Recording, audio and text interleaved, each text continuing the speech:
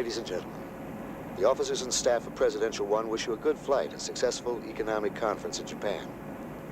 We're going to have you all back in Washington for Thanksgiving in the Army-Navy game. As a flyer, I won't predict the outcome.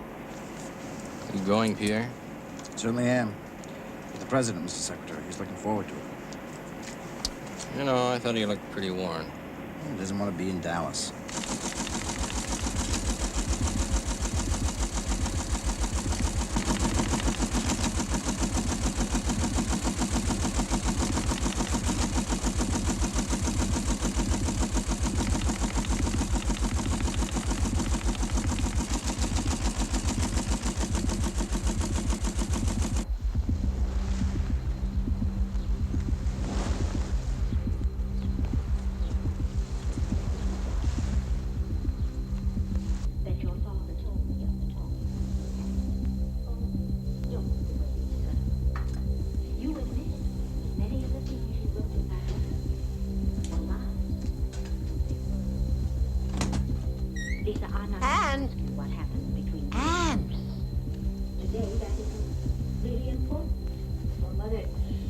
We'll return to As the World Turns in just a moment. Here is the bulletin from our news department. Dallas, Texas. 3 shots were fired at President Kennedy's motorcade in downtown Dallas. The first reports say that President Kennedy has been seriously wounded by this shooting. More details have just arrived.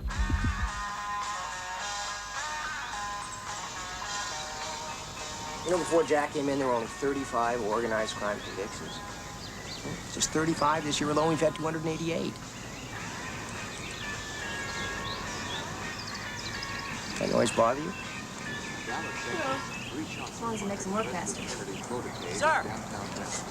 Mr. Kennedy! The first reports say that President Kennedy has been seriously wounded by this shooting. Hello. More details. Who's he? Mr. J. Edgar Hoover.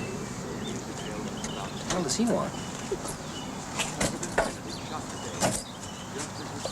Yeah? Bob Kennedy. For an urgent news flash from Dallas, Texas. President Kennedy was hit by assassin's bullets at 12:30 p.m. Central Standard Time. The bullets were fired from a warehouse just off the motorcade route. Governor John B. Connolly was also seriously wounded. Caroline's staying with the Posens tonight. It's her first night away from home. Come on.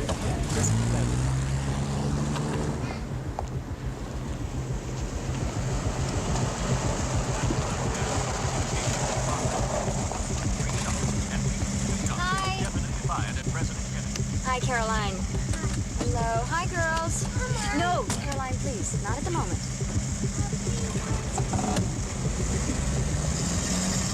Caroline, no. No, sweetie. You get in the back with the others, okay? Caroline, come in the back. And this is the Brown from Dasher.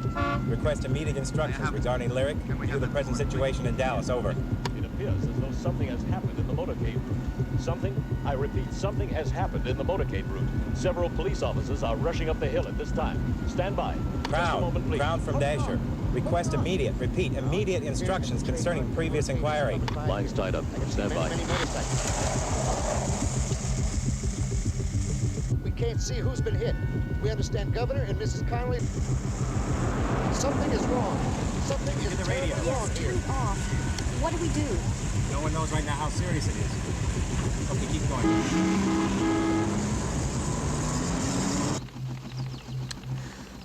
I must call the CIA. I must tell the children. All the children, and mother and father. They'll have to know. Call McNamara, get a plane. I must be with Jack. Oh, Jack.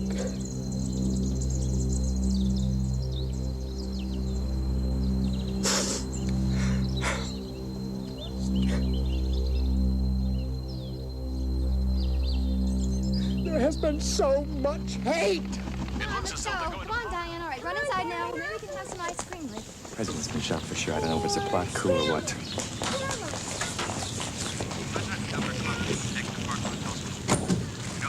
Kennedy and Governor Connolly have been hit by a gunman. More than one shot was heard. I'm taking her.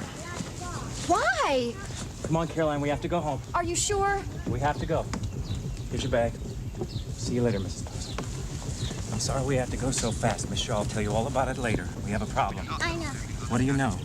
Also on the motorcade, I heard. Mrs. Kennedy, Vice President Johnson, and Mrs. Johnson. We have to go back to Andrews. Situation to Wayside. The president is dead. Repeat, the president is dead. He is dead.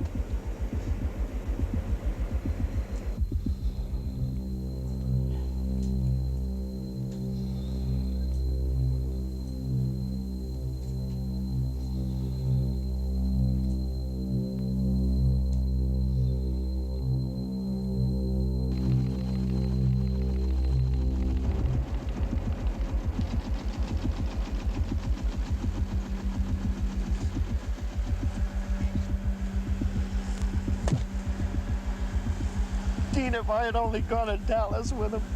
Me too. He only went there to stop party feuding anyway. Good God, what a shame. I know.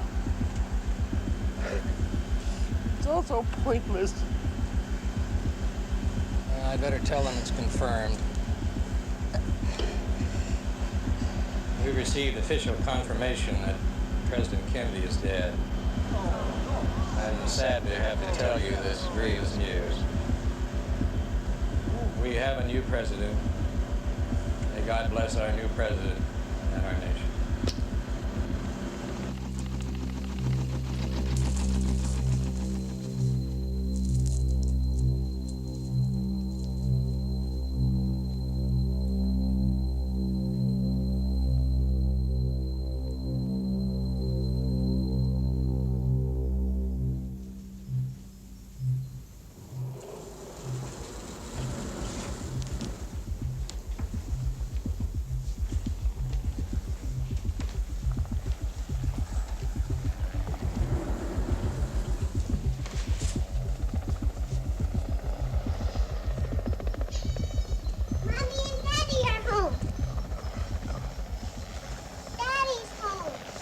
Daddy'll be back later. Daddy's home. For 43 years, whether I was in London, Washington, the South Pacific, or elsewhere, this has been my home. And God willing, wherever I serve, it will always remain my home. It was here my grandparents were born. It is here I hope my grandchildren will be born. I speak from neither false provincial pride nor artful political flattery. For what Pericles said of the Athenians has long been true of the Commonwealth of Massachusetts. We do not imitate, but we are a model to others. Richard Milhouse Nixon is trying to inform all factors of price of GOP loyalty, and he has to spare Kennedy across the Rocky Mountains. Vice President Nixon has not lost the nation.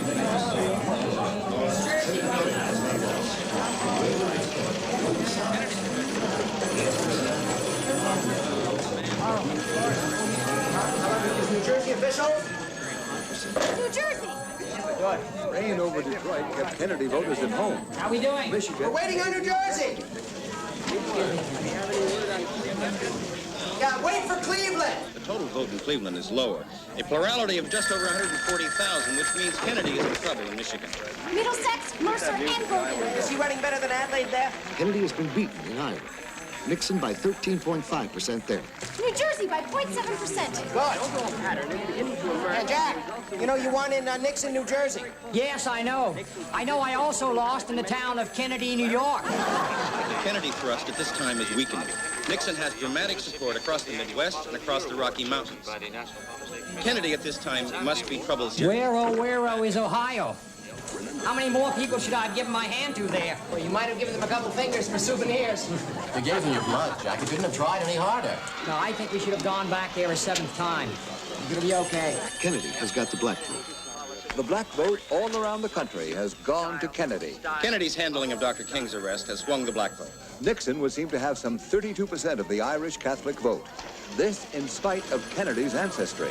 You should have gone to Kennedy more has the wakes and black weddings, Jack, like in the old days. It might turn into a wake here before the night's over, Dave. The black vote has gone against Nixon through maybe the black unemployment problem, especially in Chicago. Kennedy will find relief in this fact. Thanks. We have word now that Senator Kennedy is now smoking a Havana cigar at Hyannisport, where, of course, the Kennedy family and friends are waiting maybe with some premature confidence in the outcome of this very close race. But Kenny, wait. Who said my brother's smoking Havana? I'm not. Not yet, Senator. And now we have some more news from Nixon's campaign. Richard Nixon has been rewarded by Iowa and Indiana. That's not what he's thinking. Well, who cares what Nixon thinks? Did you ever see a man groveling so much to be liked by everyone? The more he tries, the more people shrink away from him. It's so transparent. There are none of my suitcases here. Yes, they're all marked Lawford. Yes, this is Peter Lawford, the Peter Lawford. Thank you very much. Who's lost all of his luggage. How you doing, Peter? Hold on. Jack, how are you? I've lost all my bloody baggage. Oh, it's too bad. Where? I don't know. I'm still trying to find out. How are you, Leonard? We'll do it, Find your Jack. luggage, Ed. No, I have not. Well, I wouldn't worry about it unless you had votes in the bag. How are you doing? Well, I'm losing an election, so I hope they find your bags. We don't want to lose everything. Well, let me stay with this. I'll be right with you. Did you remember to vote, Peter? Damn. Jack, why didn't you remind me? You must have been the only one I missed. All right, shall we start this over again, please? No, Illinois. Illinois, and you have it. Lou Daly says it's okay. Okay, so say Illinois is okay. Well, Illinois is not okay. Still too damn close there. We must win in Michigan, Minnesota, and California as well, and they are too close. Suppose Nixon wins all four. What then? What the hell's gone wrong? We had a plan. Didn't we have a plan? It's okay, Jack. It's not okay. We haven't won it. Daley told me about that precinct in Peoria that delivered 500 votes to Nixon. What does your Harris calculation tell us about that? Let me check. There's nothing to check, Lou. There are only 50 voters in the whole damn precinct. Let's call Chicago and have them hold back the Cook County results. We already did that. All right. Every damn time Daley comes up with 200 or 300 votes for our side, the Nixon people come up with 300 or 400 for theirs. Just who the hell is running the show out there? I tell you, if he doesn't deliver Illinois, it won't even be Daley for dog catcher. Just gonna have to sweat it out. Sweat? I bled in Ohio. You see what's happening to me there. Hold on there, Jack. Hold on to what? There's nothing to hold on to. We had to have Wisconsin and we've lost it. The same with Iowa, the same with Indiana. There's nothing left coming in from the south and the northeast. Jack, they did come through. Yes, I know they came through. If Kennedy takes only Michigan, one state instead of the 2 he needs to win, attention then will move, according to the Constitution, to the House of Representatives. It could still go to us. Oh, damn, we are running out of steam. We haven't lost. We haven't won. Well, we're going to. We have to, because you're the best. So damn close. God, I wanted to win so there wouldn't be any question that we had an undeniable victory. That's not going to happen now. We won the debates, we won it on the issues, and I thought we won it with the people, too. So why haven't we won the election? Why? Why?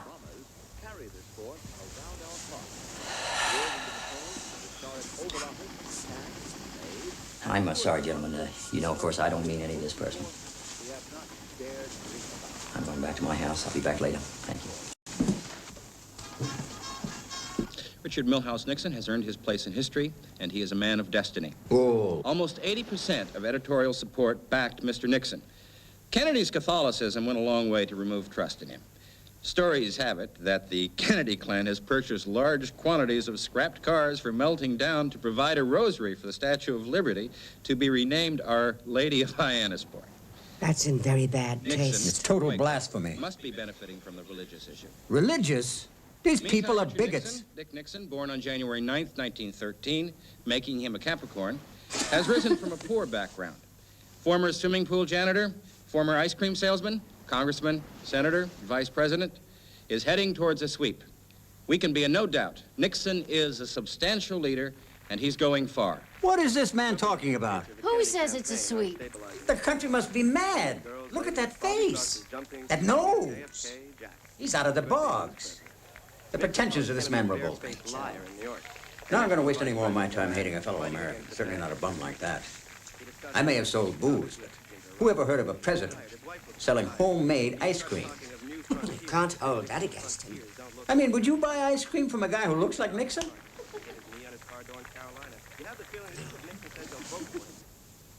Yes, well, I think we're doing fine, Lyndon. Just fine. I mean, no one else could have done it, could they? Nice. Sort of, primitive. Too knowingly primitive, perhaps. No, it's good. You think, Bill, I might get a show of my own? Why not? Yeah, wouldn't that be great? Yes, of course. All right, then I will. You too, Lyndon. Thank you. Bye-bye. So what does your pal Lyndon have to say? He said, I hear that you are losing in Ohio, but don't worry about anything because we are winning in Pennsylvania. He has some nerve, huh? Come and see this masterpiece.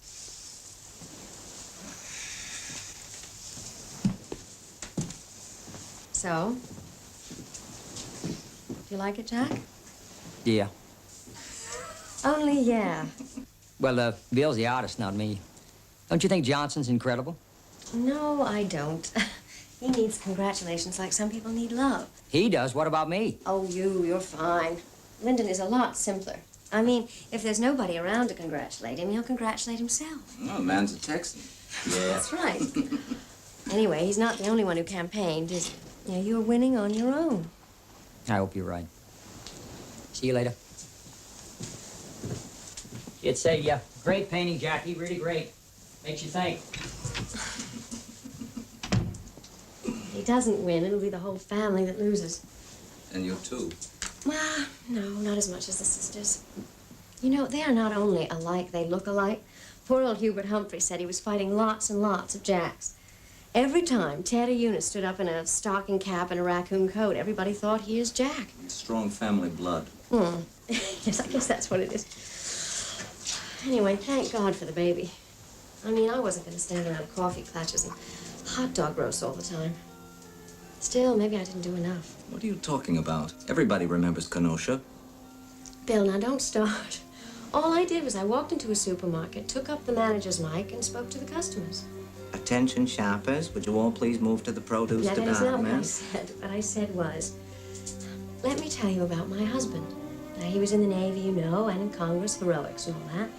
And then I said, he cares very deeply about this country, so please vote for John F. Kennedy. Do you know most of the time, you can't tell what state you're in. They all seem the same, except West Virginia. Oh, that hurt. I saw kids with pregnant mothers on doorsteps, no teeth, bad food, rotting houses. I never knew there was so much poverty in this country.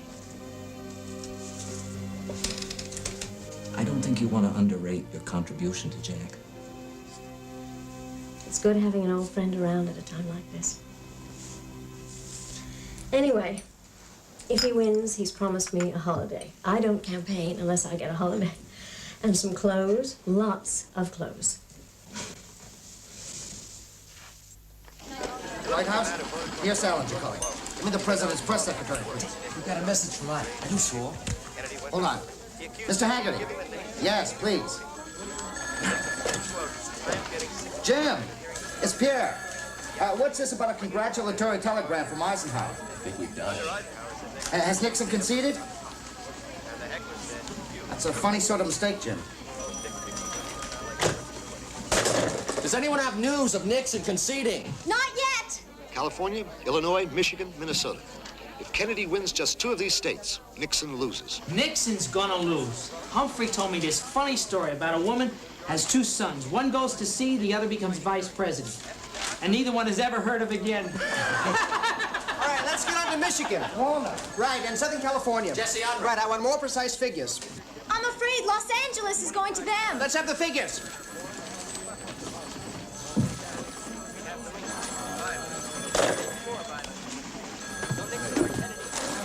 Well, I'm smoking one now. Does your mother come from Ireland? What? Aren't you the one that sang that in New Hampshire? Oh, no, it was in Vermont. Oh, yes, right girl, wrong state. You're the tuba player, the tap dad, the yodeler. Yes. That's right. Do you remember we did Tora Lura Lura? Yes, let's do it now. Well, let's have a yodel then. I'll save that for the White House. Well, I hope you get your chair. We will. Thank you.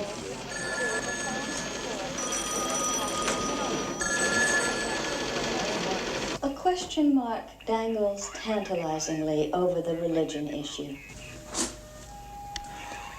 Michigan gives Kennedy a majority. That's tentative, sir. What? It's uncertain, Inspector Peterson.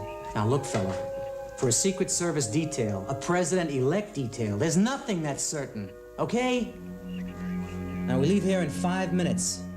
Take a look at the location maps again, because we got some new faces. Now, the Alpha team secures the Robert Kennedy house, okay?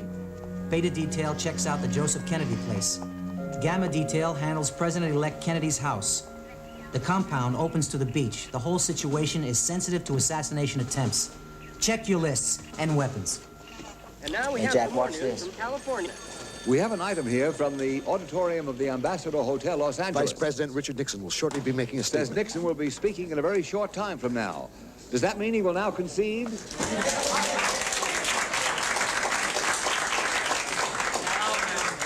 He won't concede. The absentee ballots in California will give it to him there. He can go to sleep believing he's blown it, wake up tomorrow president. The same thing happened to Wilson in 1916. Well, I wish he'd concede. I wouldn't if I were he, would you? No, I wouldn't. No, neither would I. Not yet. I'm gonna get some milk. Excuse me. Come on, Nixon, get off it. Get off it. Nixon has Henry Cabot Lodge, running mate. Nixon's alone, on his own now. It must be agony. And the teeth in the jaws of the feet inflict pain. They're closing in over Dick Nixon's ambition. They're closing in on his past, his present, his future, as now we wait imminent announcement. This is a lonely moment for Richard Nixon. Richard Nixon is approaching the platform. His aides, many of them, are in tears. I see Pat Nixon. She, too, is weeping at this time. I want to say that one of the great features of America is that we have political contests, that they are very hard fought, as this one is hard fought. And once the decision is made, we unite behind the man who was elected. I want all of you to know.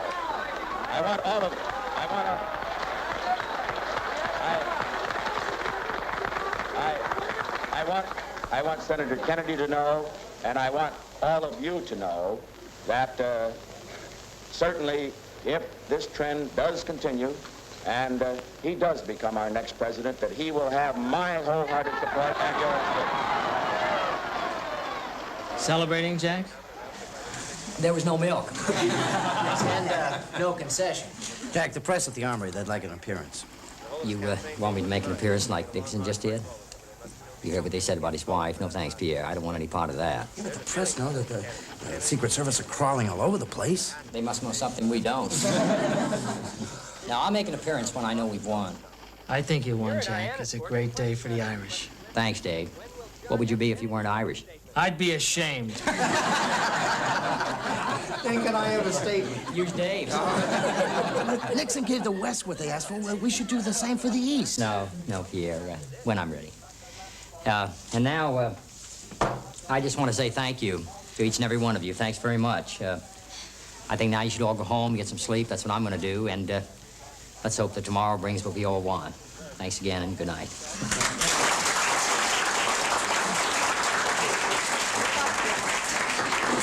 Night. Night.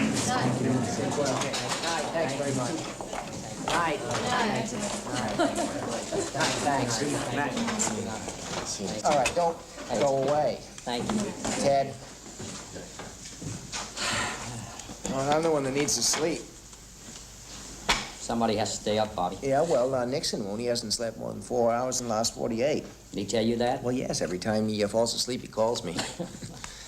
What are you going to do now? Well, I don't know. I'll stay here, shoot the breeze with Ted, see what happens. Now, Illinois and Michigan look okay. We're only 9 away. I don't know, Jack. I think we won. So do I. Thanks, Bobby. Thanks. Night. Night, John.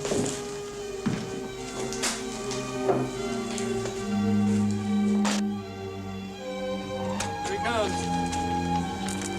Night. Night. Thank you. Night. Night, sir. Who are you guys? Secret Service, sir. What's your name? George, sir. Glad to know you. Bill, sir. Glad to know you. Good night. Good night, Mr. President. Not yet. Remember Dewey. A torch. We are the new generation. The torch has been passed to a new generation of Americans born in this century, and the glow of the fire can light the world. Now, at the end of the day, the century's youngest Democratic candidate, kind of minority leader, is Catholic. You know, all in just a year. Just a year to squirt some juice into so many people's lives, you know what I mean? Sure. And yet, what if the whole thing goes wrong? Or what if Nixon turns out to be the winner? What if the whole thing's tossed in the House of Representatives? You know? Nixon wins. When do we get a chance to change the whole damn thing? It's always them, it's never us.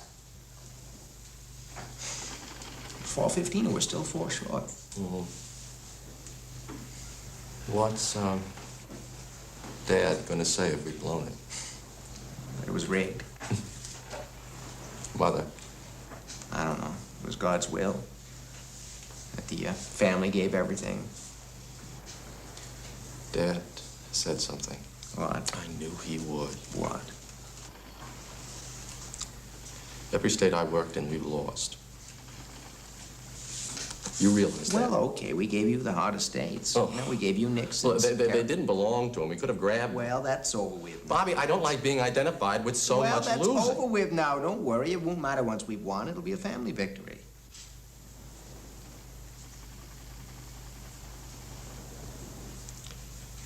Right?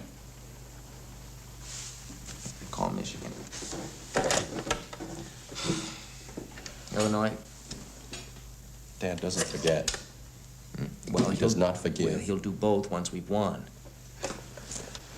Why won't they answer? Michigan. You know, just sing Sweet Adeline on key the next time you're campaigning, right? Hi, Bob Kennedy here. How we doing? Hi, Ted Kennedy here. How we doing? Couldn't sleep. I can't stay awake. You'll be first lady in the morning. Won't be anyone in the morning. Will be public property. Thanks.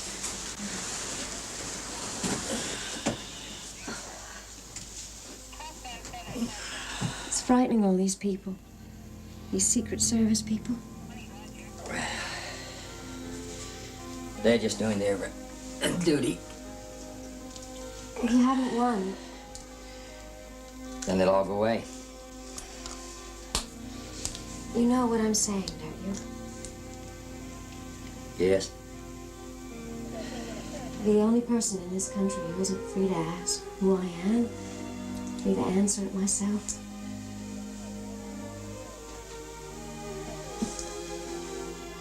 I have a rendezvous with death when spring brings back blue days and fair. It may be he shall take my hand and lead me into his dark land and close my eyes and quench my breath. It may be I shall pass him still. I have a rendezvous with death on some scarred slope of battered hill when spring comes round again this year and the first meadow flowers appear.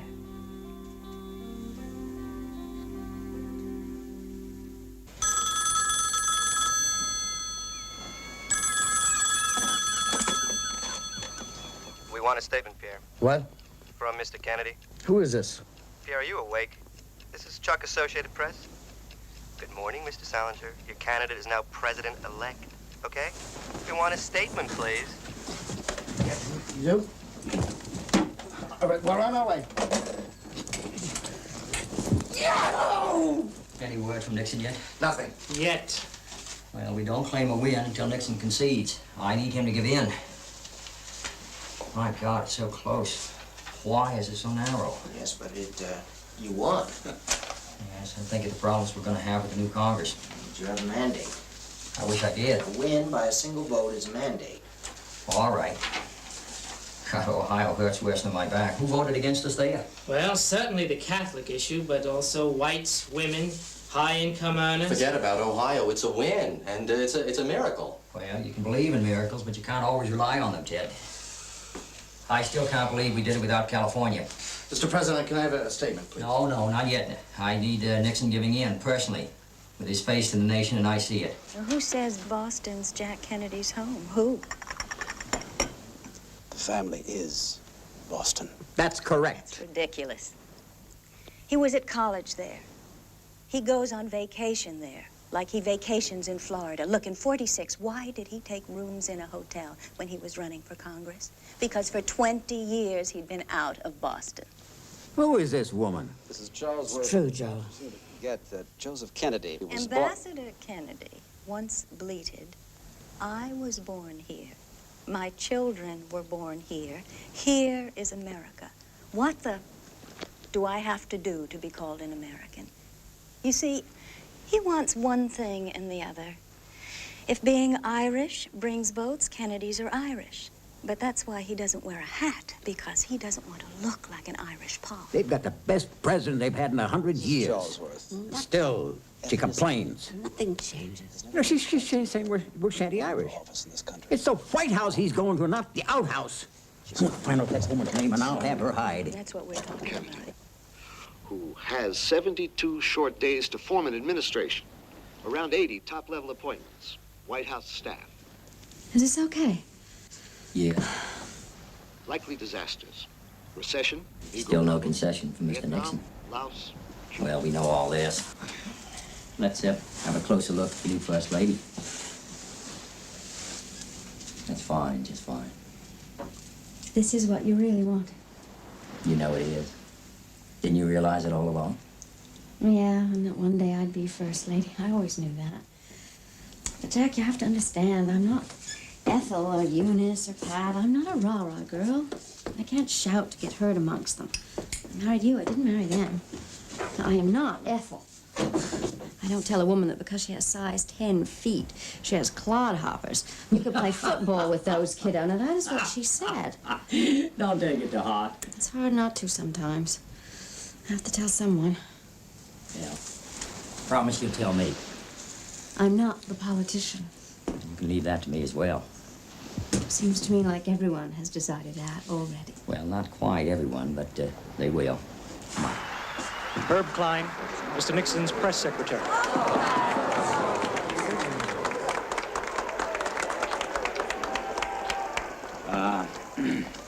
Mr. and Mrs. Nixon are resting.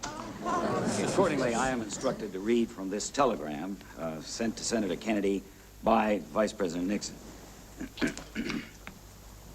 I extend to you congratulations and best wishes upon your election.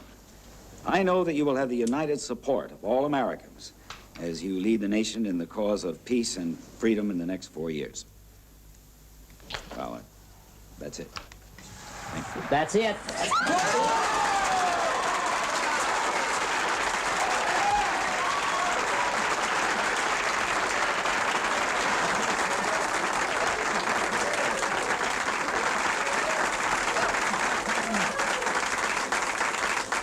You think he could appear himself? No, it's fine. He didn't even thank his own people.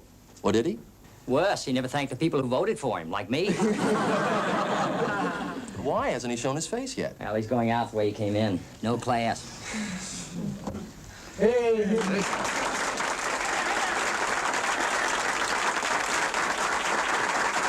Mr. President, Mrs. Kennedy.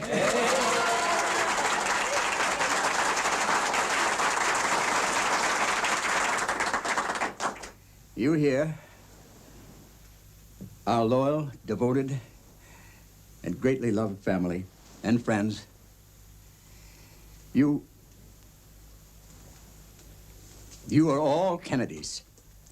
Rose and I now share our son with the nation.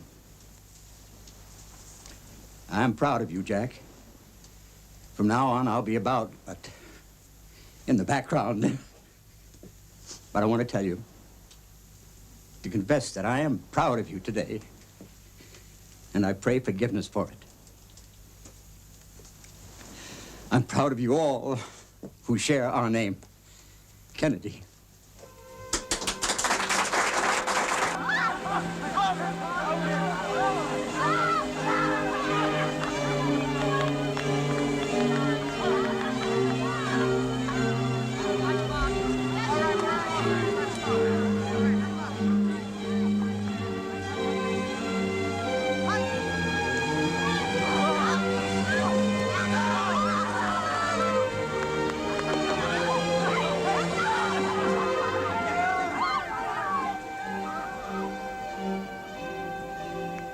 Please, change your mind.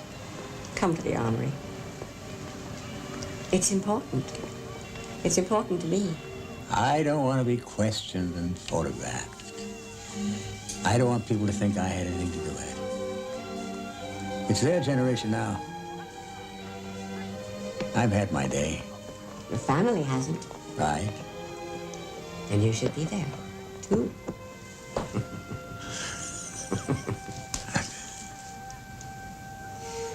Everyone will be wondering why you're not with Jack when he first appears as president-elect. That's right. They'll know it was nothing to do with me. I still think you should be there. Now, Rose, don't get on me, please.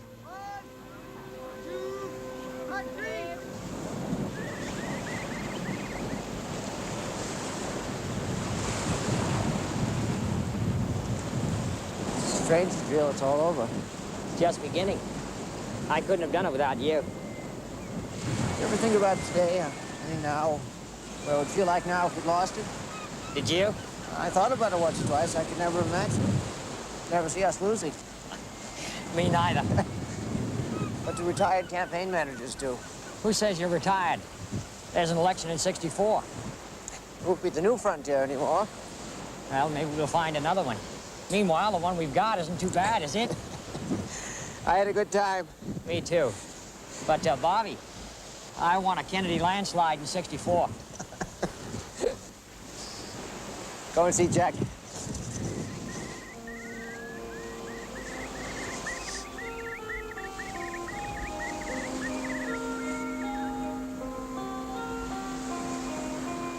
Aren't you cold? I'm fine. Do you want to be out here alone? Don't make a good halfback like this. Do they have to be here all the time? Yes. Along with millions of others, I'm afraid. Don't worry, you'll get used to it. Jack, I've taken everything all through the campaign, all the criticism, my hair, my voice, my clothes. Now, I'm not public property. I never will be. The kids won't be safe. You won't be safe. We're walled in. Well, it comes with the job. Honey, what about me? Well, I have a life of my own. I'll stand by you, sure, but if I fail, then you understand. You won't fail. Kennedys don't fail. Oh, yeah. You'll be the best first lady ever. I know it. The whole world will know it. Is that Bobby? I wonder what's eating him. Oh, he's just beside himself. Ethel found him alone this morning, praying and weeping. I never saw so happy a kid. Here, read this.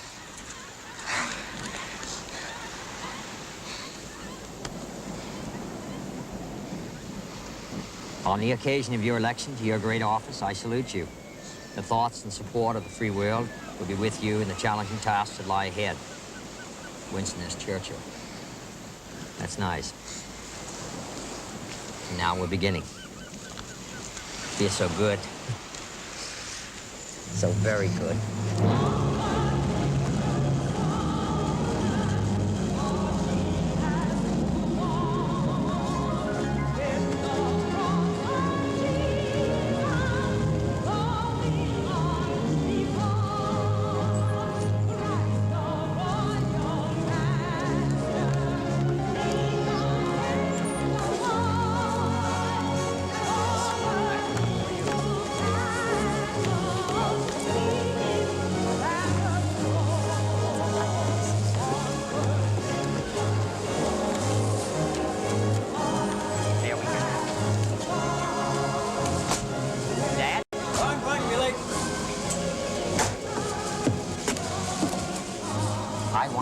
Too. I want you to be with us. Now, come on. You'll be the only member of the family not there with me. I want you there. Come on now. And don't worry, you won't have to make any more impromptu remarks.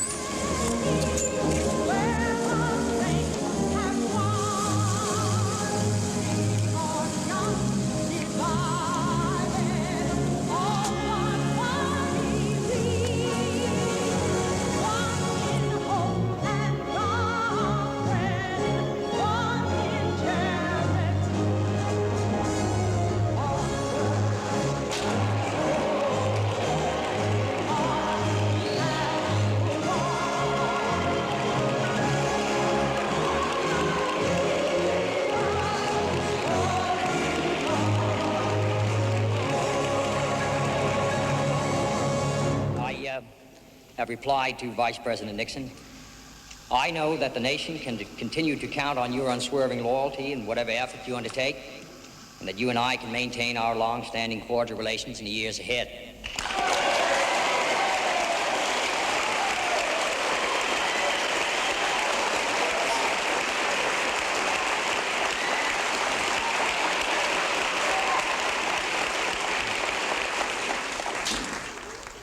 I particularly want to thank all those who worked so long and so very hard in the campaign on our behalf, and all those who were so generous in their support of me in the election yesterday. To all Americans, I would say that a supreme national effort will be needed in the years ahead to move this country safely through the 1960s. I ask your help in this effort, and I can assure you that every degree of mind and spirit that I possess will be dedicated to the long-range interest of the United States and to the cause of freedom around the world. Now my wife and I prepare for a new administration and a new baby.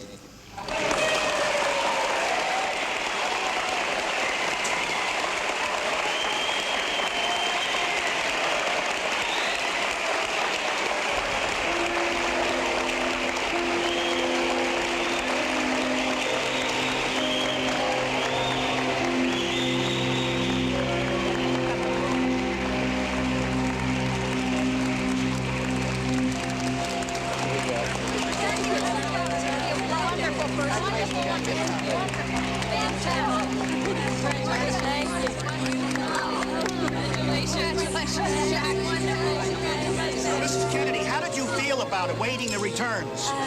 Excited. Were you up all night, Mrs. Kennedy? It was the longest night in history. Kennedy, do you plan on having the baby in the White House? Well, that's up to Mrs. Kennedy and the baby.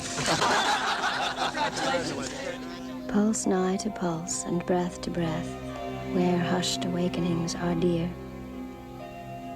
But I've a rendezvous with death. At midnight in some flaming town, when spring trips north again this year, and I to my pledged word am true, I shall not fail that rendezvous. Joseph Kennedy. I know about this man, who in some truly great society would be disqualified from being the father of the president. Let me tell you, the Kennedy father sold short Paramount Picture stock and vast quantities of stocks of many other kinds. He depressed the market. He destroyed the spirit of America for his own personal gains. Made bum movies. Received medical permits to import scotch from England before repeal. I know about all this. You don't have to write it down, boy. I already have written it down. The Kennedy weakness is sex. In 1942, I had a visit from the father and a Danish woman. The woman was in connection at high level with the Nazis. She was also married. Kennedy asks for a memorandum to the effect that this woman is no sort of Nazi agent. I said like hell. Didn't seem to matter that she was married. She was beautiful, sexually. She was potentially likely to pass across naval intelligence. Sexual relations took place with this married lady. After that, Kennedy's father came to see me again. High placed with Roosevelt, he made out to establish my directorate on even firmer foundations. I want you to understand, boys, the methods, my intentions. I said to the father, good. Then I put him under surveillance with the son and the married lady. She was called Inga Arvad. Inga Binga was the sex name. Kennedy, naked with her across the bed, called her Inga Binga. Meanwhile, the father pursues this Arvad lady also. It's all here. Since then, of course, listings on hookers, married women of all kinds, classes, types. No black women. White. And this is the man we now have as president.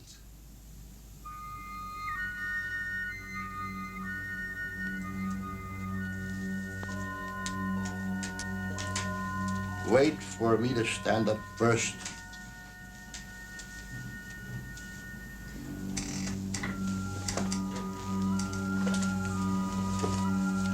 You stand.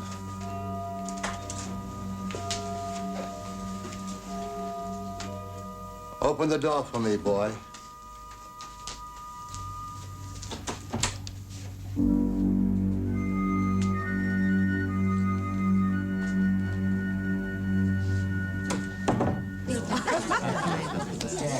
No, I tell you what it is. I like it. What's that, Ambassador? Boston society can no longer ignore Kennedy's style. It's our class now. Jack's. That's what I'm saying, the same thing. Style, dignity, success. Class, Daddy. I already said that. You didn't. Well, I didn't have to. Sheer class. Remember what I always used to say? What do I remember? If Bill and Kiki had lived... What was that, Ambassador? I would be the father of the Duchess of Devon. Devonshire. It's the same thing. You know who the Duchess is? Lady in waiting to Her Majesty the Queen. Now, isn't that a hell of a thing? And not many Americans, especially from East Boston, can say they visited with the King and Queen at Windsor Castle. And an Irish Catholic, too. Right. The only aristocracy left in America is political. Well, not in England. That's monarchy. You don't vote for a king. Being president isn't bad. I think it's better. So here we have an aristocratic president bringing in the best minds, youngest, most vigorous, most stylish men in the land. Sounds like Hollywood. It's better than Hollywood, Lawford. And the cleverest men in the country are begging. That right, Bobby? It's begging for what? Begging to give their right arms to work for Jack Kennedy.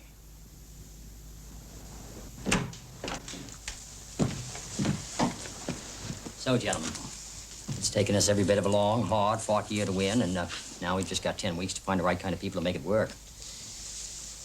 Sit down, please. All right. I need a press secretary. Are you busy the next 4 years, Pierre? I hope I'll be with you for the next 8, sir. Thank you, Mr. President. Thank you. Appointment secretary, Kenny? Mr. President, yes, sir. Very good. Assistant appointment secretary, Dave? With pleasure, Mr. President. Thank you, Dave. Special counsel to the President, Ted? I'm honored, Mr. President. Thank you, sir. Thank you. Now, I have appointed Sergeant Shriver in charge of recruitment, but I want your recommendations on the following: Secretaries of State, Defense, Justice, and Treasury. Now, right now, all I know is what I don't want. I don't want any characters who are too emotional or too serious, you know, excessively serious. And I don't want anyone who talks too much. We've got enough of those in this room. And no one dull. Yes. I want a completely new look. Not just change, but sweeping change. And not only Democrats. I want Republicans and conservatives as well. And not only people who want the job, but people who can do the job and who will do the job and who will do it quickly and with style. Well, Sarge has just reminded me that Bob McNamara has just been made president of the Ford Motor Company. Maybe we can get him for Treasury or Defense. All right, let's have a look at him. All right, now, I'm going to need FBI reports on character, background, and loyalty. And I also want you to think about the possibility of Douglas Dillon for Secretary of Treasury. And also, let's see if we can't find a place for Abel Harriman as well. No, I understand he's losing his hearing. He's deaf in one ear. Is that right? Yeah. Oh, we can find him a hearing aid. Yes. This is interesting, Mr. President. This is Reston's article here where he says that every president this past century has had double letters in his name. William McKinley, Woodrow Wilson, Coolidge, Hoover, Roosevelt, Harry Truman, and Kennedy. How about Eisenhower? He wasn't president. Speaking of double-letter names, How about Hoover and the FBI? There's very good reason keeping him. And Alan Dell, the CIA?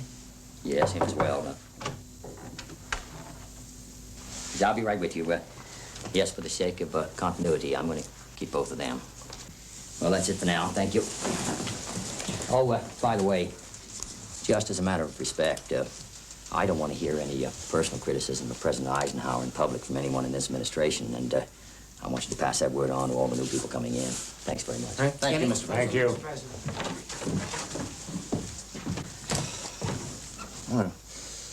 He's keeping Hoover. He has no other option. In all this, we have an Adlai problem, a Harriman problem. Everybody's a problem. And what about Bobby? What's Jack going to do with Bobby? Attorney General, maybe? Justice at 35? No. But he's got to find something for him to do. I want reports on all Kennedy's appointees. And on Robert Kennedy. Medical, financial, sexual. No. No, I don't need his birthday boy.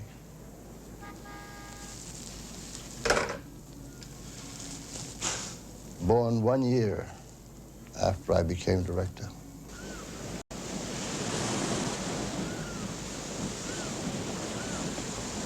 If Bobby's to be Attorney General, I like the idea of Bobby and Hoover.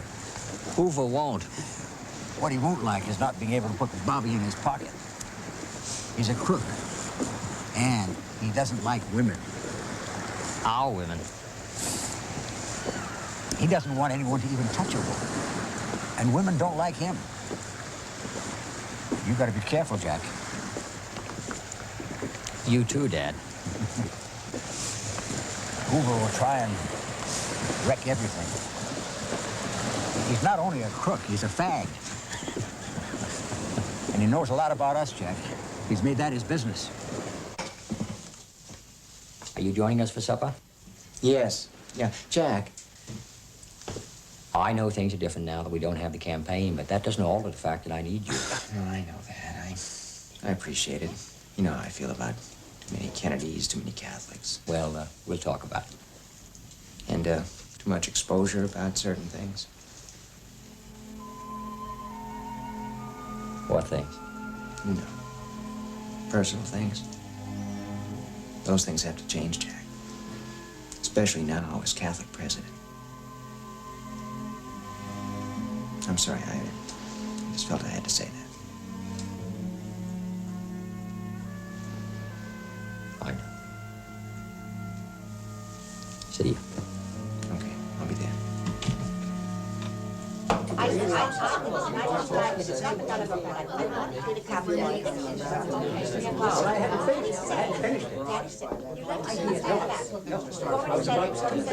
Leo was sitting in it. Her class held a mock election, and I got beat by... You can only control Hoover if you have Bobby in the White House with you. I agree. No, I'm not going to work in the White House. I'm not going to sit opposite you asking, so what do I do next? Well, I was counting on you doing that for me. I'm serious, Jack. We need our own areas of responsibility the way it was in the campaign. Now, that's the fact of it. You'd make a very good Attorney General. No. Yes, you can be by Jack's side, and in 1968 you can follow him. No, I don't know. Look, there's Massachusetts. As governor? No. You deserve better. How about a college presidency? Or the head of a foundation? Foundation? That's not funny. Well, it wasn't meant to be so. I say Attorney General. Well, and go on chasing criminals? I've done that for the last 3 years. You know, then there's the problem with civil rights. You'll handle it fine. Look at it like this. There'll always be a close relationship between you two. I know. Now, it'll be impossible for you to work for anyone apart from Jack. Now, suppose you work for someone else. He'll know your heart and soul will be right there with Jack in the White House, day in and day out. I don't want to work there, Dad. In God's name, why not? What do you think, Sarge? It's a family matter. Good diplomatic move, Sarge. I mean, it's a matter for the nation. You want Bob there so you can have him throw all your enemies into jail. You'll have to build a whole lot more jail cells in that case. This is a very serious matter. Now, why don't you tell me what you want, who you need, so I can help you see the issues clearly. Look, I don't want to discuss this anymore. Why don't you two talk it over? Okay. You're as much a Kennedy as I am. Maybe even more so. You know what that means. If he doesn't take this job, I'll be crucified. Yes. Such a wonderful opportunity to be of service. There's no man of your age in this country who wouldn't accept. Yes, there is. Robert Kennedy.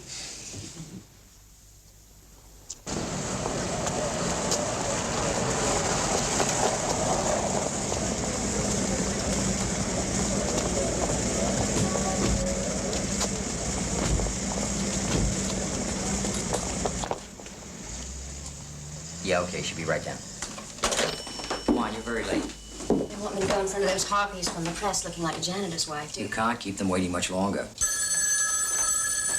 Tell them I'm out. I will. Yes. Oh, hi. Who is it? It's for me. Tell them you're out. I'm out. Goodbye. All set? I guess so. How do I look? You're fine. Let's go. Jack, you never even looked at me.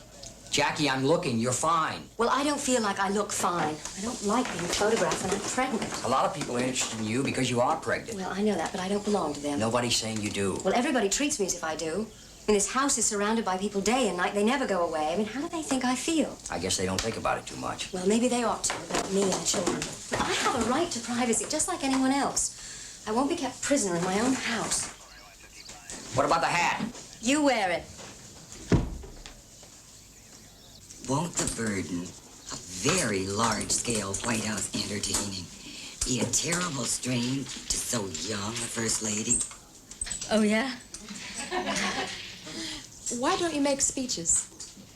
Because my husband is better at it than I am. Mrs. Kennedy, you're incredibly confident for the daughter of a broken family. You have a stepsister, a half-sister, 2 stepbrothers, and a half-brother. What contributed to so mixed a family? Divorce. Senator Kennedy has received many letters saying your hair is a mess. What are you going to do about it? Well, what do you suggest I do? I don't think that I will ever fit the Main Street apple pie image. Do you? How did you fall in love, Jackie? Heavily. Do you really like politics? I enjoy politics enough to have married a rather successful politician. What are your plans for the White House social scene? I think my social secretary would like to say a few words about that. Sure. I'm Tish Baldridge. We're going to be having lots more press conferences like this one. Mrs. Kennedy will have so much news to impart to you. The White House will be turned into a showcase of American art and history. Thank you very much. Jacqueline, pregnant, was asked what she hoped her child would be. Smiling beautifully, she said, either a boy or a girl. Washington is filled with the spirit of a new style today. And filled with more class than this nation has ever seen or ever will see. Mrs. Kennedy's press conference from Get Jackie on the phone. Congratulate her, Rosie. Tell her she's terrific. I hope we did okay. Ethel, you've got to get Bobby to come to the White House with Jack. Jack needs him. I know. I'm working on it. You're having a great time, aren't you? Sure. There's so much happening, so much excitement. A lot going on. Well, watch out for that. I mean, it may seem like fun, but it isn't. Look, Jack's always away. But it is fun. Yeah, I know, but there's another side to it. I have to make a home for him, or leave politics on the doorstep. No Kennedy could do that. Well, I've plans. You wait and see.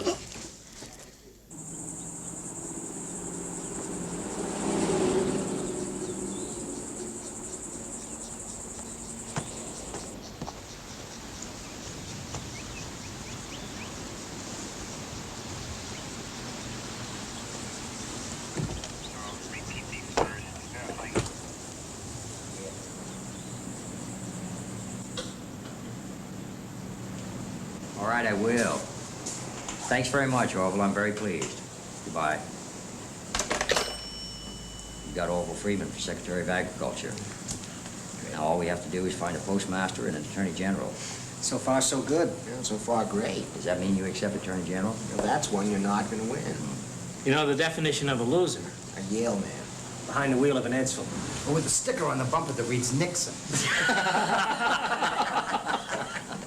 Am I moving around too much, Mrs. de Kooning? Yes. Well, I apologize, but it's their fault. Kenny, I noticed those Secret Servicemen out there in suits look overdressed and uncomfortable. What would you like them to wear? Well, ask them to dress for the beach and tell them to relax. I'll speak to them. Keep those very difficult for me to sit still for any length of time. I hope you forgive me. I understand. Maybe you should do Pierre. He never moves. Dulles and Bissell are here. Very well. Wonder what they want. And we'll find out soon enough. All right. I'll be in the study. All right, Bobby. Dave, would you tell him I'll be right there? Yes, sir. Do you mind if I have a look at myself? Not at all. It's amazing. It's just a start. Yeah. We seldom see ourselves as artists do. Alan, how are you? Thank you for letting us take up your time. Not at all. May I introduce Richard Bissell? Mr. Bissell, what has Yale got to tell Harvard? There's a matter we'd like to brief you on, sir. A secret matter. Excuse me, gentlemen. Thank you, Dave. Sit down, gentlemen. Now, I have not asked President Eisenhower's permission to visit you. That's a matter between you and President Eisenhower. Well, I would appreciate it if... If I wouldn't say anything? Alan, I've reappointed you director of the CIA. What you tell me is my business, no one else's. Appreciate that, sir. Be brief. We'd like you to know about an important intelligence initiative. Cuba. Go on. You have to make an inaugural memorable, phrase by phrase, like Lincoln's Gettysburg. Spare, sparse. That's good, Ted. Taking the campaign phrases we dreamed up. It's time, in short, for a new generation of Americans. Or the televised address from Washington, September 20th. We do not campaign stressing what our country is going to do for us as a people. We stress what we can do for the country, all of us. That's good, Arthur. Don't ask what the nation can do for you, ask what you can do for the nation. Good. Now, use country, not nation. And introduce my fellow Americans. You're telling me we can establish a beachhead in Cuba, and with what you call a surgical operation, we can neutralize Castro effectively, decisively, with no U.S. military involvement? That's right, sir. But this will involve anti-Castro Cuban forces already inside Cuba, is that correct? Yes, sir. How far have you progressed with this plan? President Eisenhower approved it and the training of anti-Castro forces. Where? Beyond our shores. Where? You know, I must know everything. Guatemala. How many men are involved? An entirely adequate force. And how much is all this costing? President Eisenhower authorized a training expenditure. How much? $13 million. President Eisenhower didn't rate Cuba that high a priority. The vice president does. Mr. Nixon does? Yes, sir. Mr. Nixon has taken a personal interest in the whole operation. I'm not surprised. But you yourself did make a campaign statement in support of Cuban freedom fighters. Yes, but I did not know I was endorsing a military force. Well, it's not military precisely, sir. Well, then, what are you calling it? It's a clandestine force, sir. Not an invasion per se. It's the child of CIA planning and funding. We take a communications center. We use an unexpected site, the Bahia de Cochinos. The what? The Bay of Pigs. Now, we don't want this intelligence passed to any other government agency. What about the Joint Chiefs of Staff? We don't want them to know about it either. Well, you understand, gentlemen, I'll have to decide about that. Now, tell me what it is you're asking for. Your authorization to continue this into the next administration. Complete control. With you both being personally in charge. Yes, sir. Yeah, we should use nation in reference to other countries. For example, let every nation know, but et cetera, et cetera. There we shall pay any price, bear any burden, meet any hardship, support any friend, oppose any foe. And introduce liberty? Why not? But $13 million on an invisible operation is a lot of money, don't you agree? Yes, sir. Well spent if what you're saying, if what you believe is that you can harness an internal revolutionary force against Castro. Right from within, that's what's so good about it. But if you lose control of the reins or anything like that... That won't happen. If it does, I don't care to think of the consequences. You need have no fear on that score, sir. We've got new men, new ideas, a great deal of energy. With no U.S. military involvement? None will be necessary, sir. Now, as long as we're clear about that, I will authorize continuance of the plan, but keep me informed. I want to keep my options open. I still don't care to think of the consequences if anything goes wrong. I appreciate your initiative, and you know you're a Yale man. I like your style. Thank you, sir. Thank you. Thank you, sir. Thank you, sir.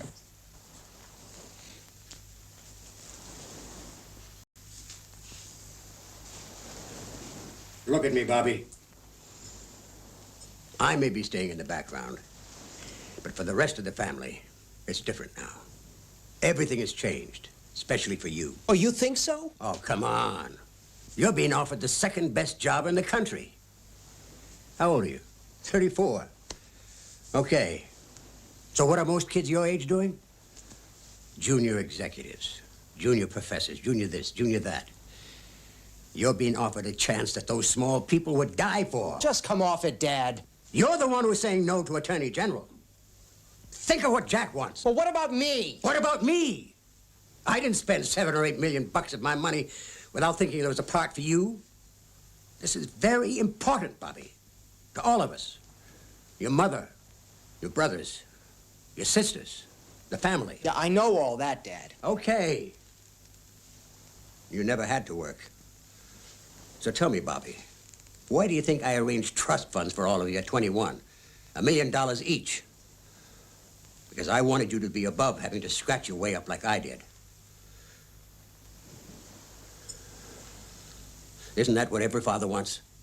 The best for his sons? Look at what Jack's done with his advantages. Could anyone ask more of a son?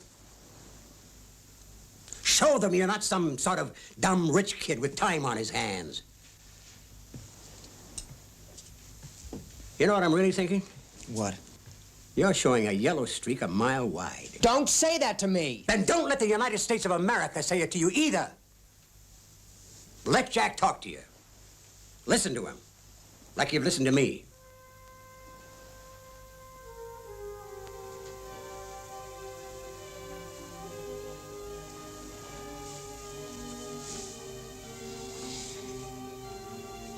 Okay. Because, see, in this family, you're the one most like me, most Irish. You know the value of family. Of family loyalty. You can't buy that. It's the gift of God. Go on. Do your duty. Or do I have to insult you some more? I'll make up my own mind, Dad. I'll do what's right. For me and for Jack.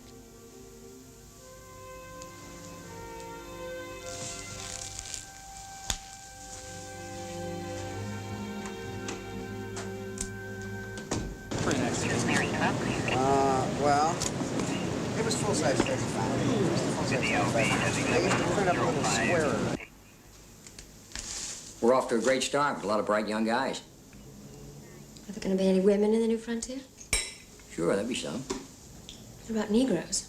I want the whole show to look like it's being run by a bunch of rich Ivy League guys.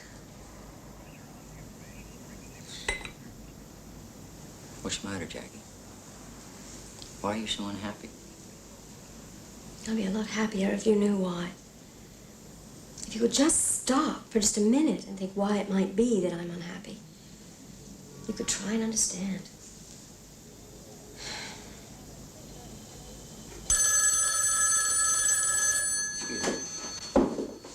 Saved by the bell. Yes? Jack. Bobby. Jack, I'm sorry. What do you mean? It's not going to work out. I see. Well, I'm sorry, too, but let's not talk about it now. Come by and see me in the morning, will you? Okay.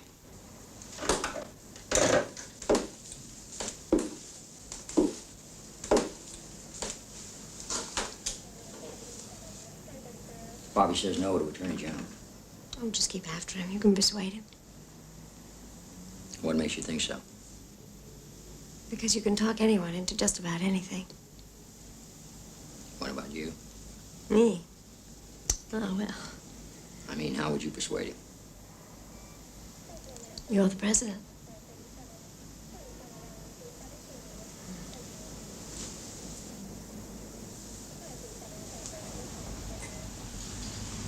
We fought all the way together. I wouldn't have won it without you, and now, when I need you the most, you're backing off. That's not the brother I know. Bob McNamara's coming with us. Why? Because he believes in us. Can't you feel the electricity around here? Jack, you know where I stand.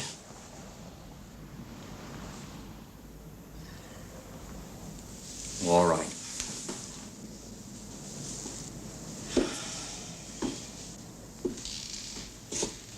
I'm going to be even and direct with you, Bobby. I'm offering you Attorney General because I need a good and completely honest man who will not compromise.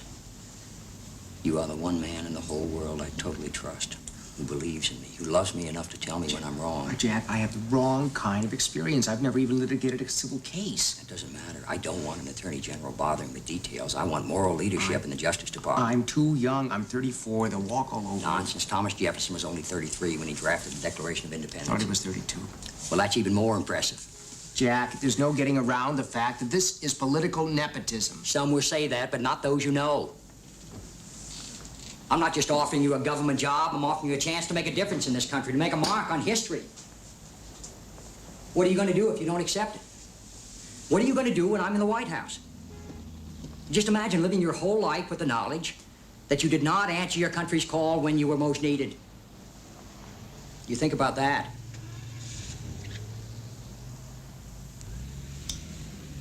And let us not forget J. Edgar Hoover. Bobby, you're the only one I know who can look that man straight in the eye.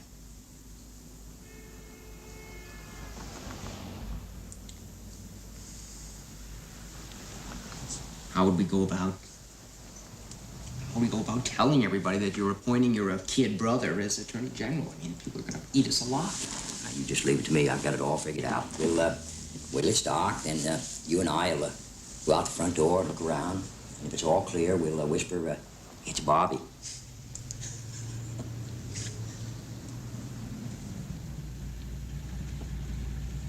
You accept?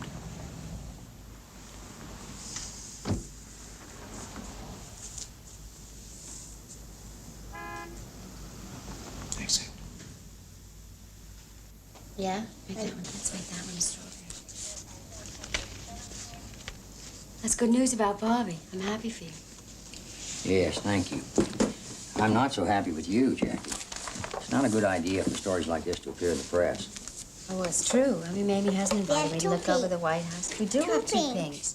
You know, I don't mind them reporting that. Well, I do. I don't want the Eisenhowers offended, and I don't want any coverage of no news stories. He's math. But I didn't write that. I know you did, but Jackie, listen. You've got to understand that from now on, everything you do and say in public is going to be reported in the papers, just like the Truman incident. What are you talking about? What Truman incident? You know what I'm talking about. You leaning over the banister here to say hello to Harry Truman in your bathrobe. Yes, well, I'm expecting a baby. Have you forgotten that? No. What would you like me to have worn? A crown? Are you still going to Florida? Yeah. Well, probably just as well. No, I wish you wouldn't. I wish you'd stay here with us. I'd love to, but I've got a lot of work to do down there. I'll be back as soon as I can, I promise. If Robert Kennedy was one of the outstanding lawyers of the country, a preeminent legal philosopher, a noted prosecutor, or legal officer at federal or state level, the situation would have been different. But his experience is insufficient to warrant his present appointment. That's not fair. Lie. Some bum named Novak calls Bobby an unqualified disaster. And even the New Republic. No, don't go on. Robert F. Kennedy is unfit for the office. Hogwash. Bobby has vision. We know, and Jack knows. The country doesn't realize how damn fortunate it is to have an honest man in the job. Bobby will take the knocks. I want him to hit back, and hit back hard. Damn hard. Oh.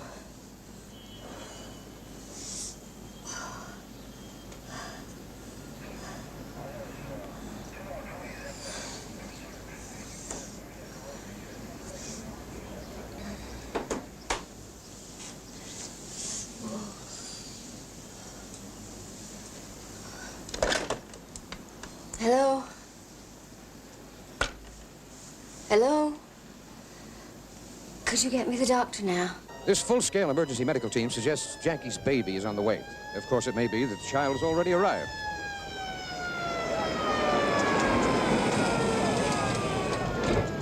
The The world hangs on this news at this moment. During the election campaign, Mrs. Kennedy said she would name a boy for his father. We have no word on a girl's name. President-elect Kennedy is meanwhile bound for Palm Beach. Have they been able to get a hold of Jack yet? They haven't arrived in Florida yet. I want him to be here with me. Everything's being done, Mrs. Kennedy. Okay, let's go. Are the TV people still here? No, it's okay, Mrs. Kennedy. Everyone understands Mother's position. We sure have news. It's a boy, a baby boy, weighing in at this moment at 6 pounds and 2 ounces. I have here our family reporter, Mary Denise Chawisky. Mrs. Kennedy's personal physician has told us that Jackie is resting comfortably. The pediatrician says the boy has a big mop of hair. Like his mother. And father. An aide said Jackie underwent cesarean section surgery.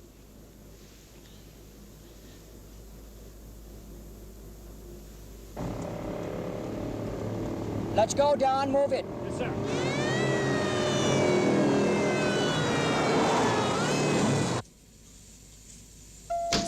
Dr. Crawford to radiology. Hi. Hi. Dr. Crawford. I told you not to leave. Yes, you're always up to something when I leave town. Have you seen him? They're bringing him right in. Congratulations. You look great. How you feel? All right. Good. There he is.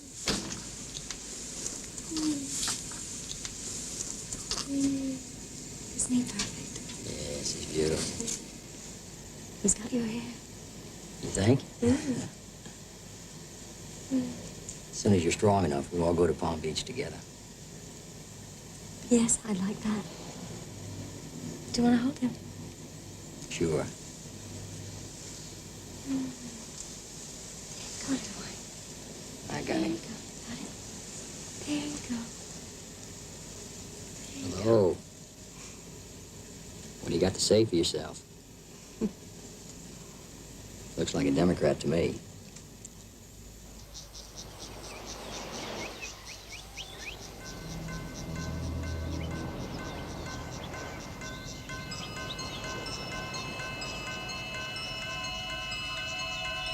Some crazy guy called Richard Paul Pavlik has threatened an attack on the president, and he's in your area. You have to bring him in. He has issued threats. Who says he's issued threats? New Hampshire, but he's in the Palm Beach area. You've got to bring him in. For God's sake.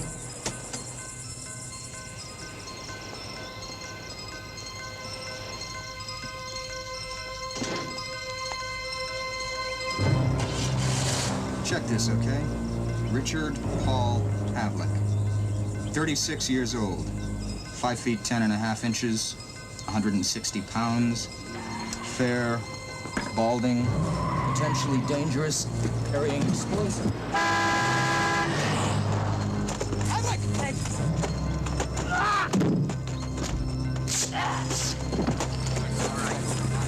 Get back! You stay back! Pavlik? I'm not Pavlik. Freeze! They bought it! They bought the White House! How in the name of God can a thing like this happen? We're surrounded day and night by the Secret Service, and still some lunatic, wired with dynamite, can get close enough to blow us all to kingdom come. That was too close for comfort. I mean, right here in Palm Beach. He said his quarrel's with you, not with Jackie Carolina. I don't want anyone thinking they have a quarrel with any one of us. Secret Service is looking at everything. Yes, well, they had better. God, 11 sticks of dynamite. The hell kind of a country is this? We haven't even got started yet.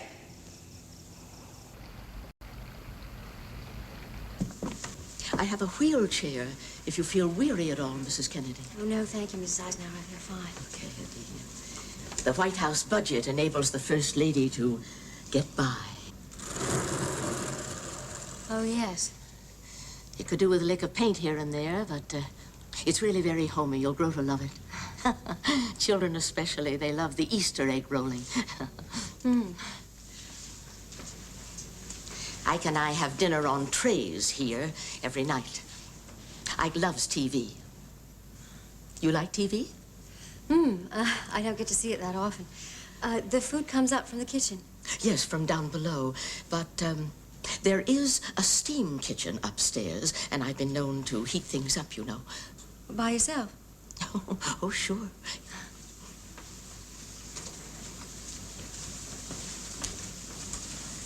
And what's in here? A dentist chair. Ah. If you have any trouble with your teeth, you can have a dentist come over from Walter Reed. Well, I hope you'll like living in Gettysburg. Well, thank you very much. I guess we'll miss our old home. I can see why.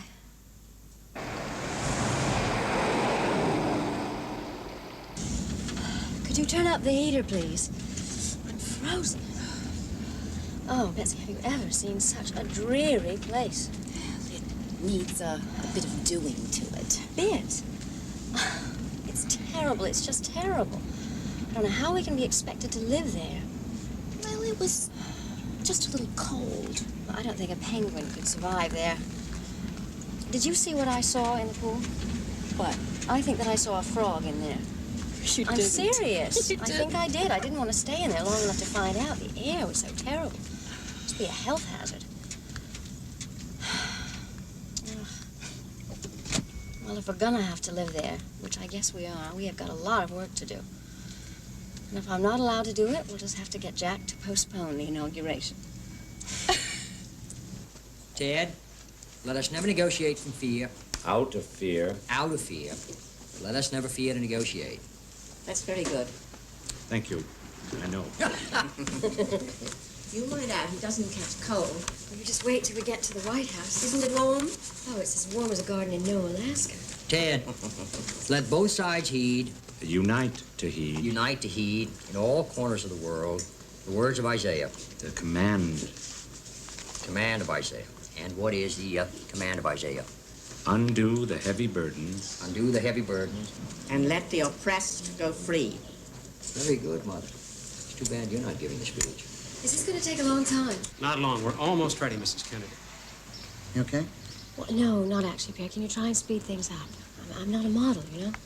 Well, you take a pretty good photo. You think so? It's your job to see I do. Where's Caroline? Caroline. Oh, there we go. She's up pretty. Here she is. Sit up here. Dave, please. Hello, sweetheart. Oh, All right. nice.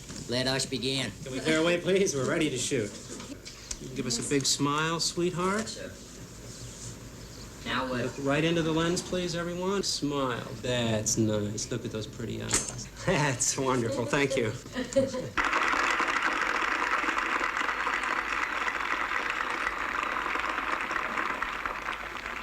You, John Fitzgerald Kennedy, do solemnly swear I, John Fitzgerald Kennedy, do solemnly swear that you will faithfully execute the office of President of the United States that I will faithfully execute the office of President of the United States and will, to the best of your ability, and will, to the best of my ability, preserve, protect, and defend the Constitution of the United States. preserve, protect, and defend the Constitution of the United States.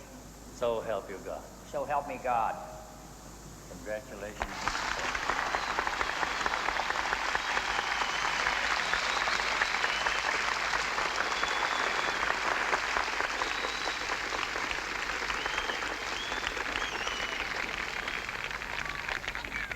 Vice President Johnson, Mr. Speaker, Mr. Chief Justice, President Eisenhower, Vice President Nixon, President Truman, Reverend clergy, fellow citizens.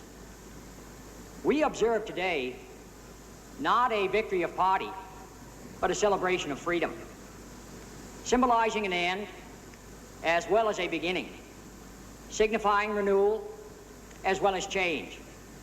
For I have sworn before you and Almighty God the same solemn oath our forebears prescribed nearly a century and 3/4 ago.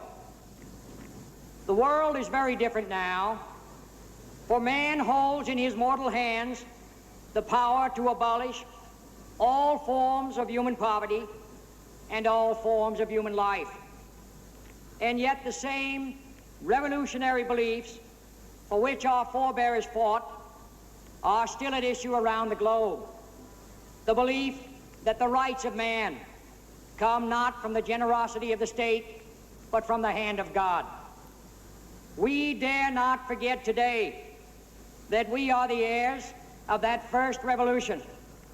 Let the word go forth from this time and place to friend and foe alike that the torch has been passed to a new generation of Americans born in this century, tempered by war, disciplined by a hard and bitter peace, proud of our ancient heritage, and unwilling to witness or permit the slow undoing of those human rights to which this nation has always been committed and to which we are committed today at home and around the world.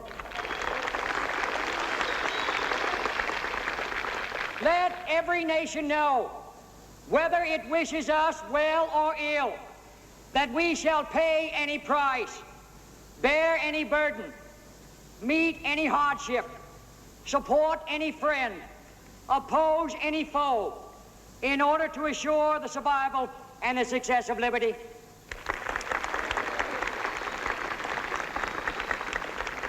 This much we pledge and more.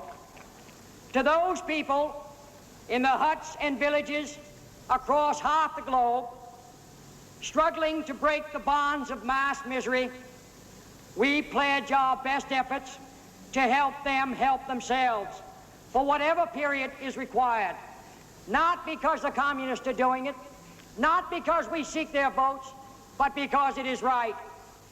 If a free society cannot help the many who are poor, it cannot save the few who are rich.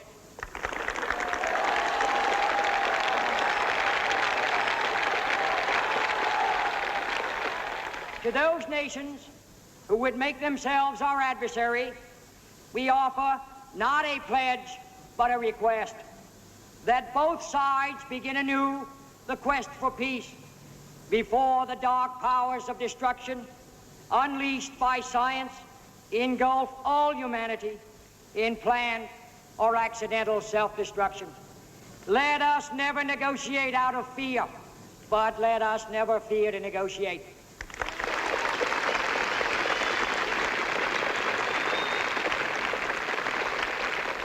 Let both sides explore what problems unite us, instead of laboring those problems which divide us. Let both sides seek to invoke the wonders of science instead of its terrors. Together, let us explore the stars, conquer the deserts, eradicate disease, tap the ocean depths, and encourage the arts and commerce. Let both sides unite to heed in all corners of the world the command of Isaiah to undo the heavy burden and let the oppressed go free.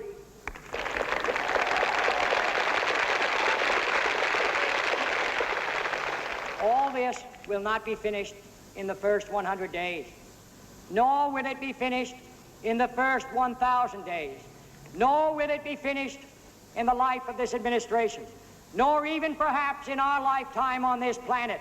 But let us begin. In the long history of the world, only a few generations have been granted the role of defending freedom in its hour of maximum danger. I do not shrink from this responsibility. I welcome it.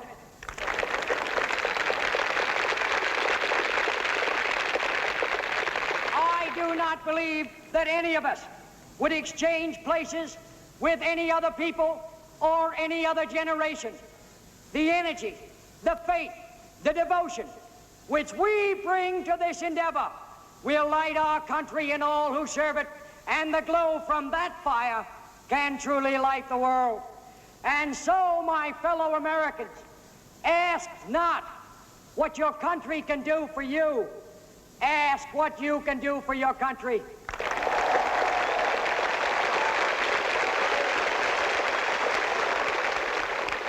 My fellow citizens of the world, ask not what America can do for you, but what together we can do for the freedom of mankind.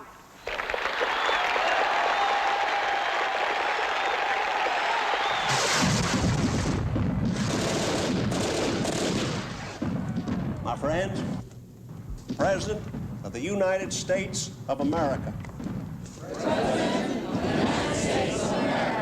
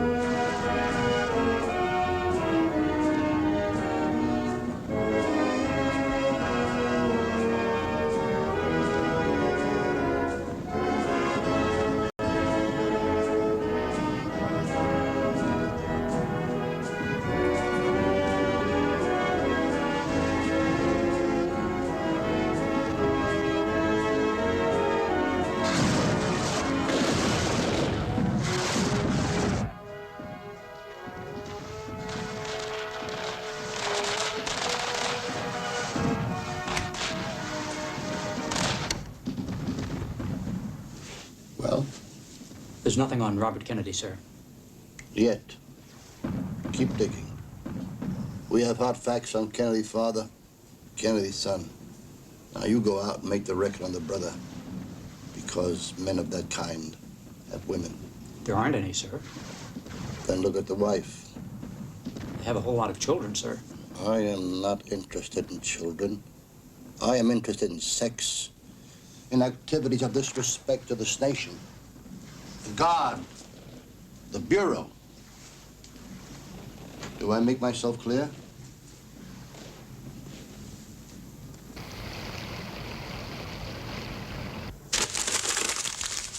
Okay, Mr. President. So we use the State of the Union message. We prepare them for crisis. We're hitting hard about Cuba.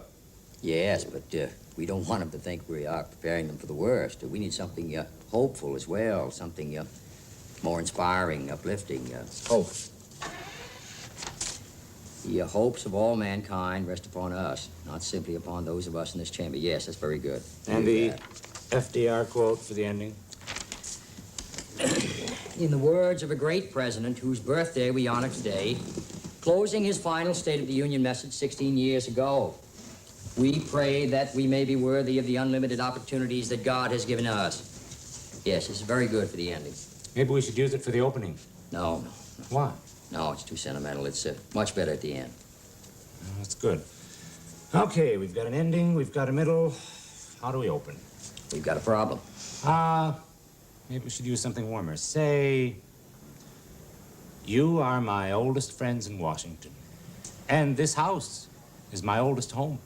All right, that's not bad. Congress may be sentimental, but I don't want them thinking I am. Not too sentimental. I'm going to keep them so busy they won't know what hit them. Let's go on. And more on Cuba? Yes, let's hit hard about the communists there. Communist agents just a little way from our shore. We need a concrete image. 90 miles from our shores. All right, very good. Then we'll work in something about domestic tyranny, foreign tyranny. You'll have to work that out on your own, Jeff. Leave it with me. Yes. Good morning, Mrs. Warren. Very well, thank you. Yourself? Very satisfying. Oh, hi, Ted. How are you? Morning. I to give the Chief Justice my warmest regards and thanks again. All right, bye-bye. Hi. Hi. How's the speech? Very gloomy. Well, so long as it isn't dull. Be yourself. Just give them that smile. It's hard to smile when you're about to nail Castro to the wall. Well, Congress needs a smile. If you make them feel good, you can tell them anything. You like this picture? I thought a naval theme would be appropriate in here, captain of the ship and all that. Very well. Did I keep pets here in the White House? Oh, maybe it was termites. What's that? Something has eaten the wood of this floor. Oh, no. That's from his golf shoes. In here? Yes. After he had the green put in, he used to put on his shoes in here and go out and practice his putting when there wasn't anything else to do. Well, I don't believe it. I don't believe old Mamie's pink frills upstairs and that horrible Grand Rapids furniture. Now, I was thinking of doing our rooms, the family rooms, in blue. Various shades of blue and white furnishings. Would you like that? Sure, whatever you like. Why don't you draw up some plans? Well, I have been making plans to totally renovate this house, absolutely and completely. Jackie, don't go crazy. It's a question of staying sane. And it's very important, Jack. I mean, I was shocked to see how this house has been allowed to deteriorate over the years. I don't think anybody's ever lived here at all. How much is all this going to cost? Well, it won't be cheap. And the White House is not a bargain basement. Well, maybe it is now. But it won't be when I'm finished with it. Where are you going?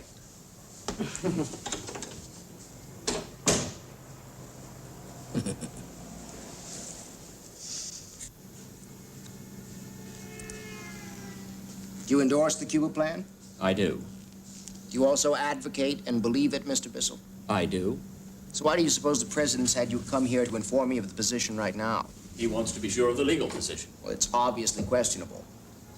The Pentagon's approved it at a subordinate level. It's been approved by the Joint Chiefs of Staff. You mean endorsed? Endorsed, yes. And they predict success. Yeah. So what if the president vetoes the plan? That's a political decision. The plan is solid, we're strong, we have the training camps, the brigade. If it's stopped, They'll come home to a really savage reception from the exiles in Miami. They'll say we're soft on Castro, soft on communism. And the president, you recall the Nixon debates? He pledged support to the Cuban freedom fighters. What makes you so sure of success, Mr. Bissell? Failure is a possibility. It always is. Yes. What if the invasion fails? Okay. The men become subversives, guerrillas. This is the last time we will ever have a chance to infiltrate Cubans into Cuba.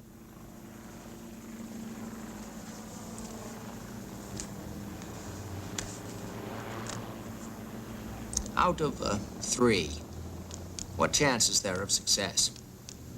I am talking about eliminating Castro. Out of 3? Out of 3. 2. 2 out of 3.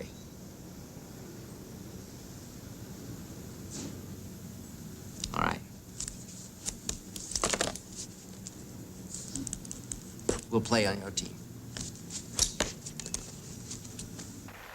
This is a historic occasion. To remind those who have just joined us, the 35th President of the United States, John Fitzgerald Kennedy, will now deliver his State of the Union message, his first before the joint session of Congress here in Washington. He won't better the inaugural. Mr. Speaker, Mr. Vice President, members of the Congress, it is a pleasure to return from whence I came.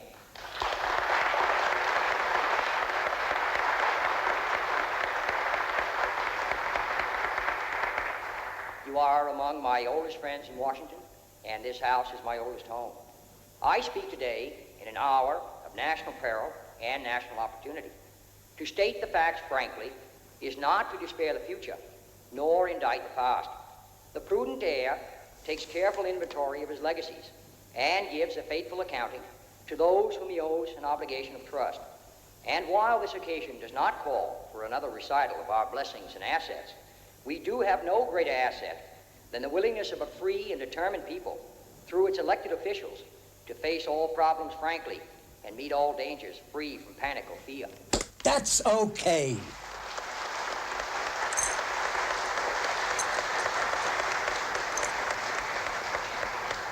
In Latin America, communist agents seeking to exploit that region's peaceful revolution of hope have established a base on Cuba, only 90 miles from our shore. Why don't they dissolve? Is not over the people's I don't know. for a better life. Well, what's the point of technical services making pills to poison the guy if they won't even dissolve in water? They've killed a number of monkeys. Castro's not a monkey. He's an ape. Same effect on humans. It'll wipe him right out. Giancana can get access to Castro. It's cheap. How cheap? I paid $50,000. Let's be realistic. Pushing poison into Castro's nightcap is one of the craziest things I've ever heard of. How far has this thing gone? Some hookers got the pills. Castro snores. His mouth drops open. She slips one down his throat. Has someone taken leave of their senses? No, we have a general capability that includes assassination. Called what exactly? Executive action.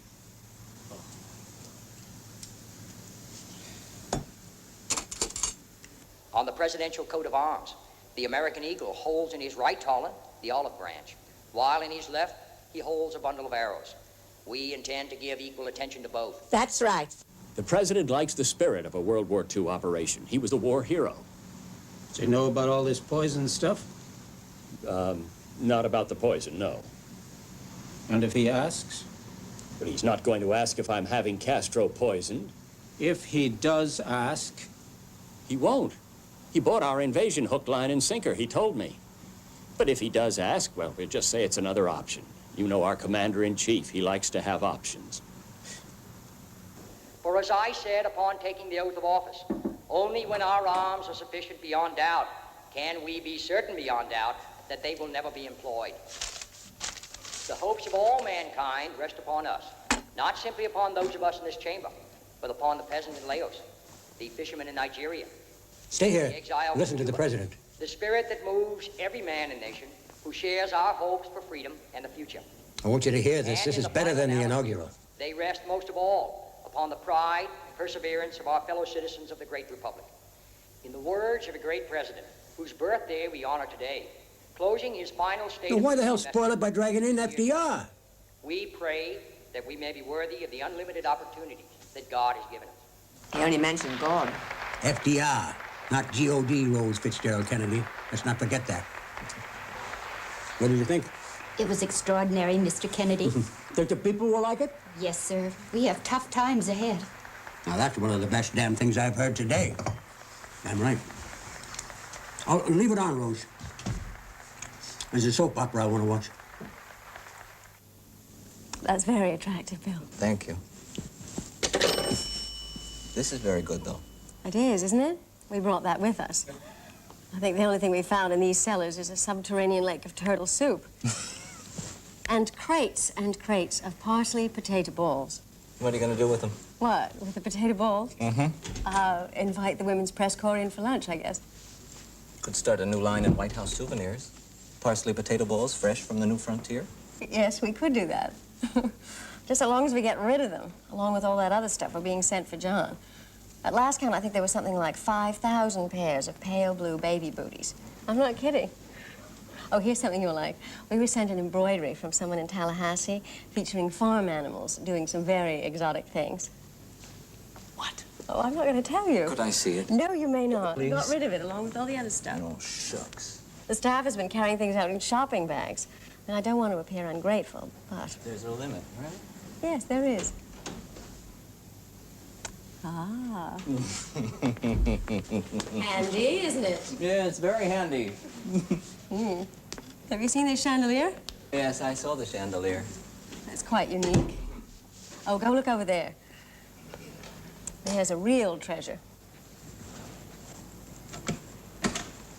Oh. They thought of everything. Everything. I think you're going to have to junk most of this. Oh, I think so. We're going to get some wonderful pictures on loan from the Smithsonian and the National Gallery.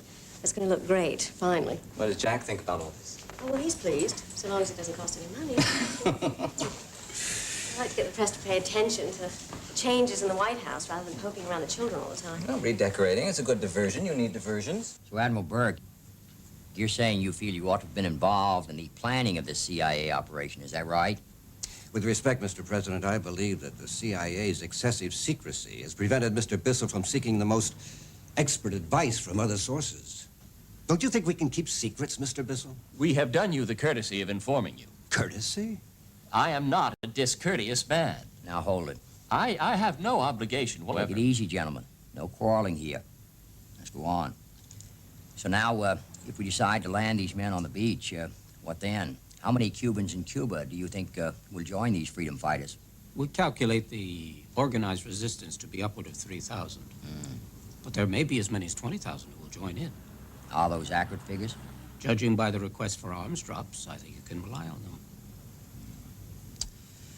Well, what I don't like now is that so many people know about a supposedly secret operation. In the meantime, do we go forward? Do we go back? What?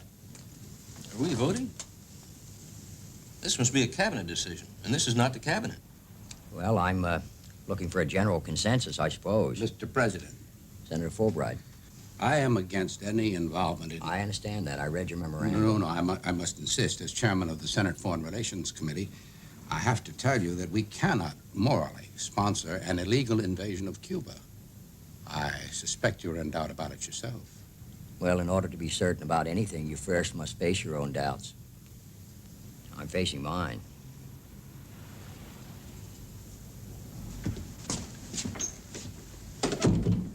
We're not only new to all this, we're new to each other. You realize with me from the Senate, you, Bob, from Detroit, and you from the Rockefeller Foundation, Dean, that we are the senior members of this team? One thing that's undeniable about the new frontier, it sure is new. Yes. So, gentlemen, what do you think? Well, guerrilla operations I've been familiar with in China and Burma during the war suggest we don't stand a chance in Cuba. Why didn't you say that before, Dean? I mean, why don't you speak up at the meetings and state your views more often? I'm Secretary of State. I have a vote. One vote like all the others. Of all your advisors, I'm the most senior. I don't want my advice voted on. Informality is your style, sir. If I don't say much, it's because I'm loyal to you. I go with you, sir. Okay. Bob? I don't have much to add. My loyalty, like Dean's, is to you. You're having to support a disorganized operation. Not unlike Ford Motor Company. I was only there a week before you called me. As president. Even out of Detroit, this thing would be handled differently. We're having to rely on a bunch of guerrillas. Some of these guys are 70 years old, aren't they? Without American troops, it can't succeed. It can't succeed with them. That's my point. You're trapped. So, why did you vote for it, Bob? I'm voting for you. And now we're all in this together. Just, how much do you think we have to worry about? A lot. We're talking about invasion. The decision is yours. You can go ahead or call it off, but get the timing right. You have to decide. We are worrying. I've started grinding my teeth in my sleep. It's a bad sign when I start losing enamel. Well, with what we've bitten off, it appears certain we're going to lose a lot more than just enamel. We can't get out of it. You've made a commitment that no American forces will be sent. You mustn't be shown to be a liar. I'm grinding my teeth, too. Only, if and when an invasion takes place, it just so happens I have a prior engagement in Rio. Yeah, well, some of us are luckier than others.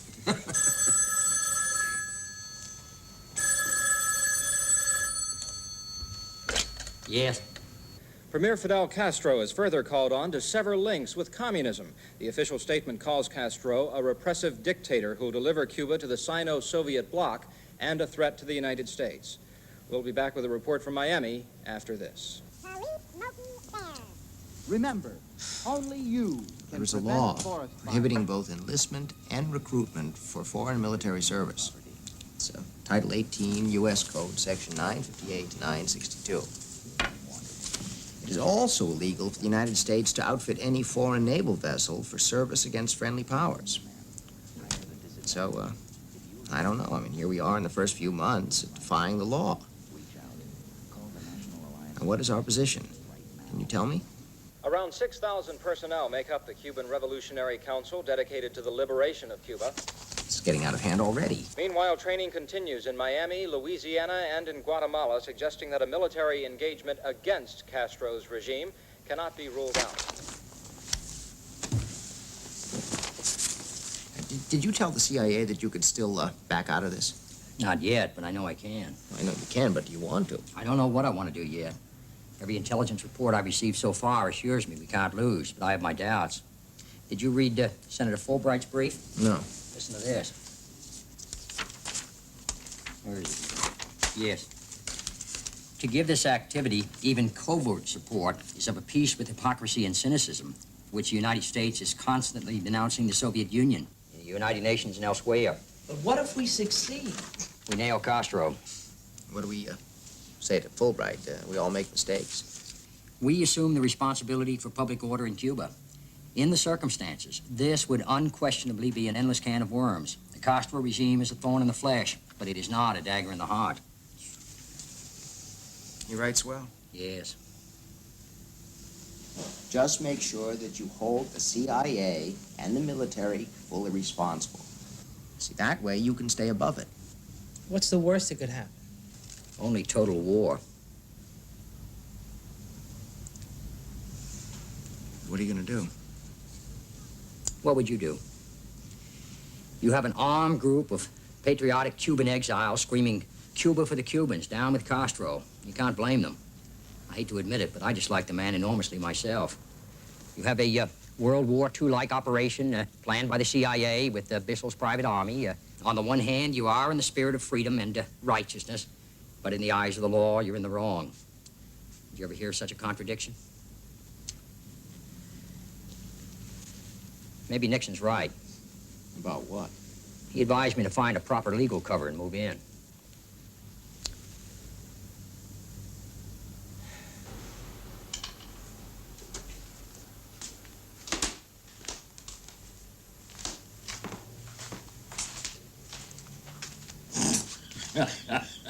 Now, listen to this. Once President Eisenhower spent a full hour reviewing regulations about how Army restroom doors should open outwards and not inwards. What was that? So the soldiers could get out faster when the alarm sounded. Maybe we should do that here with the doors in the White House. Well, I'm not planning to make a quick exit, particularly from the bathroom.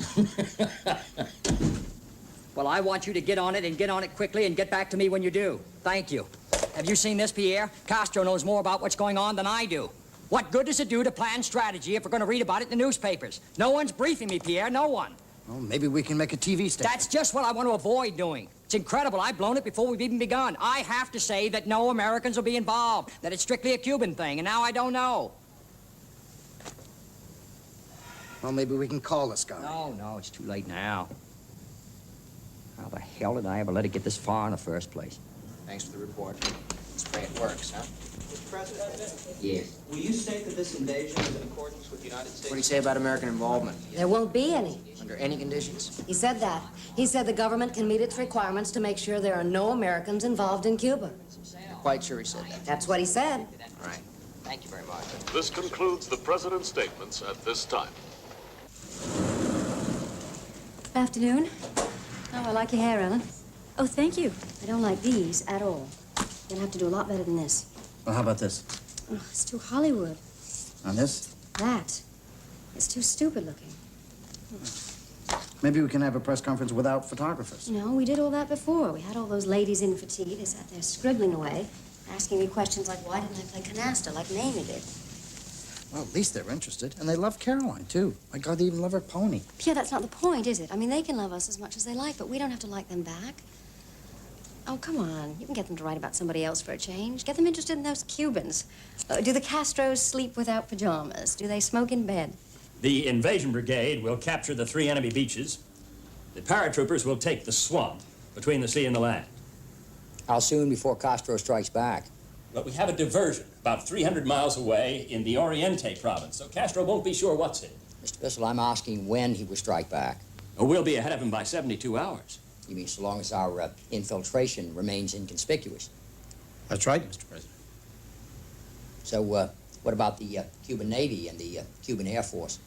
No efficiency. Their airplanes are out of date. Leadership, well, there isn't any. They have some training planes, T-33s. We don't even rate them. There's no way we can lose. Yeah, I don't want these redecoration expenditures mentioned in public. We have tried to keep them to a minimum, Mr. President. Even so, it's an embarrassment. So much here about French furniture, French this and French that. This is the White House, not the French embassy. Well, Mrs. Kennedy is convincing everyone that all this is an historic undertaking.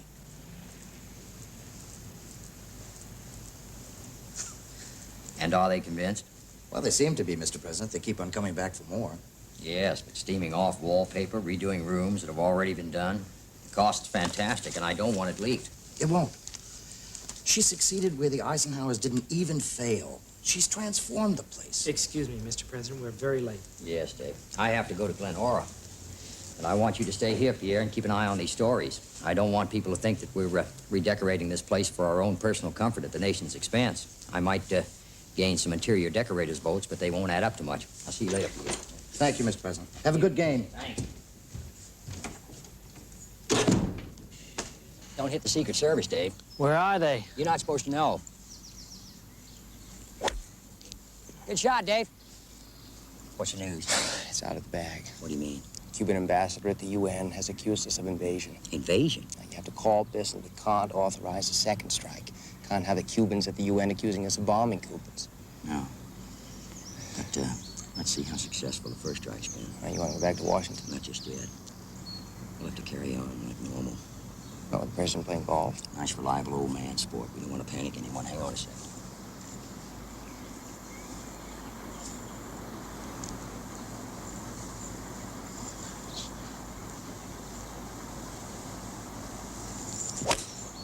Good shot, Mr. President. Thank you.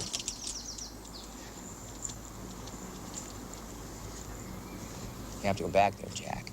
I know that, but let's just see how good the strike's been first. Maybe we can win it. I'll believe that when I see it. Yeah, me too. Contact Stevenson and keep him as informed as possible. Yes. All right. Thanks, Bob. I'll be up there.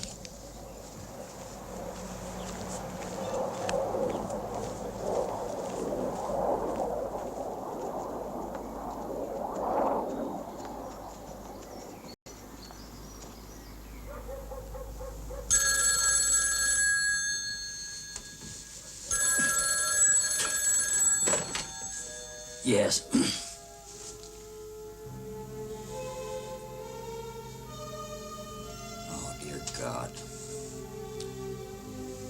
No. There will be no U.S. military involvement of any kind. I gave my word. That's right, General. All right, keep me informed. Thank you. Good night. We've blown it. What? Getting blown to hell on the beaches down there. It's all a mistake. Oh, my God, that's awful. Jack, it isn't your fault. Yes, it is. People are dying down there right now. I'm directly responsible. It sounded so good at the start. That's what I thought. Whose idea was it anyway? Dulles, Bissell. Well, then make them admit it. Not as easy as all that. You better go back to sleep. We'll have to leave early for Washington.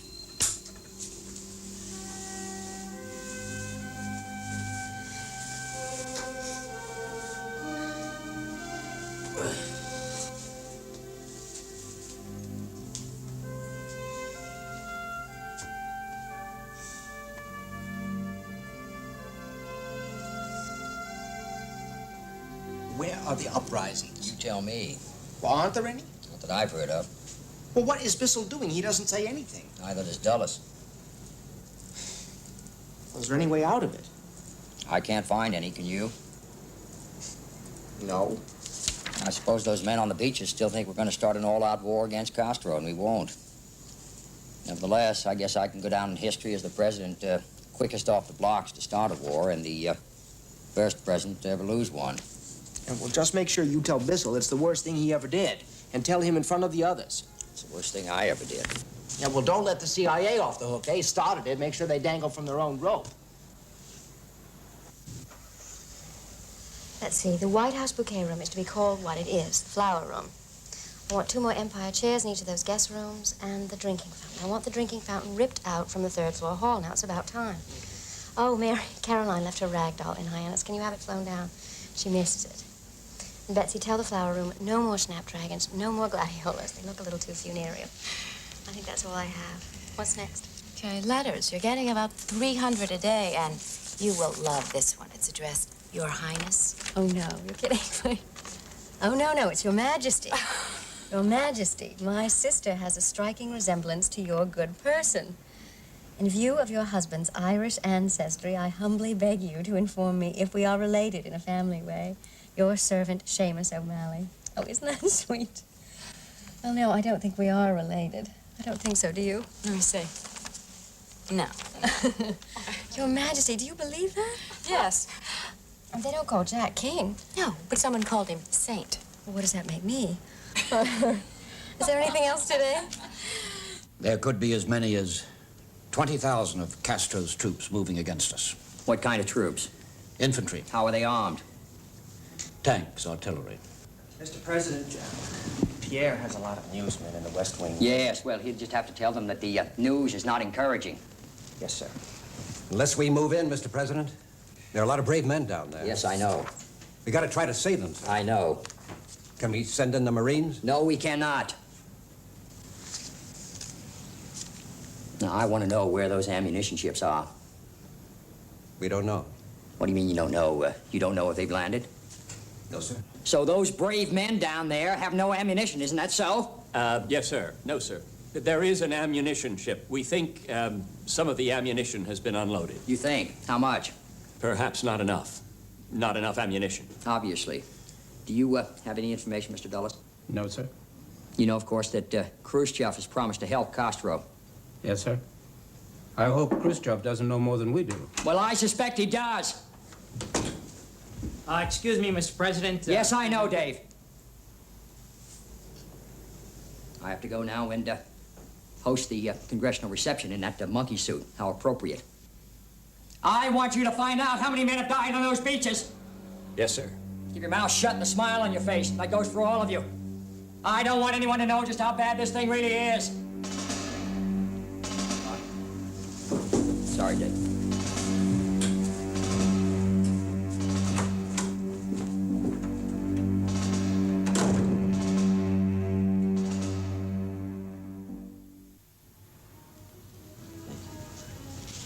So, When are these uprisings supposed to begin, Mr. Bissell? I have no personal intelligence, Mr. I'm not President. asking about your personal intelligence. I'm asking about the intelligence of the Central Intelligence Agency. What about that? We need air cover, sir. Your authorization... I told you at the beginning that no Americans would be involved, and you assured me it wouldn't be necessary. Now, I want to know, gentlemen, how many men have been killed, how many wounded, how many have been taken prisoner. We still don't have any idea just what the hell's going on down there. Or do we, Mr. Bissell? I don't know, sir. Well, find out!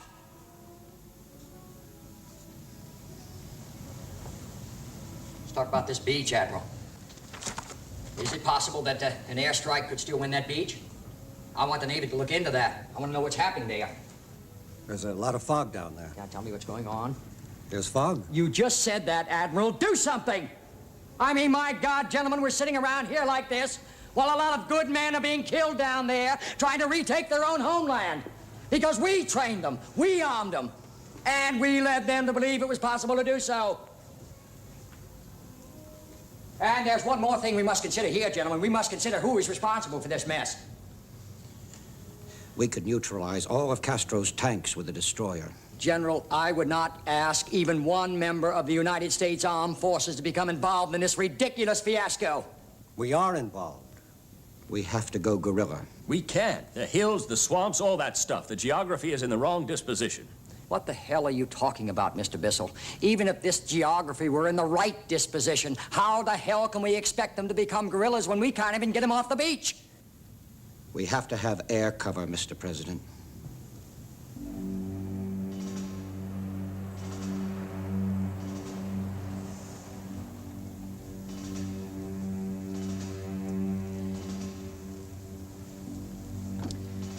All right. I am going to authorize the deployment of 6 unmarked jets from the Essex to fly cover. I repeat, to fly cover in defense of the B-26s. That gets us further committed. We are committed up to here, Mr. Secretary. And don't drown, Mr. Bissell. Well, let's see what happens next. I think that some of you should get back to the party.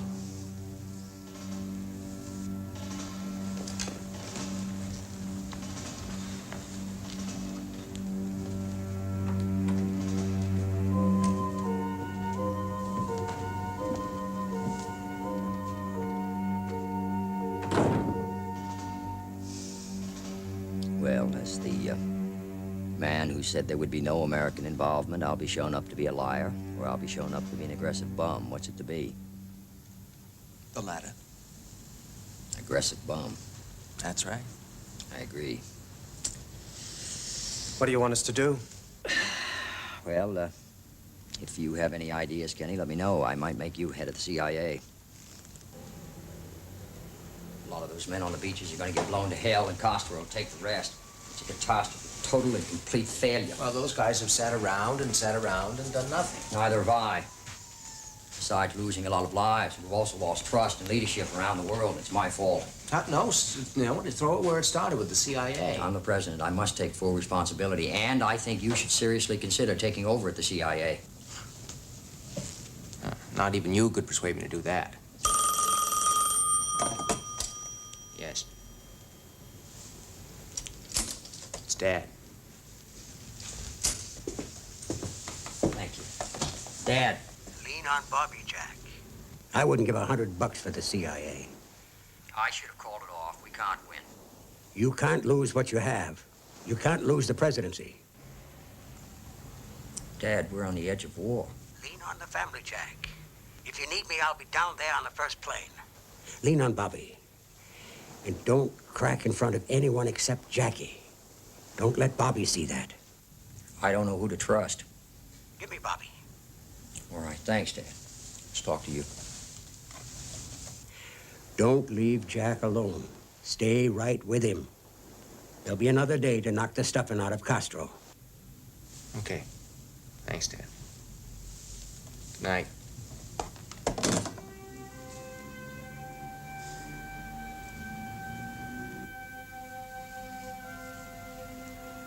$114 men are dead.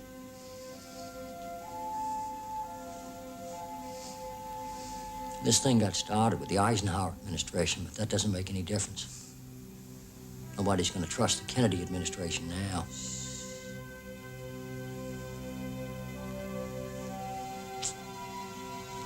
I should have known better. My God, who wouldn't have listened to a combination of the Joint Chiefs and the CIA? Jack, put your head down.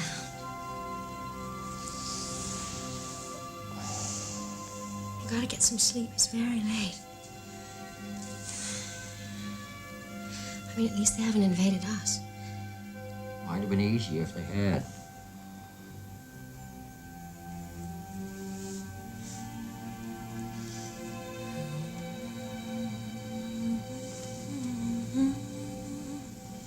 There is a old saying that victory has 100 fathers, but defeat is an orphan. What, Mr. President, are the casualties in this defeat? Well, I realize and I grieve that 114 men have been killed, 1,189 men being held prisoner in Cuba, and another 150 wounded have been returned. Mr. President, Yes. who, Mr. President, is responsible for this defeat? Well, I am the responsible officer of the government. It's obvious, and as such, I bear sole responsibility. I've stated on many occasions, and I restate now. Mine is the responsibility. I'm strongly opposed to anyone within or without this administration attempting to shift responsibility from this sobering episode. Many lessons for all of us to learn. Forces of communism are not to be underestimated in Cuba or anywhere else in the world. So there was no legal justification, is that right? That's right. I believe Mr. Nixon said... Mr. Nixon is not a man without ideas, but not even Mr. Nixon can tell me how the hell I'm supposed to get 1,189 prisoners out of Castro's jails. So, gentlemen, I don't think you can stay on the first team any longer, do you? I mean, so soon after coming in here, I can't be expected to fire the Joint Chiefs who approved it. I must look beyond those to the ones that invented it, unless I'm to go myself.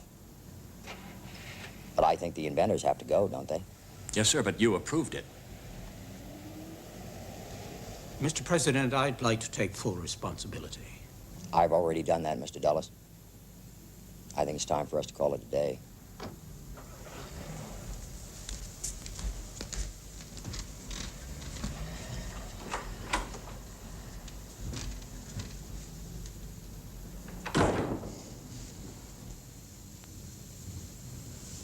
It was either them or me.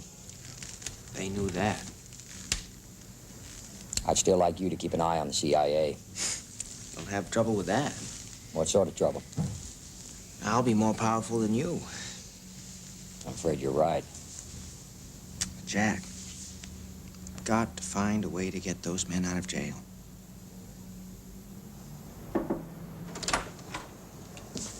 Good news, Mr. President. The first polls are wonderful. You did very well. Well, thank you, Mrs. Lincoln. I'm glad someone thinks so. Oh, by the way, Mrs. Lincoln, there was a whole half chicken in the refrigerator last night, and it's gone now. See if you can find out what happened to it, please. Find out what happened to the chicken. Yes. Very well, Mr. President. Thank you, Mrs. Lincoln.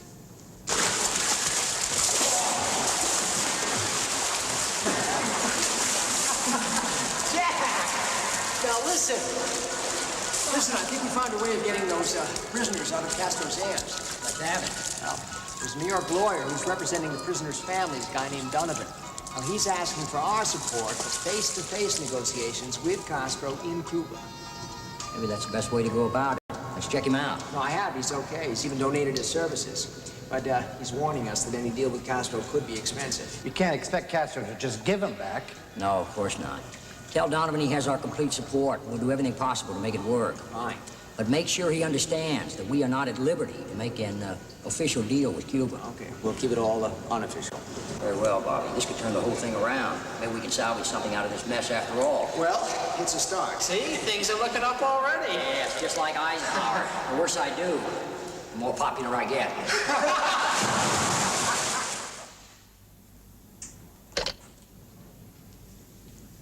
Did you see a girl leave? I'm not paid to look at broads. You're paid to look at everything. If you didn't, okay, who did see her? No names, no faces, no trouble. So there's a friend of a friend who says that Hoover knows more than we do? Naturally.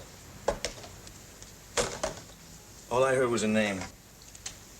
And? I don't know anymore. Hoover knows the president's playing around? Well, who wants to know that? Who doesn't? Jackie, for one.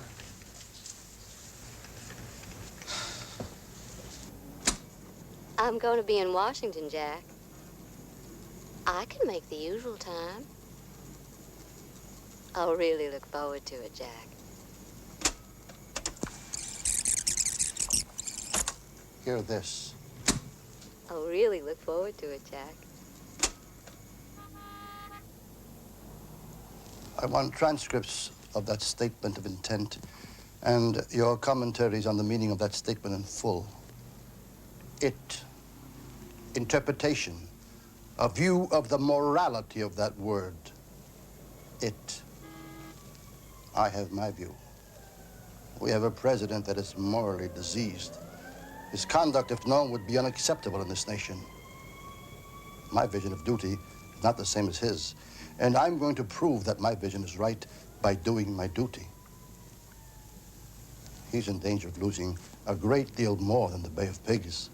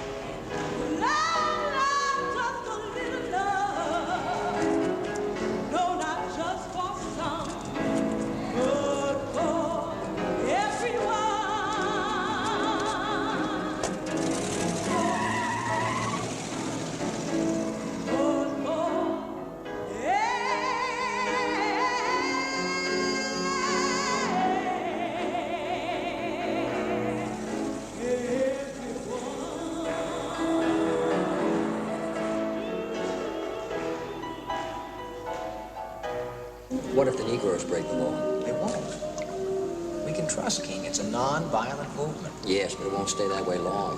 Not while the law and the enforcement of the law in the South are two completely different things. Well, that's why you must speak out. I know why, and you know why.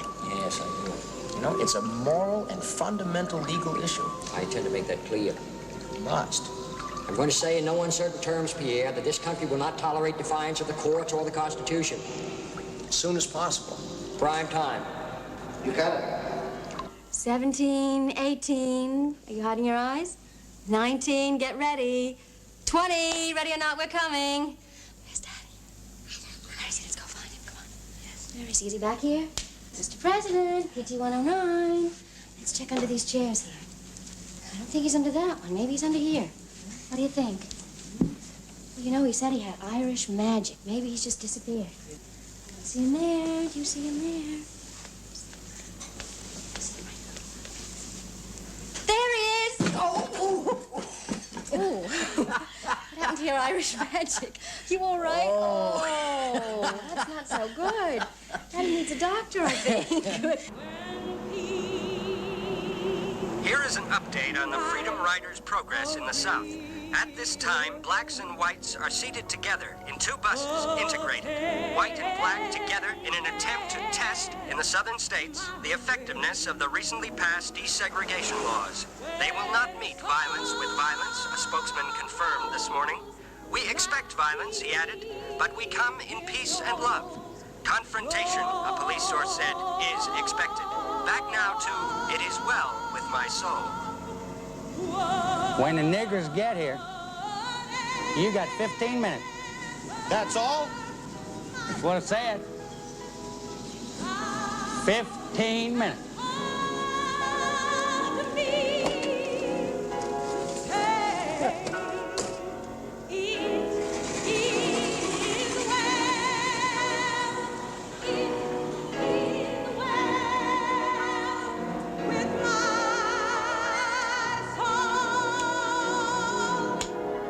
Mrs. Kennedy's expenditures for the first quarter are $34,000. That's right. And these are personal expenses? Yes, they are. Why is clothing so much? Well, it's only $17,000, Mr. President. Only $17,000? What did she buy? Well, there is this one extraordinary item here from Paris. Certainly is extraordinary. $4,000 for a dress. I'm going to have to bring in an accountant to have a look at this. It's out of control. Hello? Yes, hold on, please. It's a very beautiful dress, Mr. President. I'm sure it is. It's also a damned expensive one. Listen, Mary, I don't intend to be the first president to go bankrupt his first year in office. This is very serious. I'm going to have to talk to her. Whose money do you think this is? Well, I always thought there was enough to go around. Did you? May I inform you that I am not Governor Rockefeller. I'm not made of money. Please understand that. Would you have Mrs. Lincoln make a copy of this? I want to take it with me tonight. Thank you. Yes, sir. Yes.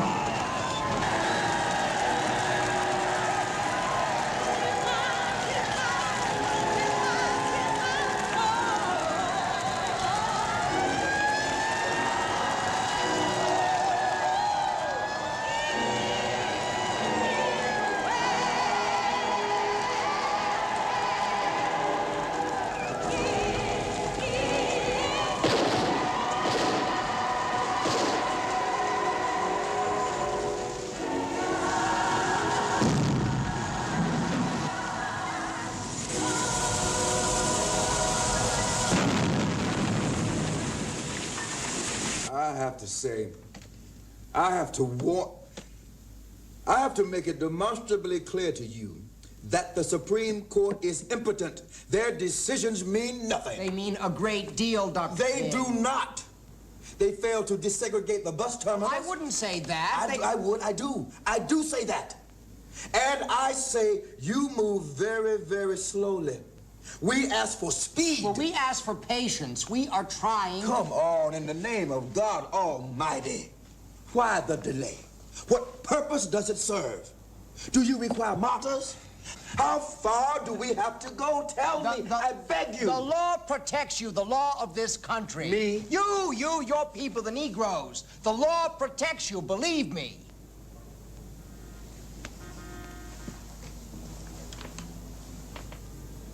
I do not believe you, Mr. Kennedy.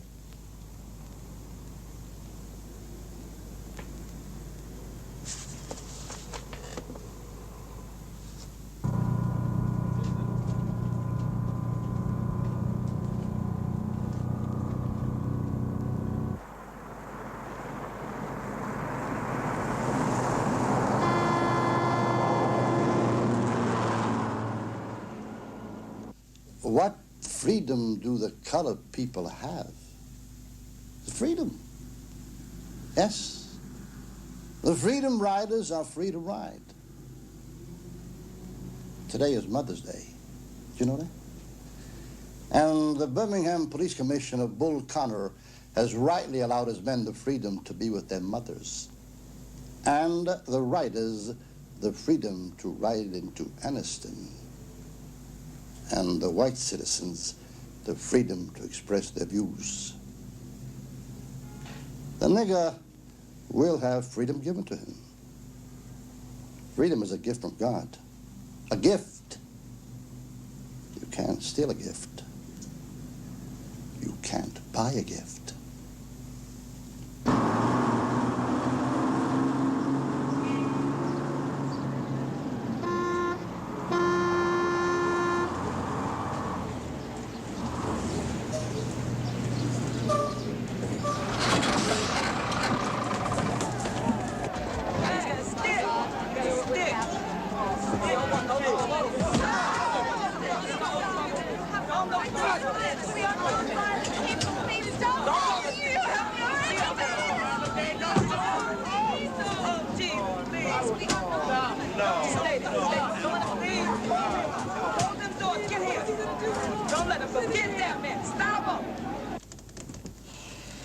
You're going to have to try and stop those riders. Well, what do you want me to do? Whatever's necessary. I don't want to see any violence down there. Right, but how do I stop them? The riders are well within their constitutional rights, and they want what is legally theirs. Send someone down there to negotiate now. You realize if there's any violence between Negroes and whites, we'll lose everything before we begin? Those people voted for us. They deserve our support. All right. I'll call Governor Patterson, have him provide protection. Yes, and tell him to have his policemen do their duty, obey the law, keep the peace. Right. I don't want any ugly headlines following me to Europe or Khrushchev to wave in my face at Vienna. Yes.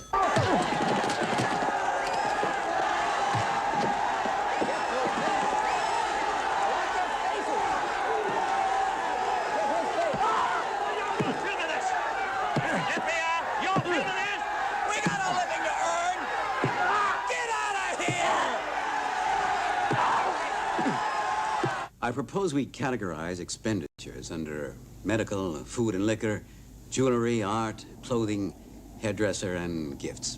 How's that? That seems fine. But what about animals? Animals. Which animals are these? Well, Mr. Johnson gave the president 4 cows.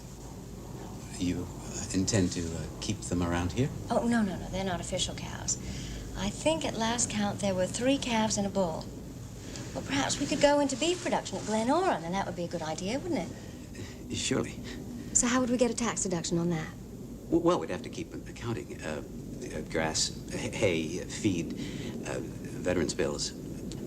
We seem to be spending more money on the horses than on the children. Is that right? No, is that right? No, that can't be right. Well, there's riding accessories. Yes, well, we can put that under clothing. Oh, there's the horse vacuum cleaner. I suppose we can put that under animals. You know, I could trade in a few fur coats or something. Oh, yes, we have to check out the clothing problem. You see, that is not a problem for me. The president thinks it is, for him. Well, then we'll just have to cut down on things all around, won't we? Well, that would certainly be helpful to me. Yes? Well, we'll give it a try. Afternoon, gentlemen.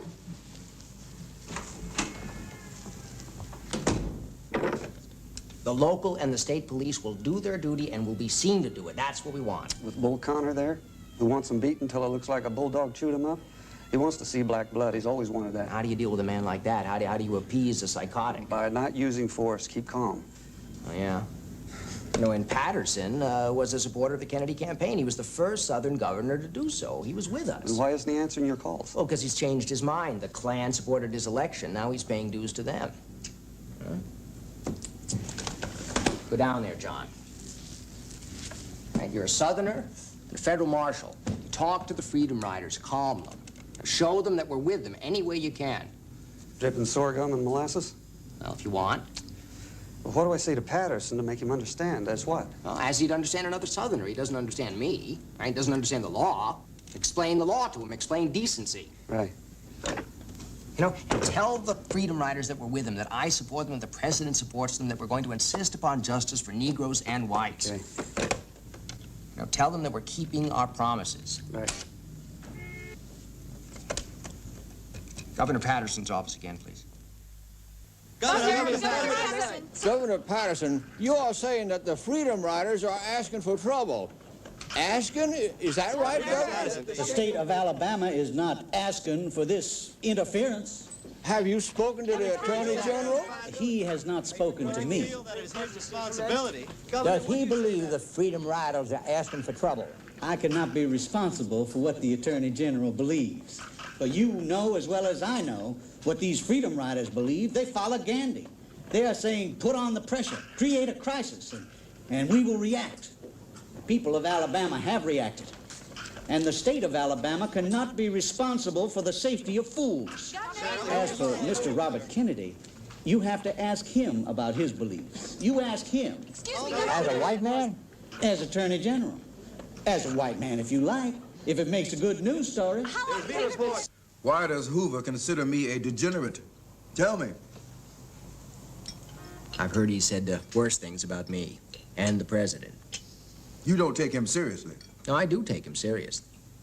I'm told that he believes that you are a real threat to national security. Did you set him straight? Well, no need. He knows what I think. He knows. And the president feels the same way. We trust you. Do you believe what Hoover is saying about Mr. Levinson?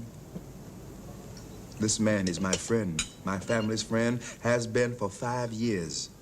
This man has helped us. He has advised us on our legal rights. This man is helping Negroes. Why don't you let Mr. Levinson speak for himself? What Martin is saying is true. I have made my advice available to him. I've raised funds for the Southern Christian Leadership Conference. I have been with the Negroes when it mattered. You name some other white men who can make that statement. I know all this. Hoover says that you're a communist. Why? Why does he say that you're a communist? Go on. Say it. Are you a communist? I have never been a communist. You asked Harry Belafonte about me, didn't you? Yes, I did. Hoover is just trying to discredit the movement. Yeah, suppose he leaks what he claims to be evidence of your communist sympathies. I have no communist sympathies, Mr. Kennedy. What do Negroes want with communists? You appreciate the damage that will be done if you are tainted? The damage to the civil rights legislation that we all want? That I support, that the president supports? You know, Hoover is a very powerful man. Smears, innuendos, leaks, whispers. Now, that sort of stuff can damage all of us. But ultimately, it can damage what's really important, what is right, and that's Martin's cause. So who's going to control Hoover? That is a problem. Believe me. Not one that can be overcome? The FBI? I wish that I could say that it was a problem that could be overcome. The Kennedys support you. What we must do now is try to stop the violence. I'm going to try. So help me God. I promise.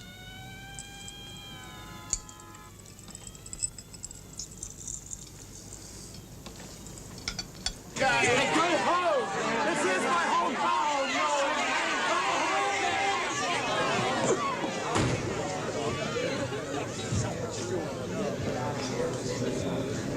Say, everybody, could you just listen for a moment? This man has come all the way down here from Washington, and he's now. Wait a minute, just listen. Just listen. Just listen. Now, Mr. Siegenthaler here knows that we have been under siege. Will you let him speak? Okay? Mr. Siegenthaler?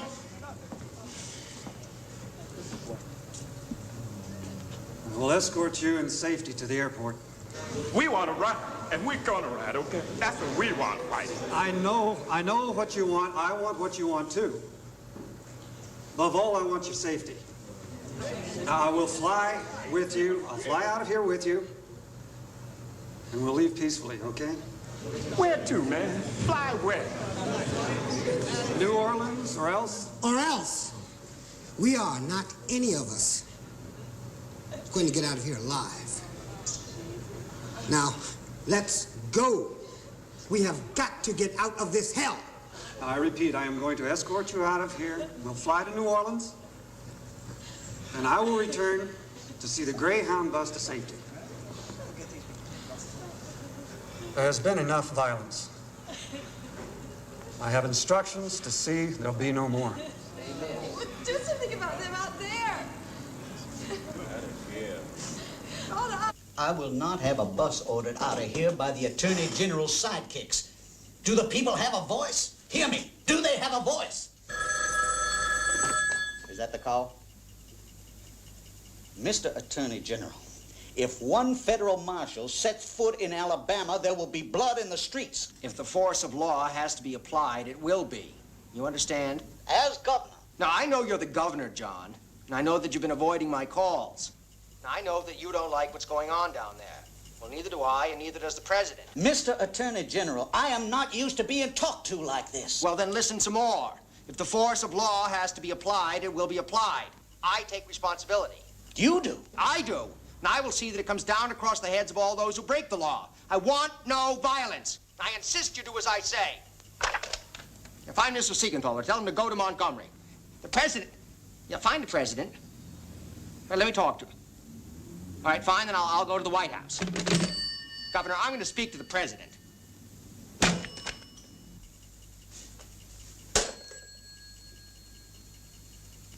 Hoover's pushing for increased surveillance on Levinson. Why? Because he thinks that Levinson's a communist. Is he? I'm certain he's not. Well, then it can't do much harm, have his bones bugged. After all, Levinson is only a conscientious lawyer with Negro sympathies. But I wish that I could warn him that he's being bugged. No, don't do that, Bobby. Just let it be. I just feel that Hoover's out to wreck any progress with the Negro. He's determined to get King's neck. And mine. And he wants to precipitate a kind of fury. Wish he had fired that man at the start. You know why I didn't? I know. Couldn't. Can't. All right. Let's pursue Hoover. Let's find out if there really is anything on Levinson. If there is not, it would damage Hoover because his own people will have made a serious mistake. I'd still like to rake Hoover over the coals. You never know, he might even resign. We might put the screws into him yet. Let's give it a try. That bus will find no driver. No driver. Do you hear me? No bus.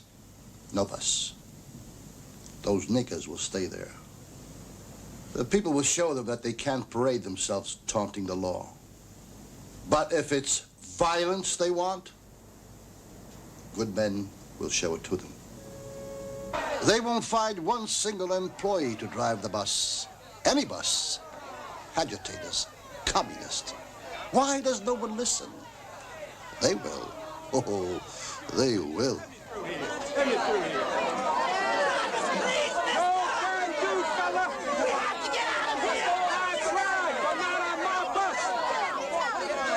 Well, I can't help what the Women's Christian Temperance Union says. I mean, no booze, Jack, that's ridiculous. Well, we have to serve liquor on every occasion. I've already had a word about that with the staff here and with your people. What kind of word? Well, I just told them if there was any person of means who was interested in making a nice gift to the White House, perhaps they could make it liquor. That's what I said. And who did you say this to? Kenny O'Donnell. We can economize if you want. If people here don't finish their wine or their brandy, I'm sure we can get the butlers here to pour it back into the bottles. Mr. West, you would oblige us, I suspect. No one is going to sue the White House because they contracted some sort of mouth disease. Anyway, it's alcohol, so it's safe. And Mr. West's lips are sealed. Completely sealed, madam. Oh, but you know, everyone is saying that we only serve French wine here. We have a French chef. Even the menus are in French. Can't we back off this French bit a bit? Or would you like Irish wine? I'm sure I could arrange to get you a naval chef. We could have the menus in Esperanto, whatever you like. No, I think things here are very nice as they are, don't you? Yes, I do. It's just that no one else likes the French. Your father said if we keep getting criticized for all this French stuff, you just tell them that there are enough Irishmen in the White House now. It's only fair to give the French a chance. D'accord? D'accord, madame, bien sûr. You even made a Frenchman out of Mr. West. May I have some more French wine, Mr. West?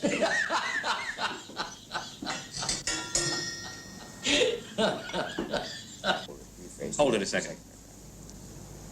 They can't find anyone to drive that Greyhound bus to Montgomery. They can't. Now, get me the man in charge. Are you the superintendent? We'll just, Bob? Yeah. Yeah. It's Bob Kennedy. What's the problem? The drivers refuse to drive. Do you drive a bus? No. Surely someone at the bus company can drive a bus. Yes, sir. No, sir, not at this moment. Yeah, well, then you better get me Mr. Greyhound, or whoever Greyhound is, and somebody better give me an answer to this question. What question, Mr. Kennedy? I and the government is going to be very upset if these people do not get to continue on their trip.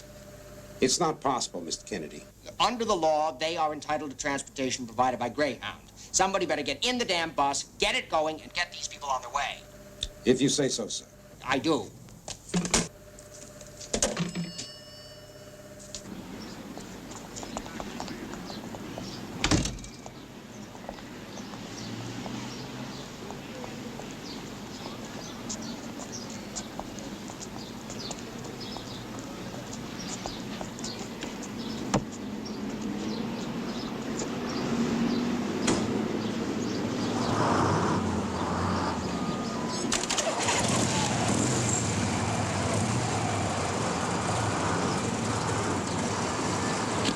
They're leaving now.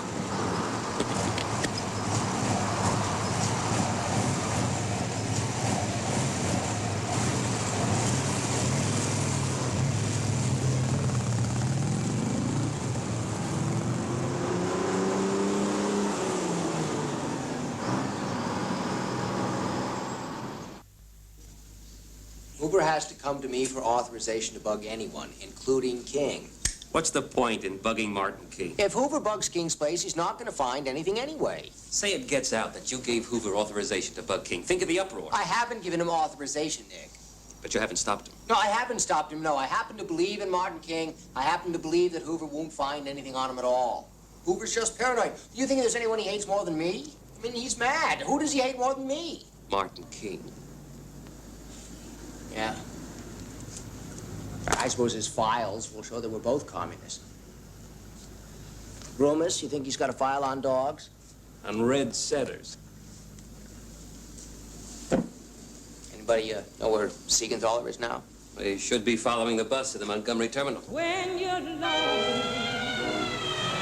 on business is bad. Just remember God has. When you're in doubt, can't find a way out, He will see you through.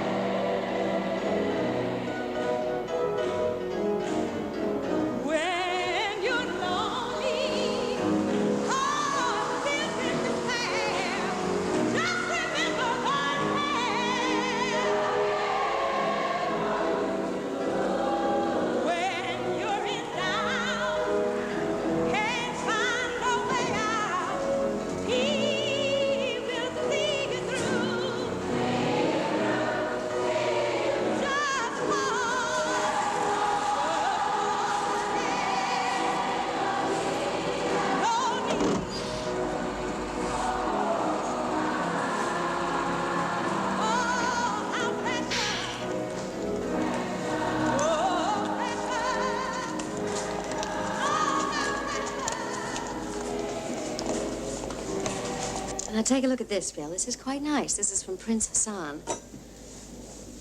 Pretty embroidery, huh? Mm-hmm. This is good. Ah. Well, it's...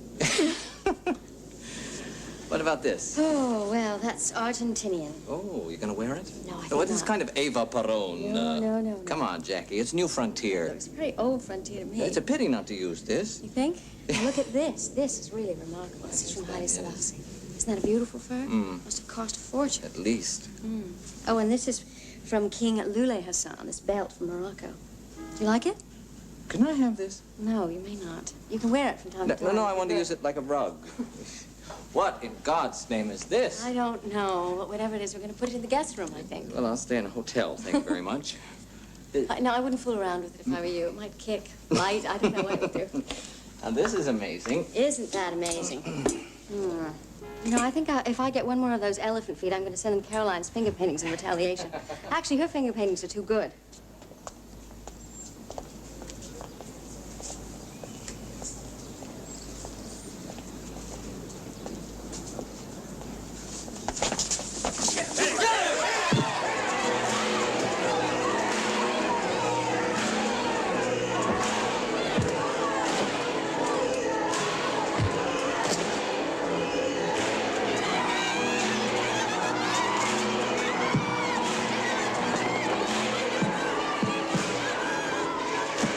It's terrible.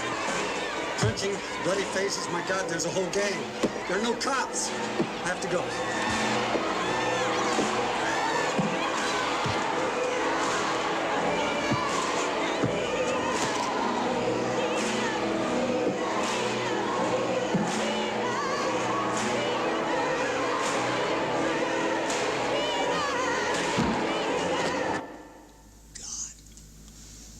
Send in 400 marshals. 400. I said 400 marshals. Yes. All right, just a minute. Governor Patterson. Yes? Dr. King is coming here. The Alabama National Guard can't protect him. Is that so, Governor? Is that so? All right, I'll tell you what to do. You have General Graham of the Alabama National Guard called me, because I want to hear, and I want to hear personally, a U.S. general tell me that he isn't capable of protecting Dr. Martin Luther King. You do that now. And I want to send 50 U.S. Marshals, 50 to the airport as a personal bodyguard to Dr. King. And I advise you not even to dream of the consequences if you disobey that instruction.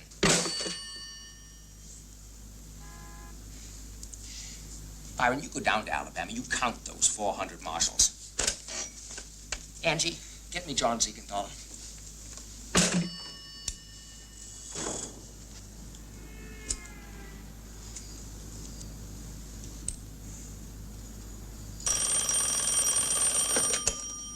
I'm sorry, John. Never seen anything like it, Bob. No, you did what was right.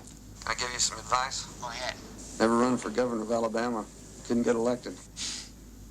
Thanks. Bye. He's okay. The heart of the question is whether all Americans are to be afforded equal rights and equal opportunities. Whether we are going to treat our fellow Americans as we wish to be treated.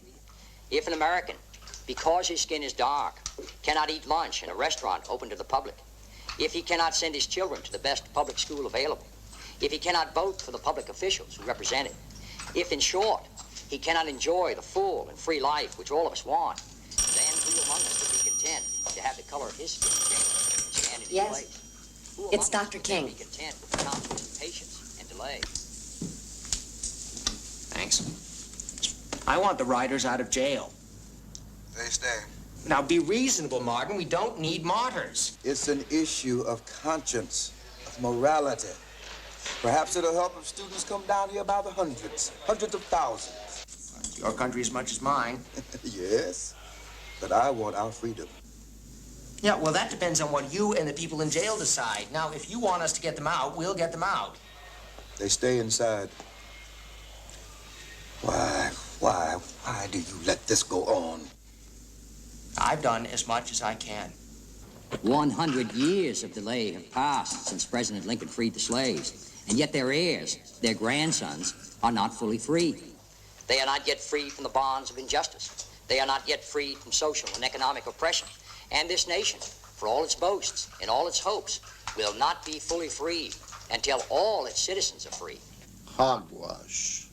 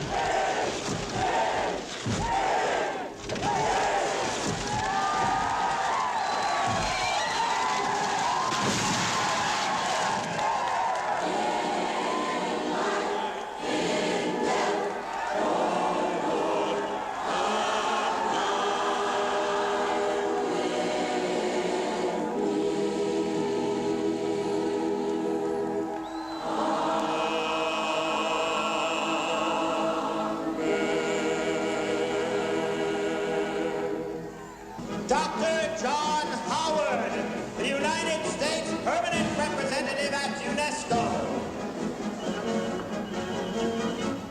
His Excellency, the Southern Ambassador to Norway, Mrs. Walker.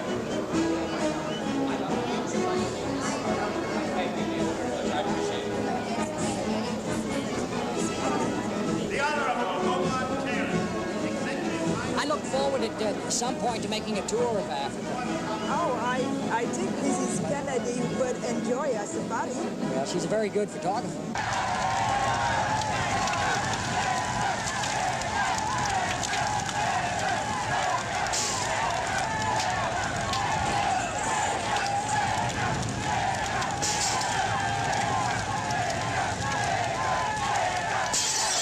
We pray to thee tonight for the salvation of our people on this earth.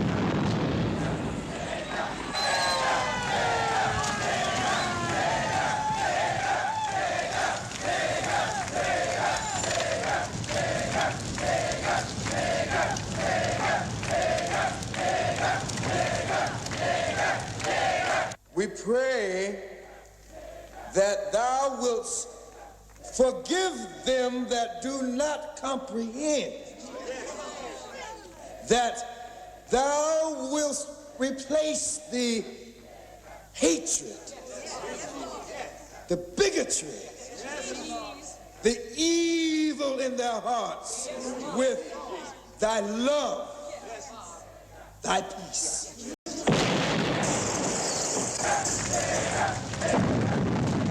And finally, brothers and sisters, we pray that thou would bring us to thy eternal kingdom,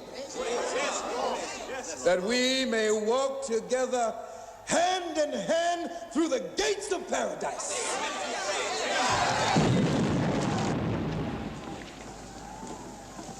Martin, do not leave now. Get me to the office. I need a phone. Let us now read the 23rd Psalm.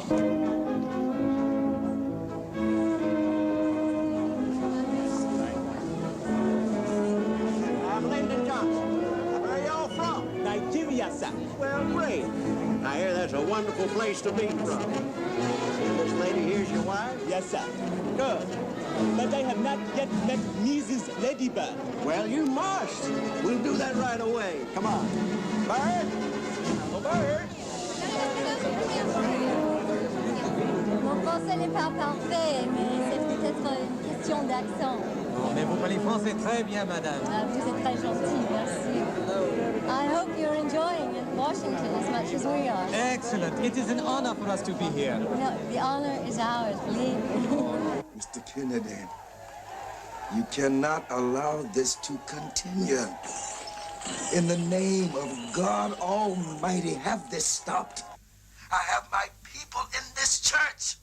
They are small children of God, their mothers, their fathers. They are good people, they are innocent. Why are you doing nothing? Why? Martin, I know. Please.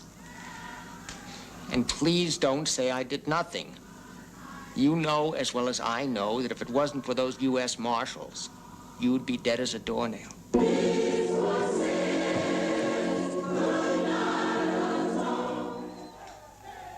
We will stay here until they burn down this house of God. And if Washington will not come here, then we will go to Washington. Let God's fire blaze out those whose hearts are full of hate. Sometimes I get discouraged and I feel my work is in vain. But then the Holy Spirit revives my soul again. All right, thank you. I'm going to ask the nation for restraint, for judgment. For a cooling off period? Yes. It'll cool. It had better. Well, you think the people will listen to an appeal for calm? They will hear it. I don't know if they'll heed it. What do you think, Dave?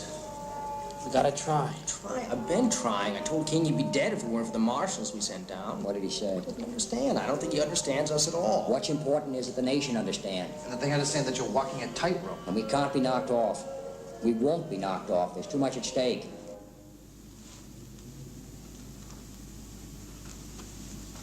Do you realize that Dr. Martin Luther King is a fornicator with white women and a communist? This is the man who's a friend of the Kennedys. But the Attorney General does not prevent me from finding the truth. The truth. I could be in Europe, you know, by accident. Yes, but I won't have a chance to see you. When do I get to see you? Please don't pressure me. You want to see me, don't you? Yes, but don't use this number again, okay? I'll call you.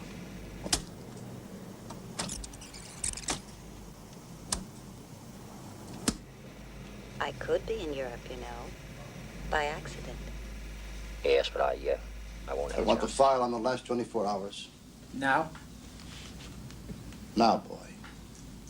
Names of all the hotels he uses. Friends in Chicago, Washington, Palm Springs. Files on John Cana, Rosselli, Latin American connections, vice connections. Does she have a mother? I'll have to check out if she has a mother. Look, boy, I have a mother. You have a mother. There is no man alive that doesn't have a mother of some description, and a description is what I want. Have men watch the mother, too. I want bank accounts, laundry bills. I want to know who makes the hotel reservations, doctor's reports. I want more on that woman than she could give us if she were sitting right here now. More than she even knows about herself. Above all, I want every final detail of the minutes, the hours, the days she spent with Kennedy. So, when I say I want the file, I mean the full file. We'll do our best, sir. Don't say that to me. You sound like a man who can't deliver if you say you'll try your best. I assume you have been doing your best. Bring in everything on the woman. Will you stop apologizing to me? And make sure she is never lost sight of. She isn't a person. She's a file. Well, it's ridiculous. 3,600 combat troops won't seduce them. I mean, you can't win a woman by slapping her face, and that's what the Pentagon wants me to do. Use the cover of military advisors. Send in military advisors. You can't appease the communists, I think Kenny's right. Quietly prop up Diem with military advisors and a few Green Berets. Keep control of the situation. No need for a commitment that's open-ended. No need for a war. Just keep control. How many do I send? Well, just enough to show that we mean business without being aggressive or ruthless. Shall we say 100 military advisors and 400 Green Berets? What do you think can be won if the whole thing escalates? I don't know. No one does. General MacArthur said you can't win a land war in Asia, and I agree with that. So, how do we persuade our own people here at home that the United States is prepared for a guerrilla war 12,000 miles away? You can't win with counterinsurgency unless you have intelligence. And how do we know what the peasants think? We don't. I'm not sure how we find out. And then you have to win over Diem. There are those at State and Defense who believe in counterinsurgency. They believe that the whole thing can be won in under 2 years. Yes, they told me 18 months, but do you think we can believe them? I don't know. I don't know. Neither do I. All right, let's start from the beginning again. Now, Ambassador Frederick Nolting has gone over there, and he is pro-Diem. Now, would there be any advantage to my going over there as well, sometime in the near future? Well, we should go to Europe first. First things first. Let's not confuse things. One continent at a time. All right. What about Lyndon? He's always coming in here, complaining he has nothing to do. We can send him to Saigon, and you can go with him, Steve. Me? Yes, you'll go as the president's brother-in-law. Are you serious, Mr. President? I'm very serious. You'll take Jean. It's a good idea. You guys will make it a party. Yeah, make it family. You're the president's brother-in-law. I'm aware of that, Bob, but how does that qualify me to go to Saigon with Johnson? You're better qualified than him. You tell them that we're not withdrawing from Vietnam. Well, why is that necessary if you're sending over a whole lot more military? Because we're not sending as many as everyone wants us to, and they are not military. They are military advisors. Except Lyndon, but he'll be giving them advice, too. He'll be giving them hell. All right, gentlemen, so at least we have agreed on that. Thank you.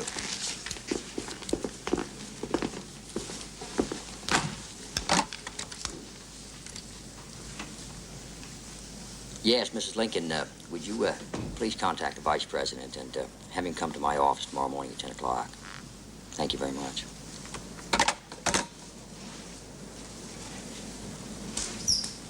I don't really know if we can win a guerrilla war. Do you? You don't believe in the methods? Well, I just think that somehow it's so very strange to have a Marine from Vermont or Denver or anywhere believe himself that he can beat an Asian in his own territory when that sort of fighting is in their blood, in their guts. But I suppose we have to try. You're not going to give up on it? No, I can't. I mean, I can't see any other way out of Vietnam now. Can you?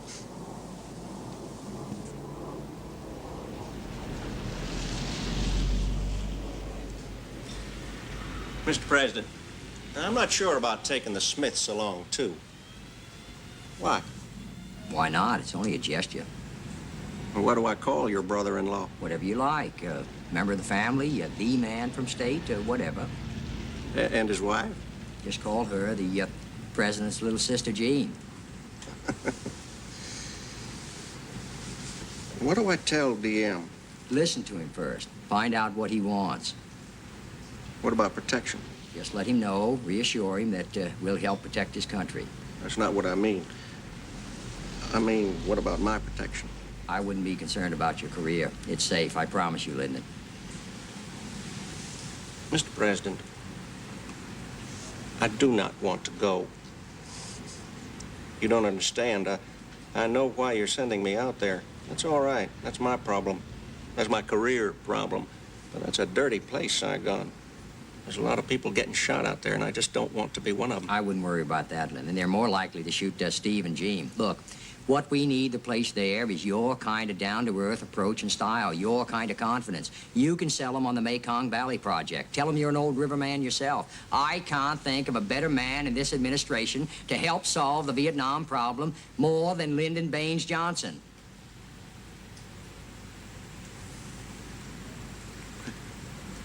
That's very kind of you, Mr. President. Then you'll go. Yes, sir. Thank you, Lyndon. I knew I could count on you. We'll issue a press release this afternoon. Very well. I don't think Manchester's going too far with the book. All he says is some of my poetry's like Emily Dickinson. That seems all right. Yes, but I am not St. Augustine. Now, he doesn't say you are. He says you're as frank as St. Augustine.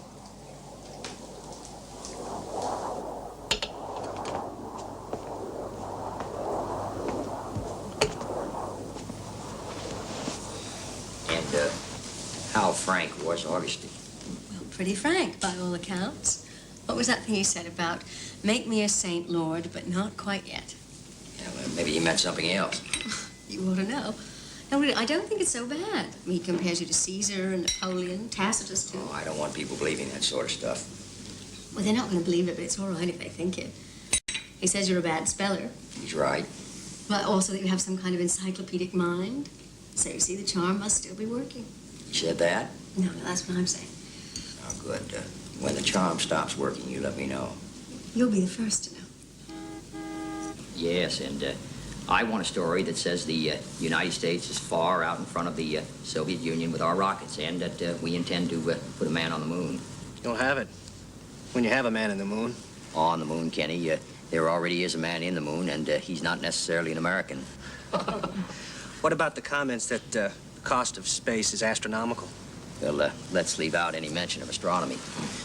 You could talk about science. Yes, but I don't know enough about science to speak of. I do know that we are far in front with our weaponry, and I want the Soviets and the Chinese to know that, too. I want the White House press to reflect a confident image of this administration in view of U.S. involvement in Vietnam. Something on Van Braun? No. Not while I'm just about to embark on a trip to London, Dave. I think the British people would find it offensive, and rightly so, if I make any mention of Von Braun in England. I want to talk about his rockets going to the moon, not blitzing London. We should run more stories on civil rights. Yes, very good. Let's have Pierre work up something about the Negro and the new frontier. The moon's good. The moon? Make it the place for the new American heroes? Yes. Emphasize the moon. Let's be very clear. Let's be bold. Let us say that we intend to put a man on the moon and to bring him back safely again by the first day of 1970. The countdown.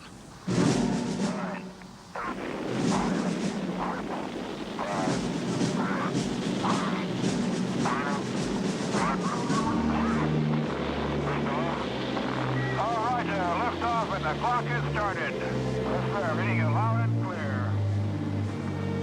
This is Freedom 7. The fuel is go 1.2G. Cabin at 14 psi. Oxygen is go. Cabin pressure is holding at 5.5. Okay, it's a lot smoother now, a lot smoother. 7 here. Fuel is go 4G. 5.5 cabin. Oxygen go. All systems are go. What a beautiful view. Control is smooth. My condition is good. We are seeing a real hero. Incredible. Congratulations, Lyndon. We're on our way now. Thank you, Mr. President. Jackie, you missed a liftoff. How are you, sweetheart? Mrs. Lincoln, make sure that line is open so that I can talk to Commander Shepard as soon as he's picked up. Well, as long as he doesn't make a left and go to the moon. In that case, leave the line open. I'll say goodbye. We'll be 8 years ahead of schedule. Well, what more is needed? Well, say something, boy. Yes, sir. Don't keep on saying yes, sir, yes, sir. You mean no, sir. No more is needed. You want us to hold off her, sir? I do not. I want you to stay so close from there, boy, that I know even the time of day that she clips her nails. And I want all the other files on the other men, too. I want all the records. Banks, hospitals, medical. I want everything. Well, Suppose it leaked out. Sex, adultery, the president. And suppose you hadn't told me, boy. That would be bad. Very, very bad. You think you'd be too busy? Moonshots, counterinsurgency. No, I know. He's more interested in women. Always women.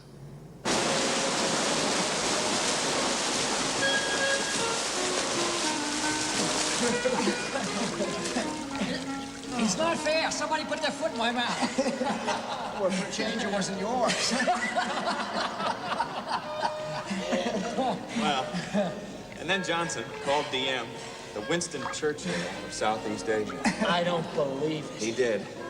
And some guy from the Washington Post really got a hold of Johnson about it. Come on, Mr. Vice President, you don't really think that. Well, what did Johnson say? He said, "Man, he's the only boy we got out there." But the best part was in India. I guess he must have told about 10,000 people to come and visit him in Washington, including a camel driver, and see him in his office. Camel driver? What if he shows up? You can handle it, Pierre. Outside the Taj Mahal, he turned to Jean and he said, "Little lady, you have to build something like this for Steve one day." What did DM think of Johnson? Well, DM just talked on and on. He just never stopped talking. Johnson sat there, knee to knee, a big look of concern all over his face. It was amazing. Now, despite his flaw, I owe Johnson a great deal. I wouldn't be in the White House today if it wasn't for him. And that doesn't change the fact that DM's a bum. More confident bum now. Steve, I'd like to know just what we're getting for our money over there. Not much. We're not getting anything. All that talk from DM and his brother about cleaning up the place is a lot of nonsense. There's still widespread corruption and graft and drug use and prostitution. The secret police are still persecuting the Buddhists and anyone else who opposes the government. The whole damn place is falling apart. How much longer can I really convince the Joint Chiefs that sending in combat troops is insane? How do I win a political fight with military means when there's not even a war? Well, I think you ought to do just what you said. You mean wait? Yeah. Getting very concerned about Vietnam. I don't want another Cuba. I don't need another Castro on my back. Bob's right. Just wait. Play it cool. Why can't I just be left alone and be a great president? I've learned in Saigon that Diem prefers not to have American forces on his soil. It makes his administration seem dependent, weak. Diem has many good qualities, but those who advise him are less worthy. I believe that he can assist this country prevent the cancer of communism in Southeast Asia. We must fight it there. I believe we can do so. I believe that we can win the battle. Now, the program of military aid must be carried out with care, but it is a war, Mr. President, and one to which I am committed. Thank you, Lyndon. I appreciate all you've done. Yes, thank you, Mr. President. So, we are committed to DM. Yes, but without the use of ground forces. I don't want to see that happen. Yet the general feeling is, Mr. President, that people want, well, decisive action in South Vietnam. Do you advocate the use of ground forces? Well, if the invasion starts down from the north, do we think Diem's forces can hold the line? I'm asking you, General Taylor. I think we have to win the situation, even if it takes our troops to win. So you understand what I want. I want to see South Vietnam as an anti-communist center of resistance in Southeast Asia. That's what's needed, Mr. President. We need to strengthen support for Diem, give him confidence. Yes. And I want to see a political solution there. Let's be very clear about that. I do not want to have to pursue a military solution in South Vietnam. In that case, how do you counter pressures on us for military action of some kind? By waiting. Even if you're accused of a lack of firmness? Lack of firmness about what? About not committing yourself militarily. I am going to be very firm about not committing myself, or this country, or its troops, to a situation we can't win, at least not yet. And people think that that is a weak position. Well, then that's just what they'll have to think. Go on TV, Jack. If the American people know that the peace in Vietnam will be an American peace, they'll buy it. I know what people buy. I'm not going on TV and elevate the importance of Vietnam to Berlin. No, you send in the special forces to educate the natives in counterinsurgency. DM wants troops. Let them have them. You're commander-in-chief. You're in charge, Jack. You can always stop short of war. Maybe. The other day, George Ball told me that by 1966, he believes there'll be 250,000 fighting men in Vietnam. What'd you say to him? I said, George, you're crazy. Well, don't get into a war you can't win, Jack. If our boys have to go, they have to go. They're well paid. They're paid to win. Well, that's hardly inspirational for combat, Dad. I agree. Are you telling me that the American Communist Party presents a threat to the United States, Mr. Hoover? Menace, Mr. Kennedy. Menace. My job is the eradication of the communist cancer. Look, I have read the authorized FBI history. There is no mention of Johnny Torrio, Waxy Gordon, the Beoffs, or Luciano. We mentioned Capone. My bureau has really no jurisdiction over organized crime. That is simply not true. I met with Costello. Yeah, the mafia. There is no organized mafia. I don't mind retiring, Mr. Kennedy. I have my pension. I'm not asking you to retire. I am asking you to recognize the existence of organized crime and to do something about it. And I want you to know this, too. Legal wiretaps will be limited to major crimes. You want to abolish my weapon? I do not. I wish only to authorize it. You mean the Attorney General? Yeah, me. Look, I find it incredible that we are sitting here arguing. I am having to persuade you to investigate and attack organized crime. There is a time, a place, and the right way of doing things, Mr. Kennedy. Experience will teach you. Right now, my bureau is under your instructions investigating murders, lynchings, and assaults, particularly in southern states, wherever there is Negro subversion. Now you ask me to fight organized crime that doesn't exist in the way that we understand organizations. Well, the problem is that we're wasting our time using the FBI to investigate too many occasions when nigger women get themselves raped. Then secure evidence for conviction. Now, you have only 5 Negro agents out of 5,000. So don't let it be said that you're soft on organized crime as well. I will get evidence on Negro agitation. Yeah, then produce it. And there will be more Negro agents. Not while I'm director, Mr. Kennedy. Now, look, understand me. The Negroes are within their rights. They have fine leaders. The president knows that. I know that. You're a young man, Mr. Kennedy. And I've been around much longer than you. And I know things you don't about this nation. And about the president. Then tell him. When I'm ready.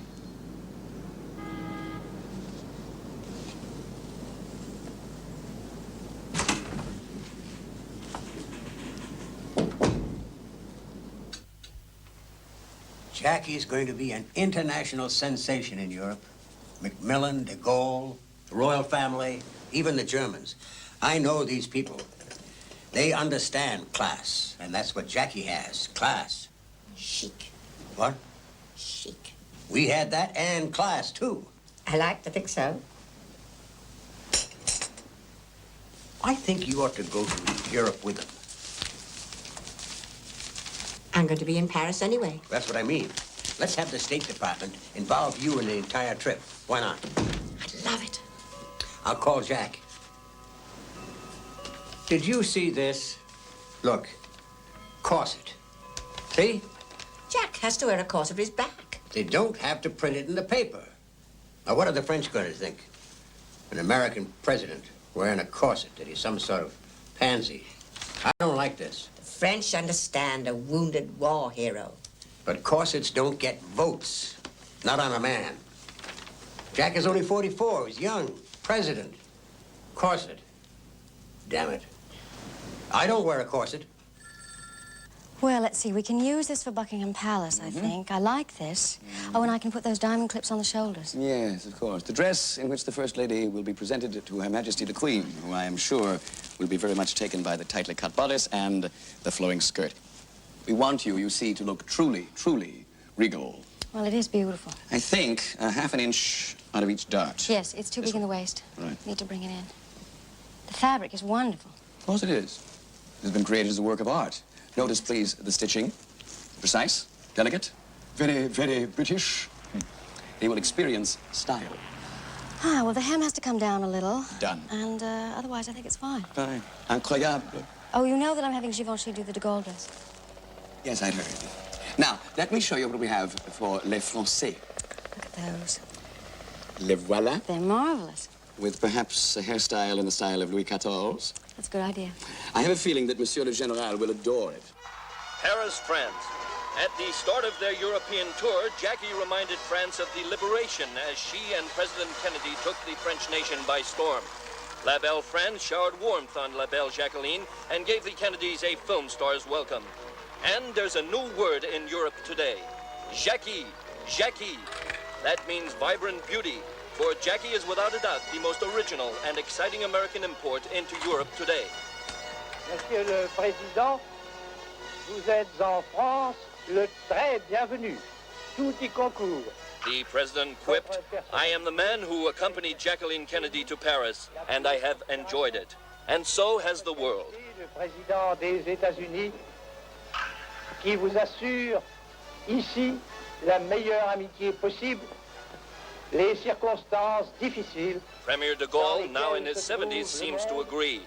Despite referring to the worsening world situation facing the Western Alliance at this moment, he still finds time to compliment the beautiful First Lady. La gracieuse Madame Kennedy. Here in Vienna, the rain clouds parted, and Austria gave all its generous affection to the Kennedys. Thousands forgot the Cold War to smile at the President and First Lady, who were here to meet Chairman Nikita Khrushchev and Madame Nina Petrovna Khrushchev at the Schönbrunn Palace. It's an old saying that East is East and West is West, and never the twain shall meet. But there's no doubt that when it comes to appreciation of feminine charms, there aren't any in disagreement. The world's photographers begged the Soviet leader to shake hands with President Kennedy. Said a grinning Khrushchev, enraptured by Jackie, "I'd rather shake her hand first." Historic London and the Mall is the setting for the Kennedys' arrival in England, on their way for a meeting with Queen Elizabeth and the Duke of Edinburgh at Buckingham Palace. Crowds lined the sidewalk in their thousands to cheer President Kennedy and Jackie as they arrived at the gate of the royal residence, chauffeured in a Rolls-Royce with full British pomp and ceremony. After their meeting with the Queen and Prince Philip, the President and his First Lady were due at the home of Britain's elected leader, the Right Honourable Harold Macmillan, where the reception they were given was no less enthusiastic. Cockneys shouted, "You're all right, Jack," and the smiling Premier appeared with his friend President Kennedy on the steps of 10 Downing Street. And still the crowds called out, "Jackie, Jackie," making the Kennedys' tour of Europe a triumph. England has given the President and Mrs. Kennedy a royal welcome. The FBI is interested in my friends. You want to change the rendezvous? This word, rendezvous. French, sir. American. I'm sorry, sir. Will you stop apologizing to me? How do we know if the woman here is talking of 1, 2, or 3 rendezvous? I would propose, sir, that we speak of... You leave the proposing to me. I quote to you from memory the rule in regards to use of foreign words in the Bureau. Foreign words and manners of speech will only be utilized when full comprehension is understood. You understand? Yes, sir. You know how I know that? No, sir. I wrote that. I know what French people mean by rendezvous, assignation, so forth. I know French.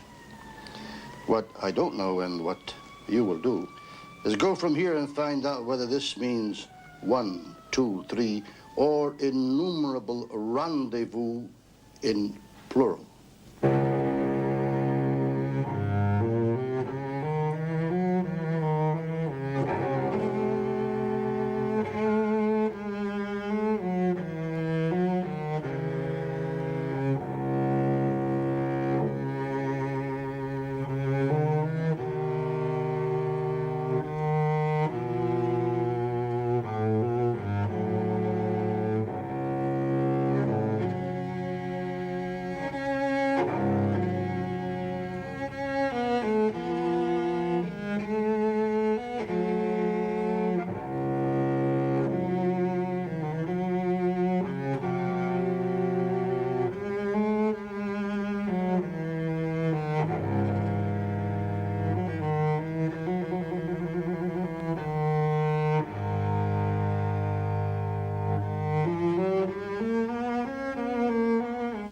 bug got most of it. She is the same woman who's been to the White House. Dates? They're all on file. Times? All down. Who were the other men?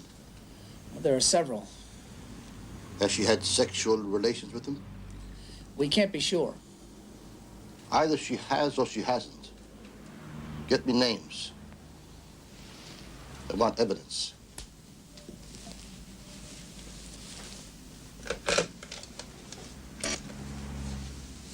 All right. You can go now. I want the whole lot. Yes, sir.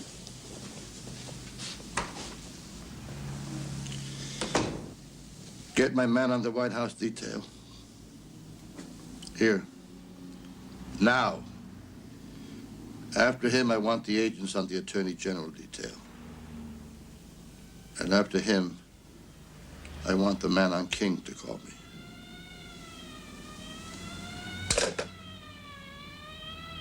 I'll throw it all at the Kennedys.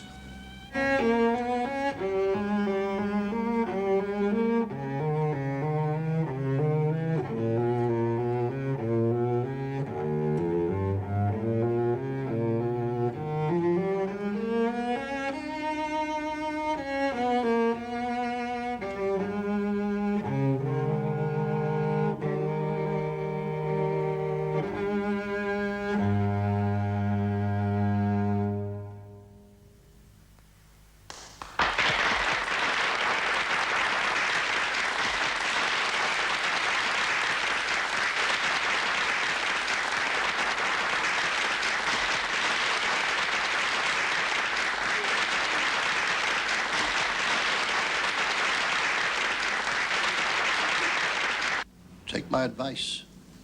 I have a wide experience of men's pursuits, sexual matters. What are you saying? I would have enjoyed a family, but I shared the best years of my life with my mother. But you know that the president is associating with a woman in a way that is dangerously indiscreet. I hope you can prove that, because if you can't, Mr. Hoover. I am a careful man, Mr. Kennedy. I am careful of the office of the presidency. It requires protection. And I've met that requirement day and night since even before you were born. Let me tell you something else. There are two leaders in this country of different types, the president and Dr. King. I think you better show me your files, Mr. Hoover. Yes, at the right time.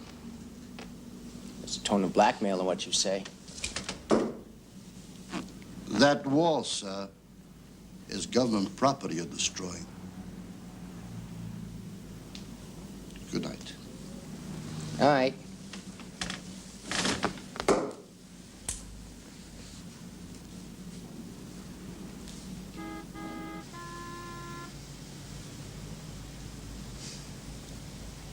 I mean, he wouldn't tell me your name. And what the hell is he talking about? Well, he won't say anything direct, but not yet. You know, he's got her under surveillance.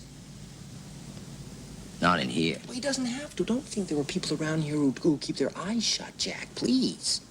Come on, the Secret Service would never talk to the FBI people. That is You know that. incredibly naive. Suppose you're a Hoover, okay? Just suppose he knows that you've been seeing some friend who's all tied in with people that she shouldn't be. I still don't see how I'm compromised in any way. You believe that? What do you want me? So what do you want me to do? You want me to tell Hoover to lay off her? Then how do I tell him to lay off King's people? How do I tell him to lay off anybody? Don't tell him anything. Jack, every call that comes through here is logged. Now, you know that. Yes, of course. Now, have you seen the log? I've got better things to do than read the phone log. So you don't think that he has evidence? Huh? And on Secret Service people as well? He plays on people's weaknesses. If he's got something on you, if he knows that you've done something that you don't want him to know, then he'll... If he's got some dirt on you, he won't use it until you won't play ball with him. Well, he wouldn't use it without confronting me first. That's what he's planning to do. He is? He is. Now what the hell do we do? Now, you tell me.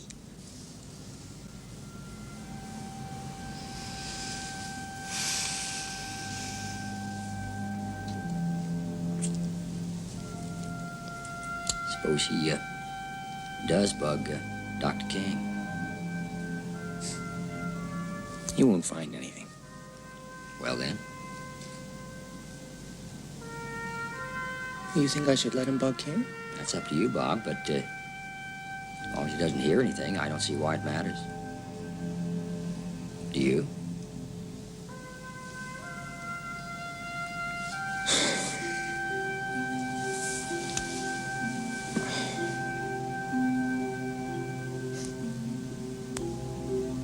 Jackie?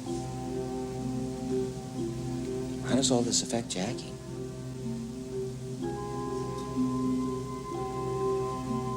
Well? That is between Jackie and me. I don't think she needs to be told, do you?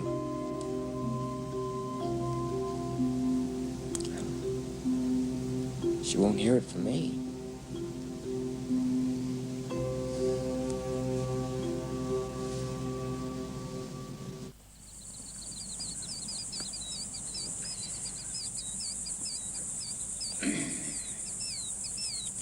I don't feel so good. We'll just play the 17th. No, you go ahead. I don't feel so good.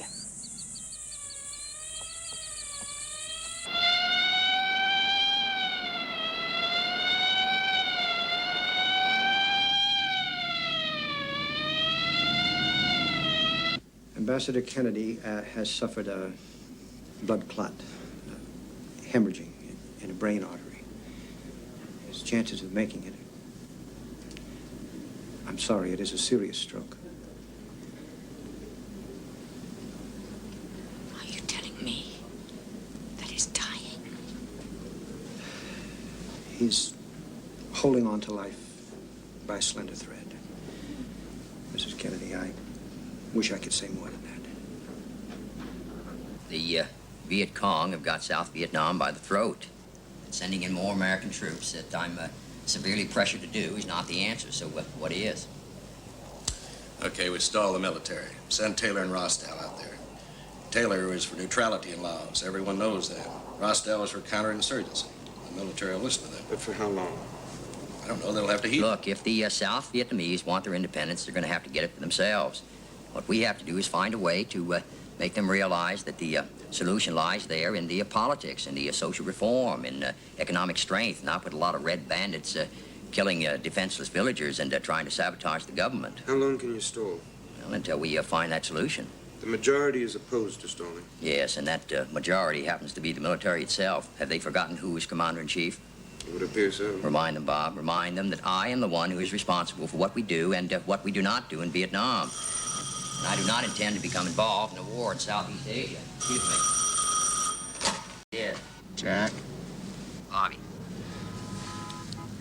I have some bad news. What is that? Dad has had a stroke. When? About an hour ago. He's at St. Mary's. Is he all right? I think so. Okay, you get a hold of Gene and meet me here. We'll take Air Force One. Right. Jack, we have to talk. What do you mean? I'll see you on the plane. It's about Hoover. It isn't good. All right, Bob.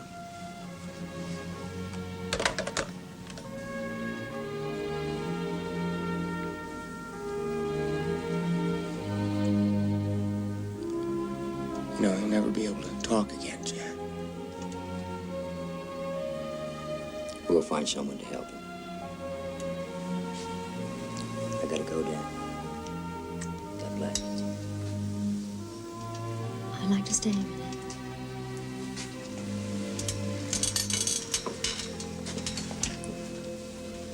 Bye, Dad.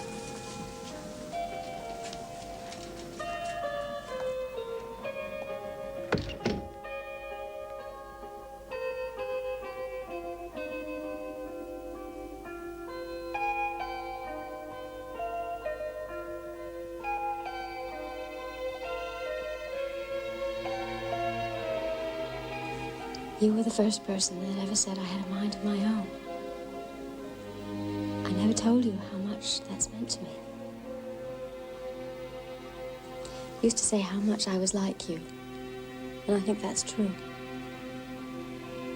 You know more than anyone that it's been hard for me. And you've always been there when it mattered.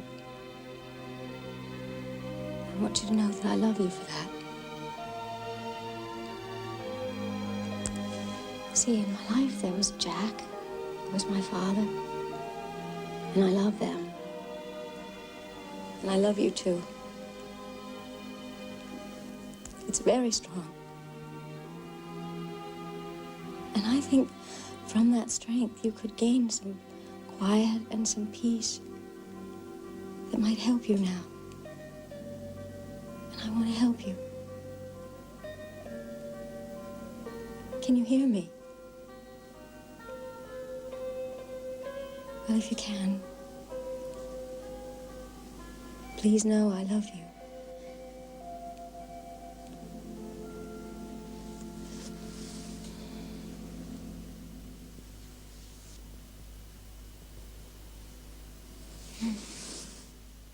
We can have all this celebration and still be in the office by 3.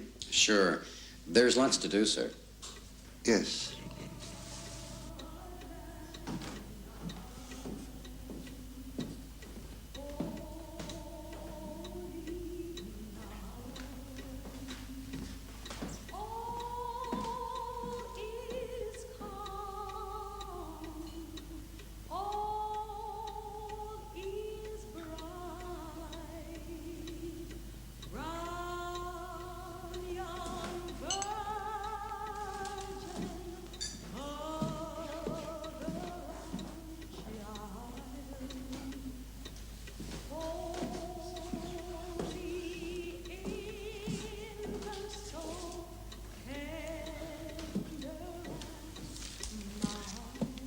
This is for you. Why, thank you, sir. And this is for you. Oh. Oh.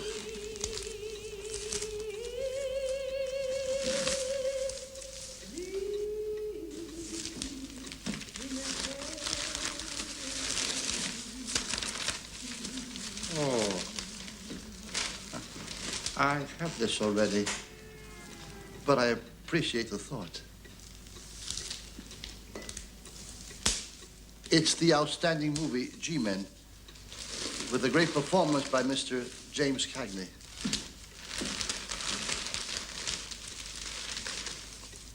I'd like you to screen it sometime. There isn't much for the decent American citizen to look forward to, is there? But one day, that same citizen will be able to look at the White House and say, the president is a good man. Don't you think we have a duty to help make America decent? Oh, I do. I do. Yes. Oh. Don't forget to call your mother. Oh, no, sir. Good. He made it then. Father's favorite After supper, we'll find out what he bought. Oh, yeah. What did you get there, Bobby? Lovely. Well, no, it's all right.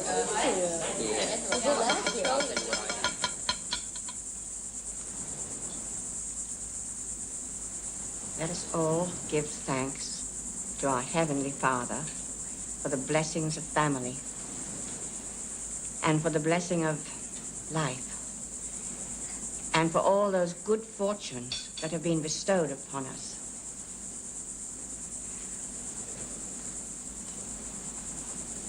May the souls of all the faithful departed, of our family and friends, through the mercy of God, rest in peace through Jesus Christ our Lord. Amen. Amen. Thank you.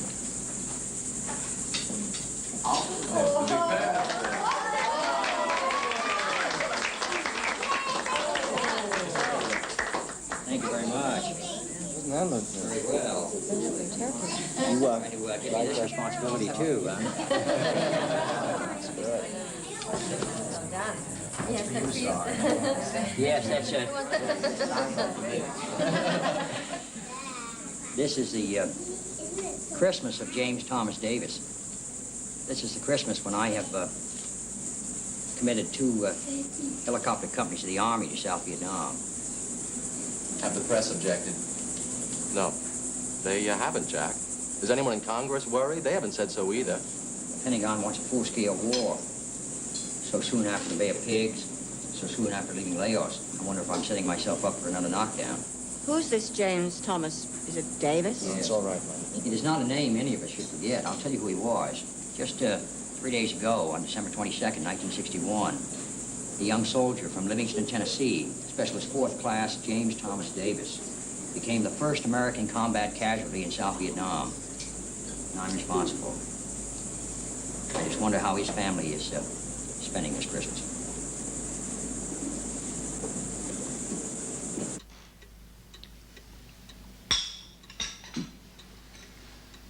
There hasn't been a Christmas in, I don't know how many years that I haven't thought about hotels.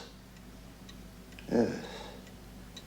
I like to think I had it right in that piece I wrote about 20 years ago for the American magazine. You ever read that? What piece was that, sir? About tourist cabins.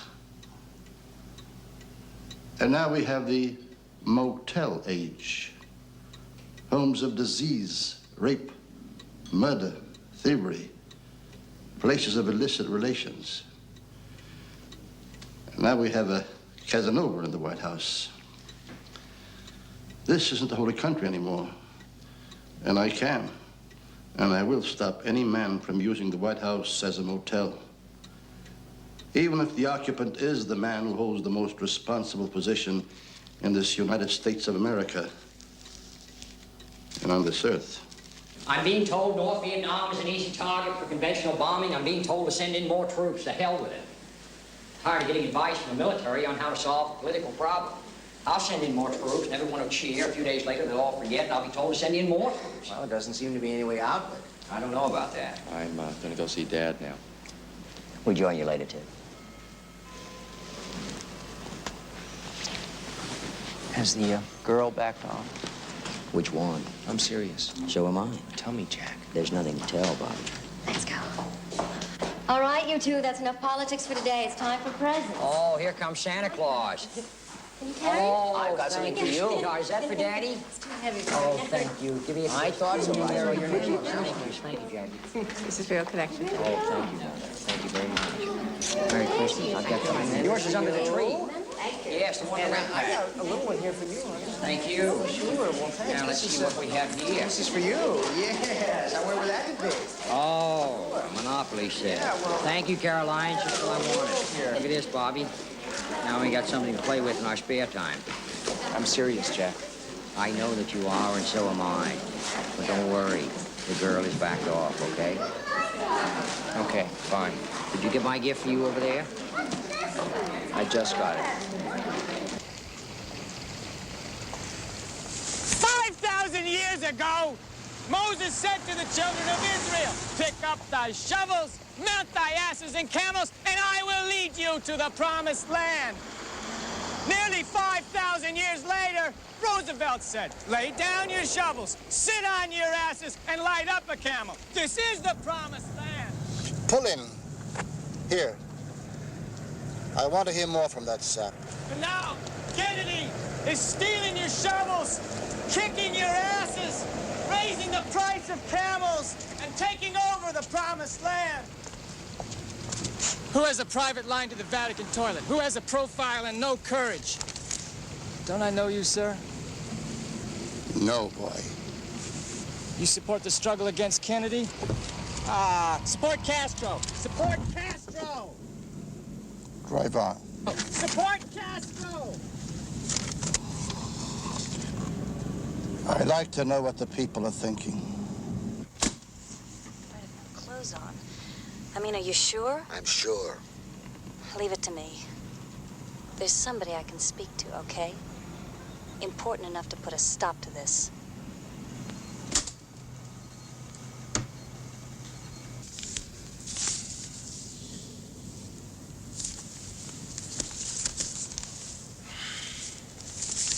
What the hell is this, Mr. Blau?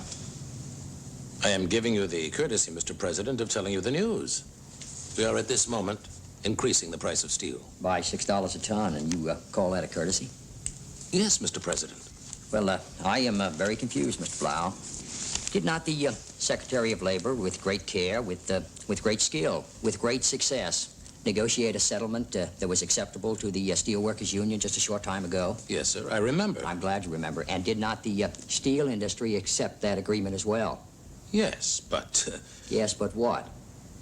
Do I have to tell you, sir, that a price hike by U.S. Steel will force every other steel company in the United States to follow that lead, and that move could wreck the economy by driving up the prices on every single item in the marketplace? I really don't think... Sir, you are not thinking clearly. Or perhaps you have forgotten that keeping prices down is the main weapon that this administration can use to fight inflation, and that the prosperity of the country hangs in the balance. Are you in defiance of that, Mr. Blau? Have you no patriotism? It's not a patriotic issue, It certainly is a patriotic issue. It is more important than patriotic.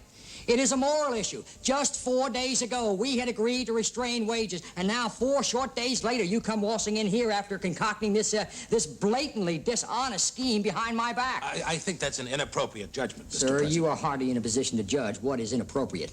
Did we not together, jointly, make the most important move possible to preserve the state of this economy? You did. We did. And now you are deliberately setting out to wreck that move. I want you to know, sir, that you are not going to get away with this, and nor are your colleagues. Yes. Will you take a private call, Mr. President? All right, I will accept that call. In the meantime, Mrs. Lincoln, I want you to get a hold of Secretary of Labor Goldberg and tell him to come to my office immediately. Very well. Yes, thank you. Yes. Will you please get the FBI off my back? Please. I'm sorry. I can't live like this, Jack. Where are you? Chicago. The usual place. Please, help me, Jack. Are you alone? Sure. You in a hotel? I'm not messing around. Please. Will you have someone speak to the FBI, Mayor Daley, or some person? Then we can meet to talk about things. Wait just a minute, Mr. Blau. I'm not finished with you yet. What do you mean you're not finished with me yet? No, I was talking to someone else. Listen, try to calm down. I'll take care of it, okay? Okay. Bye-bye. And, just how am I supposed to react to the unions now? They're not going to believe a damn thing I tell them. I really don't think it's that serious, Mr. President. You don't think that the credibility of the President of the United States is serious?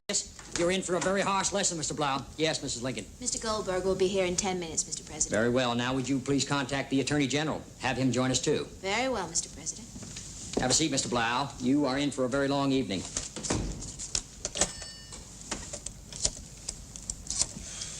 Investigate the position of the steel industry, Bethlehem, and U.S. Steel in relation to price fixing and antitrust laws. Violations of the laws? Yes, violation. Have a look at the company's expense accounts, personnel records, subpoena them. I want everything you can find in those people. How soon? I want them on my desk first thing tomorrow morning. Anything else? No. Oh, wait, yes, I'm sorry. Would you like some coffee?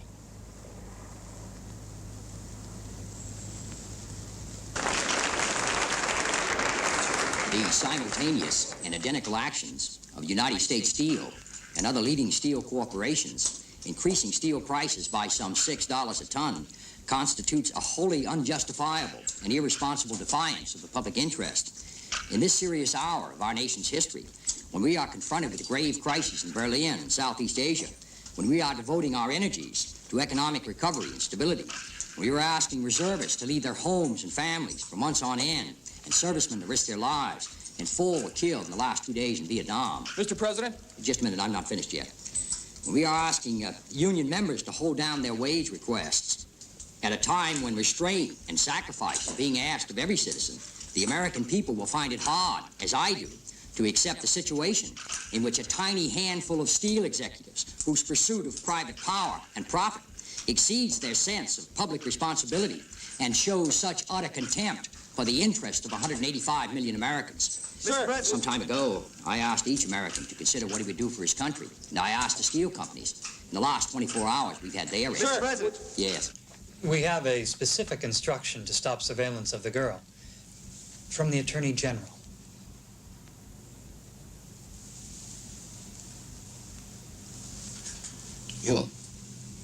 You mean this came through your section? Just now? Yes, sir. From the Attorney General. Okay. Take the men off her for 30 seconds. And then you have them straight back on her again. Double the detail. And any man who loses sight of her will report to me personally and be dismissed personally. Keep on her. And those journalists with the Steele story, interview them in the middle of the night so that they know what kind of an attorney general we have. Hoover didn't come up with anything helpful about the Steele executives. Yes, but just why did he send his agents in the middle of the night? I don't know. Maybe we ought to know. He doesn't tell me what time his agents get their prey out of bed. Yes, well, let's just make sure he does tell us next time. Yeah, but you've embarrassed the Steele men by saying that they're pursuing private profit at the public expense. That was right on target. We're winning, but they're not in violation of the antitrust laws, nor in conflict with the Constitution. Yes, but they did try to throw us a curveball, and I wouldn't go for it. Now I'm trying to bend them with reason. What happens if they come back with a compromise? Won't accept it. I'll publish their expense accounts if I have to. I'll expose them until they squeal. We're not going to back off until we've won.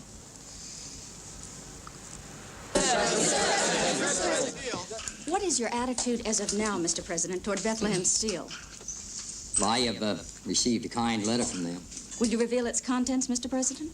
Yes, they wrote, you're even worse than Harry Truman.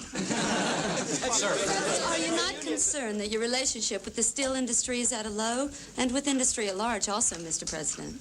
Well, I think there's room for improvement on both sides. I don't think it's wholly inaccurate to say that I was the second choice of the majority of American businessmen, the office of president. And who was their first choice? Anyone else?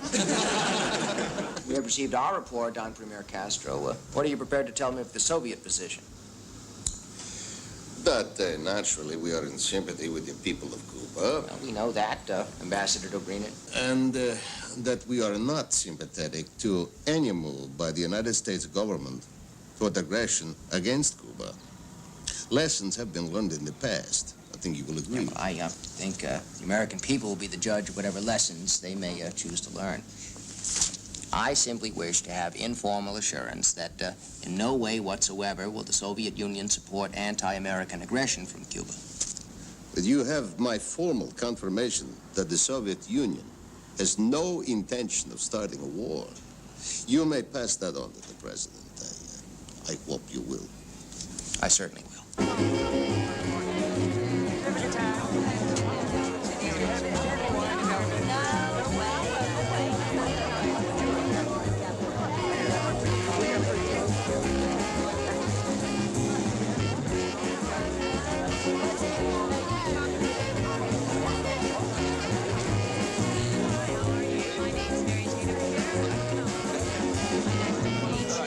Whitey Castro sent his brother Raul to Moscow.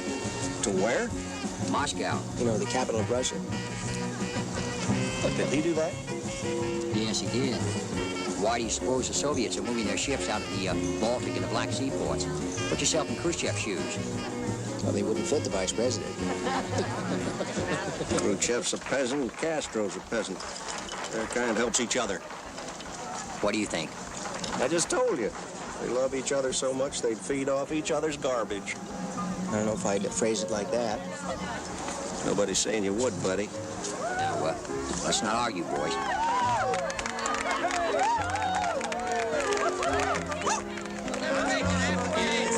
Somebody got the grease. We're gonna grease the pool.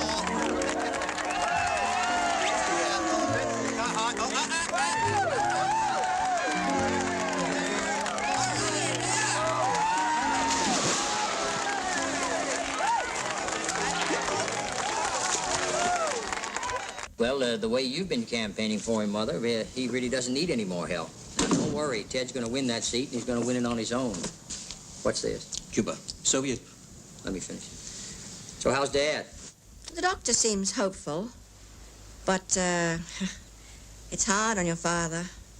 You know how he is. He likes to be in charge. And he cries a lot. Well, of course, that's all part of the neurological damage, but I think he hates that the most.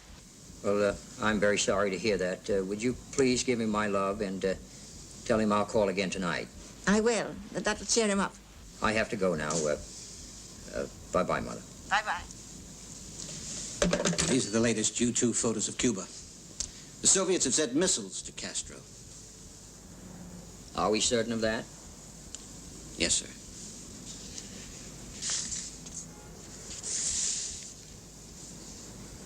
The Soviets and Castro. Well. You are sending armaments to Premier Castro. We do not seek a thermonuclear war. You are sending nuclear arms to within striking distance of this country. There can be no question the Soviet Union seeking to make an act of aggression. You sure? Naturally. Why, naturally? The matter has a personal dimension. We talk to each other here, confidentially, as colleagues, without record. It is a matter of personal trust. Okay, Mr. Ambassador. No missiles in Cuba. You have my word. We must destroy them immediately, Mr. President. Once those missile sites are operational, say 9 or 10 days, the warning time from launch to target is only a matter of moments. Thank you, General. Mr. President, this is a Soviet challenge, and I emphasize Soviet. I want to give my full support to your view that this crisis is indeed a major one. Furthermore, the presence of missiles directed at this country is a threat to the entire free world. I agree. And if we do something about it? Whatever we do, it's bound to inflame relations with Moscow. And if we do nothing? Even more dangerous. How do you read it, Chip? I have to say, first of all, I misread it.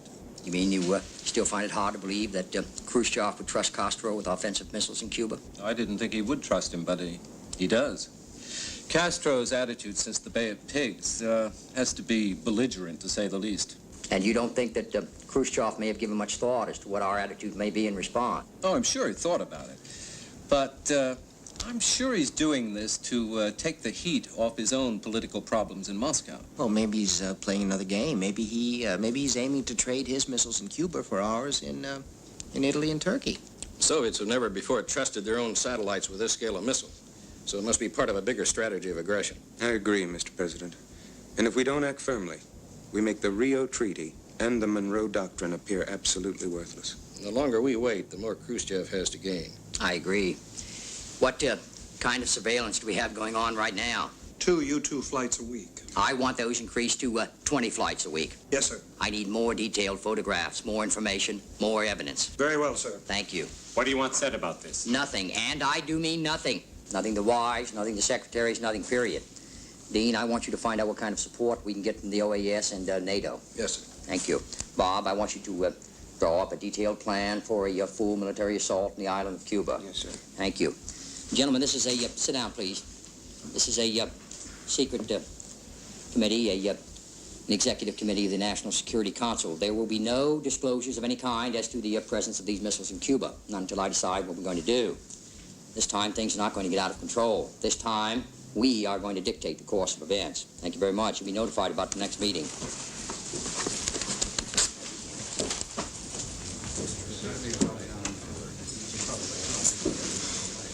What do you think? Now I know how Tojo felt planning Pearl Harbor. I know what you mean.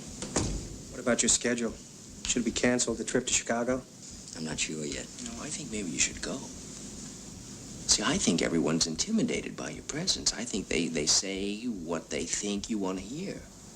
See, maybe you should go to Chicago. Let me stay. Let me work with them. Let's see if we can reach a consensus on an alternative to airstrikes and invasion.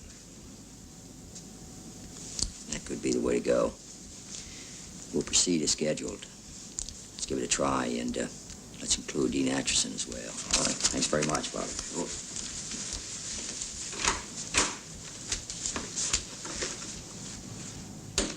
What the hell should I trade, Adline?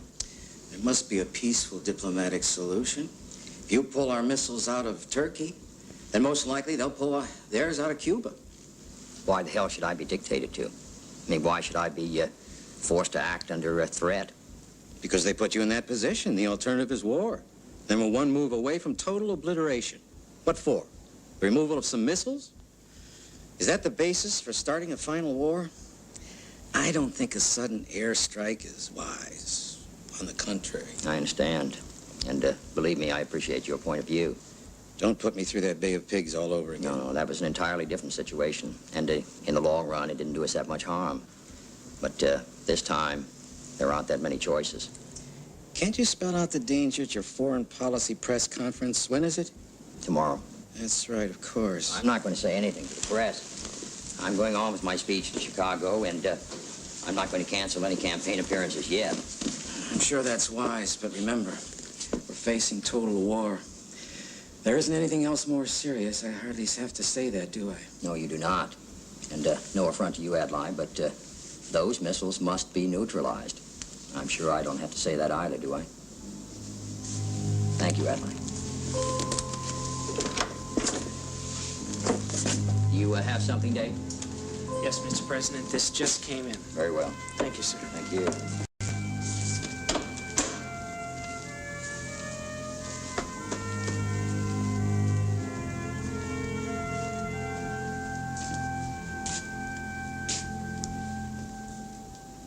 I don't think it is unfair to say that the United States and the world is now passing through one of its most critical periods. Our major problem, above all, is the survival of our country, the protection of its vital interests without beginning the third or last war. That is the decade we live in. That is the burden all of us must bear. It's rather ironical that the two strongest nations in the world, the United States and the Soviet Union, are the two nations which today live in the gravest danger. Now, we condemn the Japanese for the immorality of their attack on Pearl Harbor. It seems to me if we do that to Cuba, we have nothing but a Pearl Harbor in reverse. You don't understand the complexities of all this, of the Pearl Harbor precedent. I don't, Mr. Atchison. Are we to stand by and let this threat grow and grow? Have we not said time and again that we will never stand idly by while a foreign power intrudes on the American continent? Has not the President warned against this intrusion? Yes. He is authorized by Congress to remove this threat. There is no alternative. To what? The removal of the missiles. Mr. Atchison, are you advocating the use of arms? What is the alternative? Can we bomb and kill several thousand Cubans? As opposed to how many Americans to be slaughtered? Now, you've talked of immorality. Let us remember the law, what is right. Don't seek to preserve appearances. We are on the verge of war. It is a matter of survival.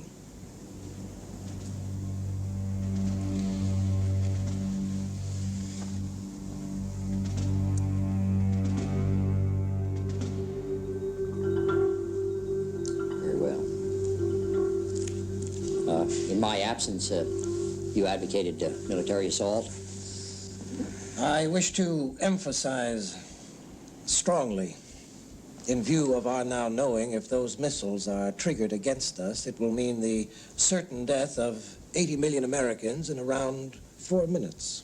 I would like to state boldly, Mr. President, that in my experience, there is no other option than military attack. And what do you think the Russians will do by way of response? Nothing. Say again, General LeMay. Mr. President, it's my appraisal the Russians will do nothing. You don't think they would retaliate in Berlin? We're talking about Cuba. We're talking about World War. Mr. President, a blockade is the only answer. Can we call it a quarantine? We can call it whatever you like. An attack would precipitate a holocaust. You only have to think of Pearl Harbor to know for sure that we can't start an attack in which thousands of people who are innocent will lose their lives. That sort of action is contrary to the American spirit. What kind of attack is contrary to our spirit? Massive surprise attack. You're going to tell them we're coming? We're not going to tell them anything.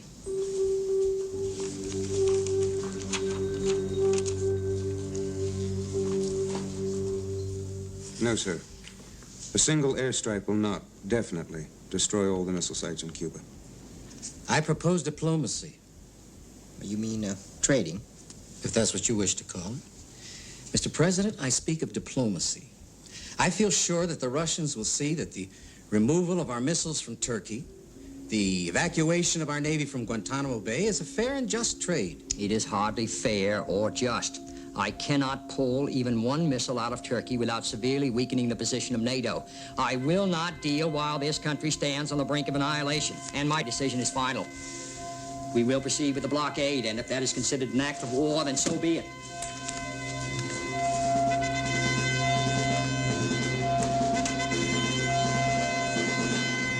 Let's keep it direct and to the point.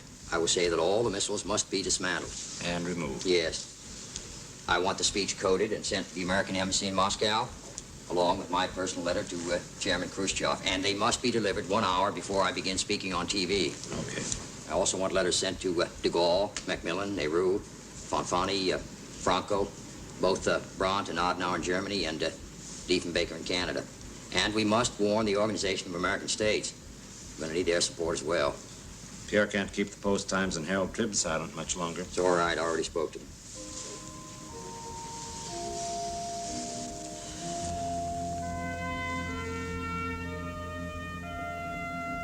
As of this moment, the Air Force interceptors are carrying nuclear warheads on board. There is no going back. I support Senator Russell's advice. Invasion. Do what is demanded of you. Excuse me, Senator Fulbright, you support the invasion? I do, Mr. President. Well, you must have had a dramatic change of heart, have you not? Did you not say that the Castro regime may be a thorn in our flesh, but it is not a dagger in the heart? And now you would support this dangerous step toward a final conflict? Very well. I support blockade. I insist the record show that you, Mr. President, have at no time consulted with me. You have only informed me. Now, your blockade is not as powerful as invasion. We are threatened. May I say that no one is more aware of just how threatened we are than myself, and that the blockade is only a first step. We are doing our best. Gentlemen, I asked you all to come here this afternoon so that I could personally brief you on the crises and seek your counsel. But from what I've heard, it would appear that this effort has been a waste of valuable time. Good day, gentlemen.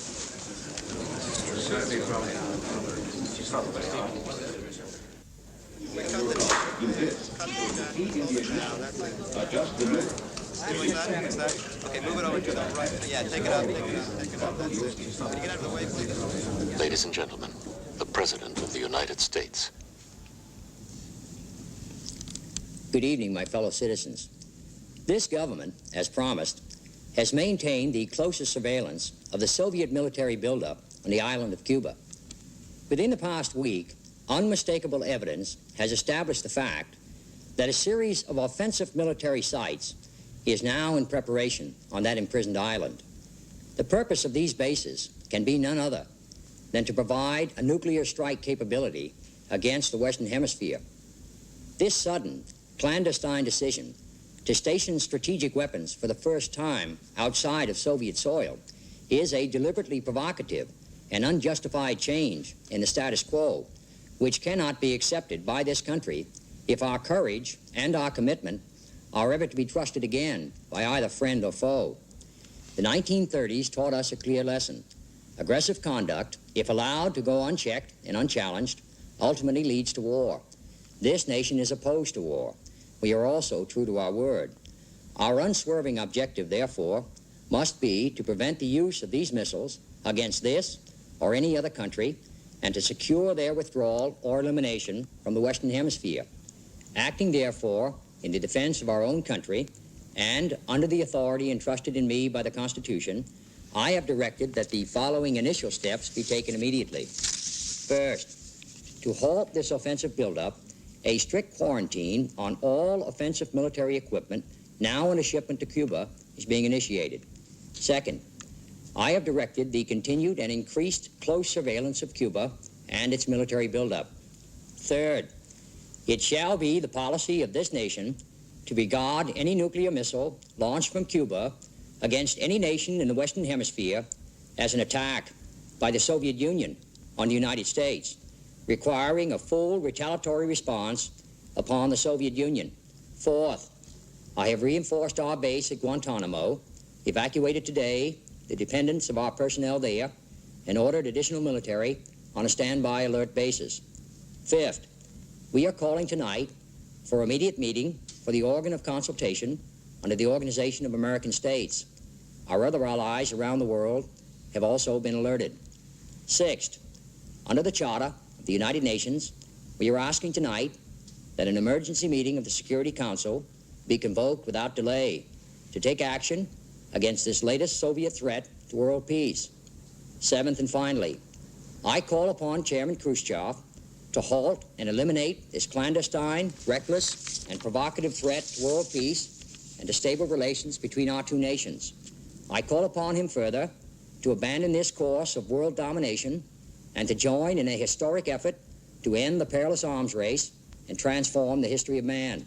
My fellow citizens, let no one doubt that this is a difficult and dangerous effort on which we have set out, but the greatest danger would be to do nothing at all. One path we shall never choose, and that is the path of surrender or submission. Our goal is not the victory of might, but the vindication of right.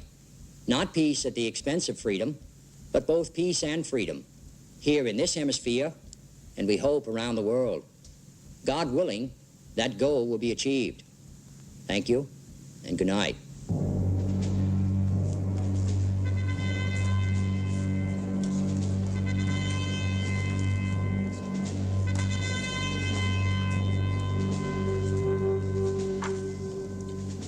Russian ships were approaching the quarantine zone, but we're still alive.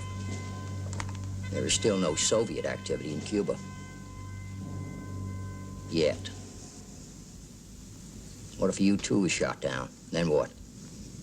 After verification, we would be justified in sending bomber and fighter planes to take out one of their surface-to-air missile sites. McNamara is determined that such a retaliation could commence within 2 hours of notification. Very well. As you know, the OAS is supporting us unanimously so that we may legally intercept any vessel in the quarantine zone. I've instructed the Navy to avoid any loss of life or the sinking of any ship, and to be quite sure that any ship they stop is carrying military equipment. I don't want to stop anyone carrying baby food. All of this, and Dobrynin still says there are no missiles in Cuba. Is he a liar? Is he being misinformed? What the hell's going on over there? Have you seen this? What? From Bertram Russell. Your action desperate. Stop. No conceivable justification. Stop. We will not have mass murder. Stop. End this madness. Stop. Do you see my reply? No. Yes. I think your attention might well be directed to the burglars rather than those who have caught the burglars. All right. They may be altering course to link up with the Soviet submarines. All right. Just make damn sure there is no interference with any ship unless I issue further instructions. I say again, no interference. Thank you. They've stopped. They've stopped dead in the water. Eyeball to eyeball. I think the other fellow just blinked.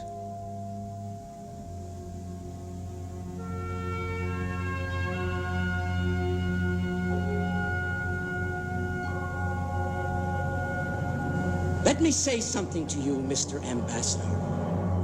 We do have the evidence. We have it, and it is clear and incontrovertible. And let me say something else. Those weapons must be taken out of Cuba. You, the Soviet Union, have created this new danger, not the United States. Mr. Zorin, I remind you the other day you did not deny the existence of these weapons. But today, again, if I heard you correctly, you now say they do not exist. Or we have not proved they exist. All right, sir. Let me ask you one simple question.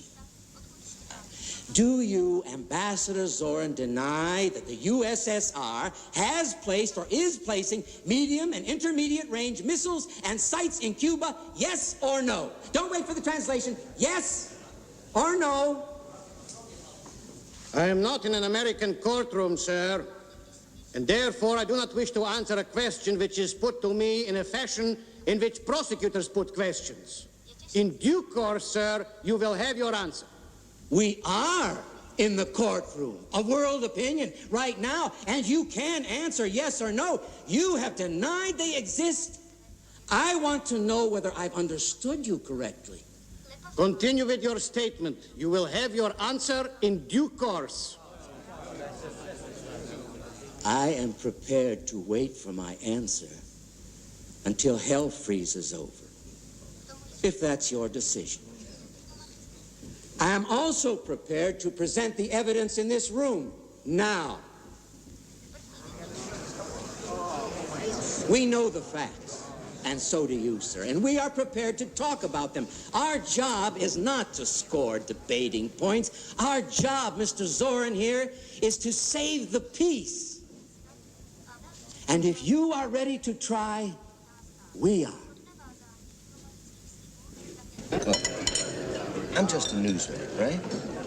So how do you expect me to believe that you, who, let's face it, you're well known as the KGB station head in Washington, are actually telling me, about a deal, right? Correct. Now, wait a minute. A deal between Moscow and the United States? Alex, what the hell are you saying to me? I'm saying to you that you may indicate to the State Department that we propose settlement on 3 points. The sites will be dismantled and sent back to the Soviet Union under the United Nations supervision. Castro will pledge himself to accept no further missiles. The United States will agree never to invade Cuba. And what do I do, Alex? Tell the State Department they will find Mr. Zorin will talk to Mr. Stevenson. Pass it on.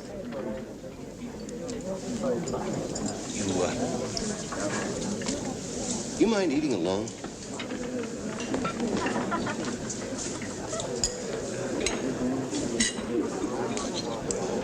You realize that Foreman is head of the KGB station here. I do. Okay. And this is a risk. You go back to him. You say the United States government sees real possibilities in this, that the matter could be worked out with Outan. Tell him the time is very short. Odd, isn't it? Here we are, writing history with the KGB. How high does it come from? Very. Are you perfectly sure? Yes. I'll pass it on. To, where? Exactly. Moscow. Now, it would appear from this letter that Khrushchev is saying that he will not dispatch any more missiles to Cuba, and that he will remove the ones that are already there if and when the United States agrees not to launch an attack on Cuba. Is that the way you would interpret this? Yes, sir. Exactly. It's much the same as what Foreman proposed. But at least now they've admitted the missiles are there. Yes, so we are making some progress. All right. Let's find out if Khrushchev really wrote this himself, and when that's confirmed, draft a reply for my consideration. Very well. We'll see what happens next. Why don't those of you that can try to get some sleep, and we'll see you in the morning. Thanks very much. Thank you, sir.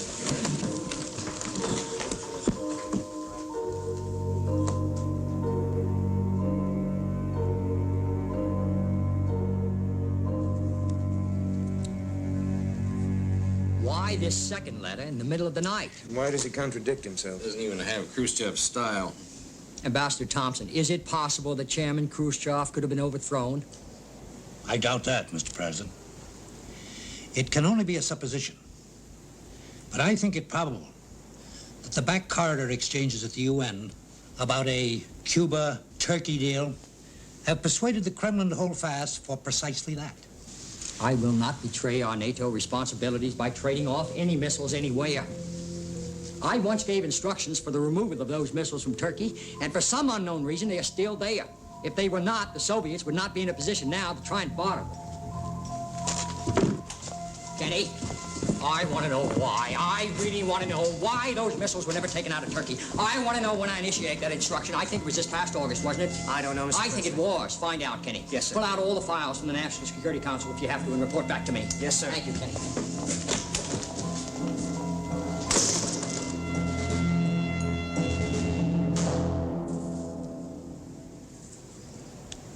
So, which one of Khrushchev's letters do we deal with? The first. Let's just ignore the second. What do you mean, ignore the second? No, just ignore it. Well, let's not lose the moment. Now, he's made us an offer in the first letter that we all agreed that we can live with. So what's all this talk about making side deals and reducing NATO power in the second? To hell with it. Let's go for broke on the first. To be honest on you, Bob, but you don't agree with any of the draft replies. No, not one of them. All right, then. You draft your own reply and accept Foreman's offer, too. Take Ted with you. You better be quick about it because we're running out of time. All right, fine. How soon before the airstrike's ready? 30 hours. Thank you, Mrs. Lincoln. Attacking a Soviet ship is preferable to bombing a missile site. Casualties in a missile bombing could reach 50,000. The U-2 has overflown the Chuhut Peninsula. Soviet fighter planes are scrambled, and ours are in the air to try and get a hold of the U-2. The thing has begun. Why is there always someone, somewhere, who does not get the word and jumps the gun? My God.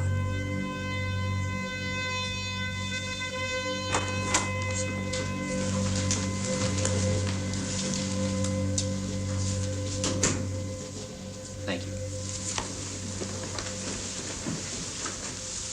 After I had sent an urgent message to Premier Khrushchev explaining that our U-2 that strayed over the Chuhut Peninsula was not an act of provocation, the chairman responded by allowing our planes to escort it out of the area. In the meantime, however, Soviet forces have fired on a U-2 over Cuba. The pilot and plane are lost there. I have also received a report from the FBI that Soviet diplomats are preparing for the destruction of their papers, and that's where we stand at the moment. May I, Mr. President, while at once conveying my regret and sadness, state that we have discussed such an eventuality. We have to retaliate. Would that be the view of the Joint Chiefs? Sir, the Joint Chiefs have persistently maintained the blockade to be a feeble response. A substantial attack on the sites will show the Russians your firmness of purpose. Well, I am more concerned with what will happen after we retaliate. The military, Mr. President, are concerned about what will happen if we do not. This cannot be allowed to continue. I understand, and I appreciate how the military feel, but I also feel and know that a retaliatory action at this point will bring about massive destruction and death. We will continue to negotiate to state our position. At this very moment, the Attorney General is meeting once again personally with Ambassador Dobrynin, and I am not yet prepared to abandon my efforts for a peaceful solution. The other option is appalling to contemplate. You may be sure that if and when that time comes, however, I will not back away from it. I hardly need to remind any of you that that time is very near. Thank you. Lyndon.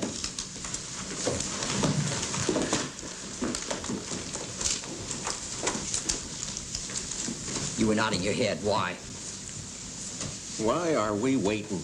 What do you mean? It's too damn late to negotiate. Is that what you think? That's what the Joint Chiefs think. Who? Which ones? Anderson, LeMay, Shoup. I know. Doesn't Bob tell you?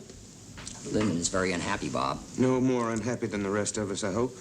Everyone's unhappy, Bob. Why don't you come up with some ideas of your own? I haven't been asked. Don't wait to be asked.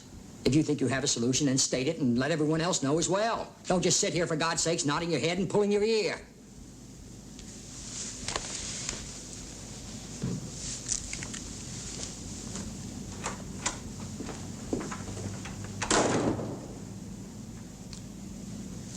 Thank God his finger isn't on the trigger.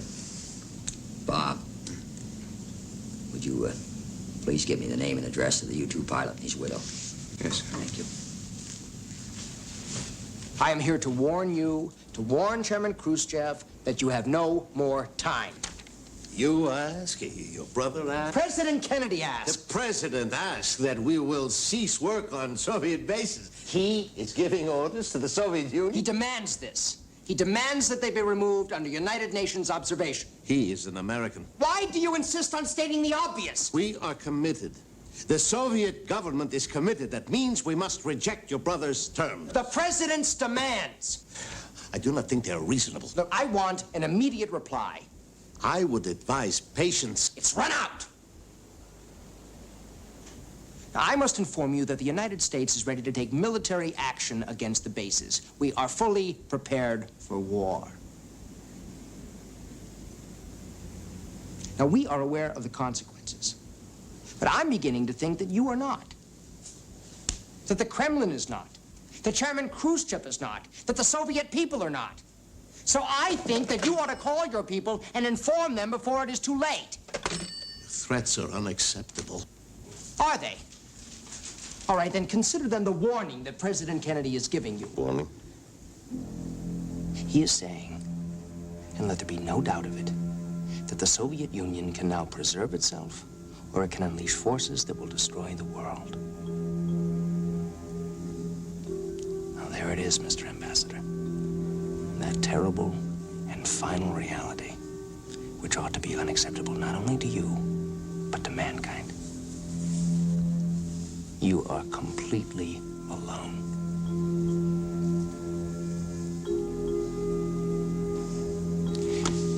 Now, can I tell you, as one human being to another, that I believe that you are about to make the most important phone call of your life to Moscow. Because if you don't,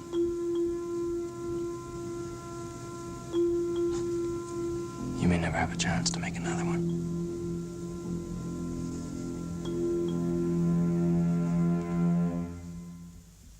Moscow. Does he fully understand? Yes. And he still thinks the Kremlin won't move? I mean, does he really believe that? I don't know. I guess it was a ploy. I think they'll move. I don't know. I tried, Jack. God knows I tried for you, for Ethel, the kids, for everyone. Out of 10, what are the chances? 6, they'll move. 3, they won't. And the one left? We get blown from here to hell. The blockade of Cuba today took on a personal twist for President Kennedy. The Lebanese freighter Marukla was intercepted by the United States Navy destroyer Joseph P. Kennedy, Jr., northeast of Nassau. Attorney General Robert F. Kennedy will be deeply interested in this turn of events. For on February 4th, 1946, he sailed in the destroyer from Guantanamo Bay, Cuba, as a volunteer. That's my ship. I thought I was supposed to be the war hero. President Kennedy has a model of the destroyer in the White House. Joseph P. Kennedy. Now, where is that ship? The eldest Kennedy son. In the fish room. Well, let's get it out of there. What's my ship doing in the fish room? Well, as a matter of fact, as a commander-in-chief, it is my ship.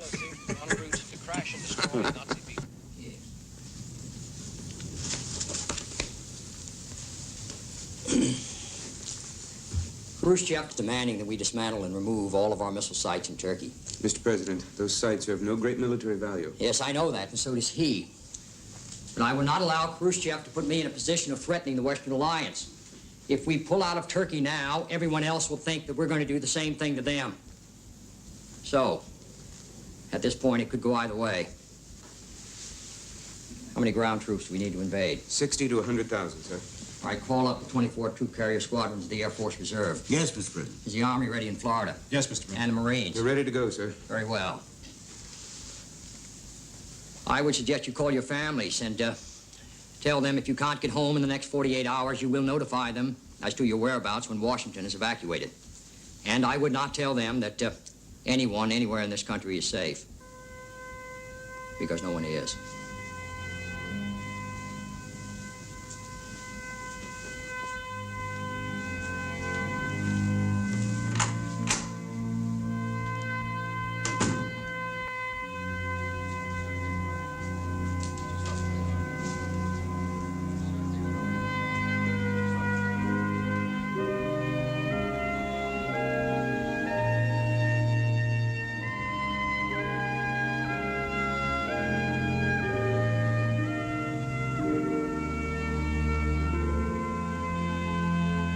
We interrupt this program to bring you this important bulletin from Radio Moscow.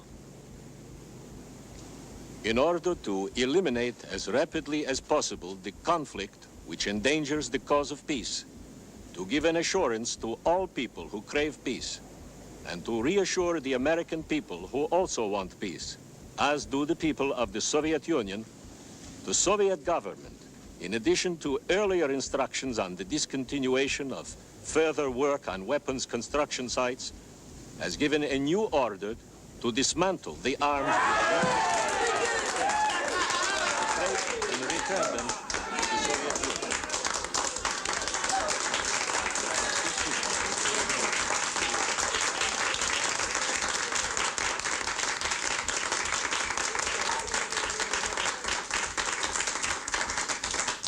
Sounded pretty good to me. Congratulations, Mr. President, and thank you. Thank you, Mr. Secretary, and thank all of you very much.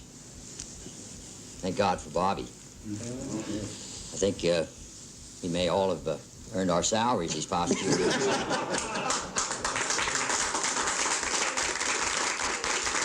They will be dismantled. I give you my word. Again? You are a hard man. I'm paid to be, Mr. Ambassador. The Soviet Union is awarded a nuclear war. You mean you haven't started one? Are you not pleased at what we've done? I'm just reflecting on what you might have done.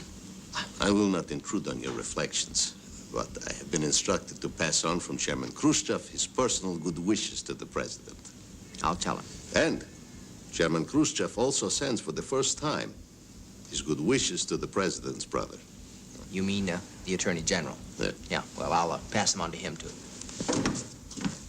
Oh, just a few well-placed bombs will wipe them all out, Mr. President. Who said that, a general? One of your generals. One of my generals? That's right. Maybe this is the night I should go to the theater. Well, Ford's Theater, Lincoln, an assassination Yes, attempt? Ford's Theater, and you'll go with me. All right, I'll go with you. It's a deal. It's a deal. Congratulations. Congratulations to you, Bobby.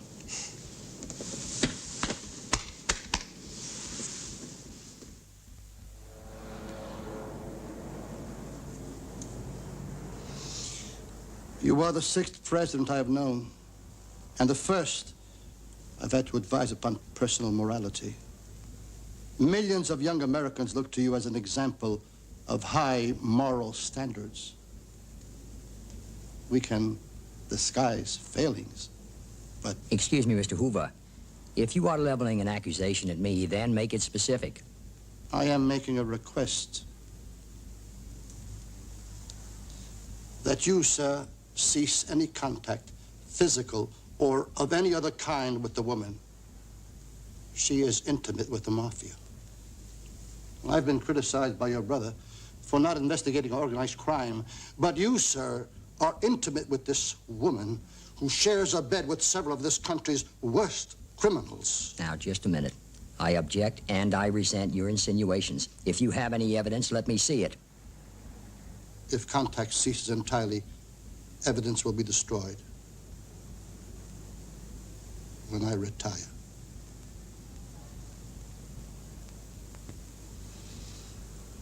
That's all I have to say. I don't wish to compromise you, sir. I ask you not to compromise yourself, Mr. President. If I may go, sir. Yes. And, thank you, Mr. Hoover. You're welcome.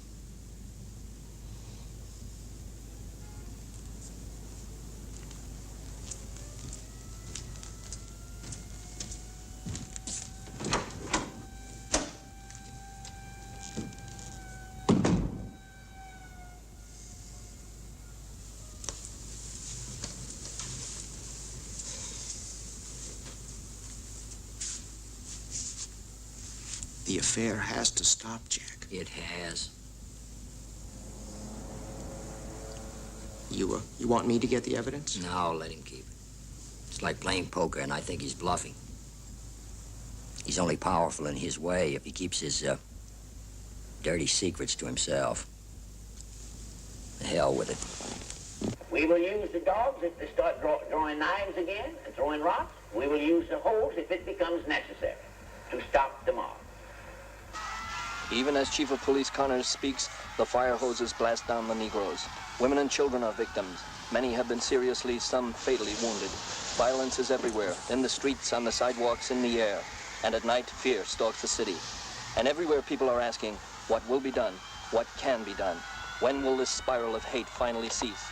All this hate here, and still I go to Europe. How do I get through to the people of West Berlin? What do I say? What in the name of God do I say? Berlin, Germany. Over 1 million greeted President Kennedy's arrival at the divided city. Waving, cheering, and tearful crowds swept forward outside the city hall. The president's speech was an overwhelming emotional climax. To tumultuous cheers, he declared he, too, was proud to be a Berliner. All men, wherever they may live, are citizens of Berlin. Therefore, as a free man, I take pride in the words, Ich bin ein Berliner.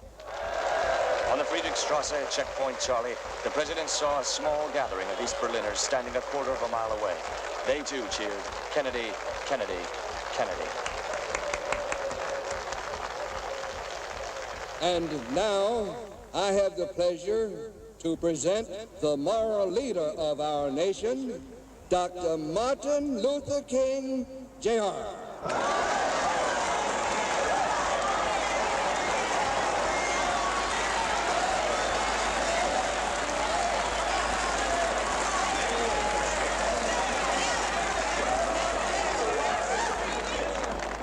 I have a dream that one day on the red hills of Georgia, the sons of former slaves and the sons of former slave owners will be able to sit down together at the table of brotherhood.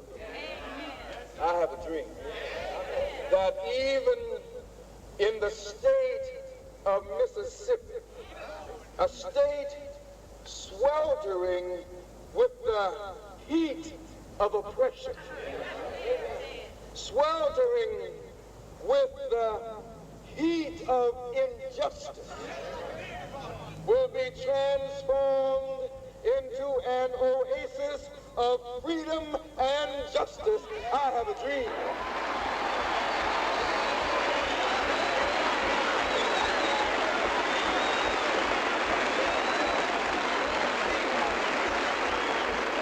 That my 4 little children will one day be able to live in a nation where they are not judged by the color of their skin, but by the content of their character. I have a dream today.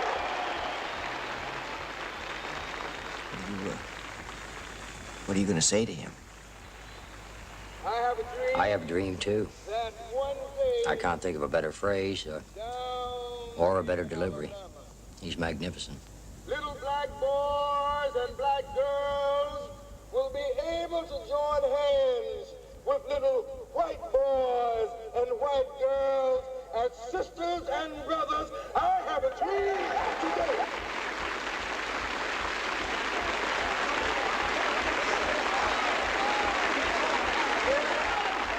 Will be the day when all God's children will be able to sing with new meaning, my country, 'tis of thee. Sweet land of liberty, of thee I sing. Land where my fathers died.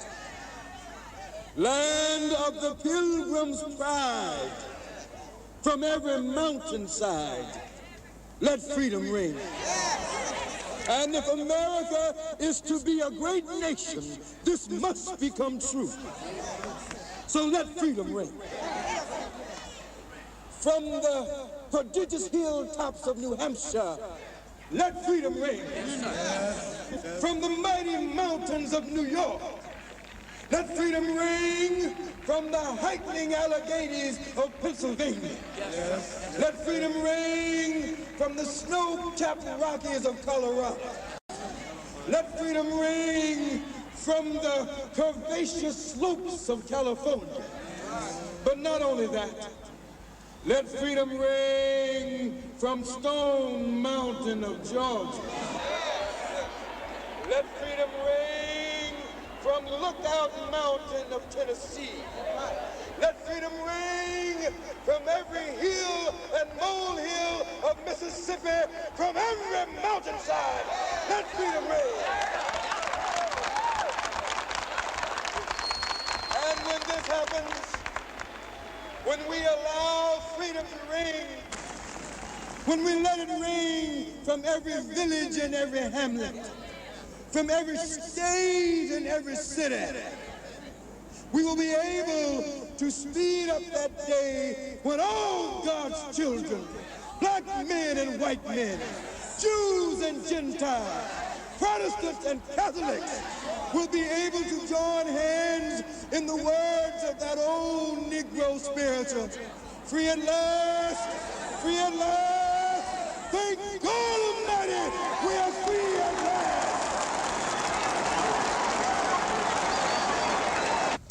Jack said it was the best birthday party that he ever had. They all loved Marilyn Monroe, as you can imagine. Bob said she was quite intelligent. Marilyn Monroe? Intelligent? Now, that was their joke. Oh. Bob meant it. Did he tell Marilyn she was intelligent? I don't know what he told her. Well, he couldn't have complimented her on her dress. There was hardly any of it there to see. You must let me take over now. You have to take it easy. Feeling all right? No, not too good. Go up and lie down. Do you want any help?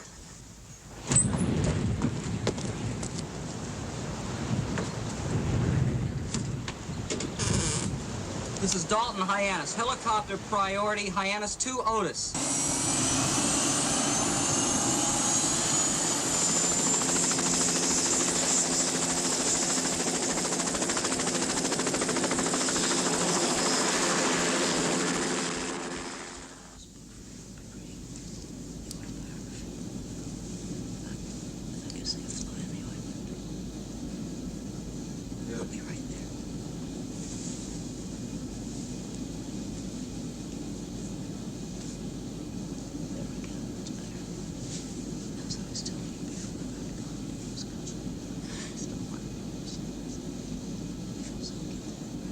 Congratulations, you have a son, Mr. President. Oh, great. How's he doing? He and Jack, you're fine. You're doing okay. Let's have a look. Okay. Mr. President. How are you, Jim? Congratulations, Mr. President. Thank you. How are we doing? Your son, Patrick, has a respiratory problem. Is it serious? It's serious, Mr. President. The hyaline membrane isn't functioning properly.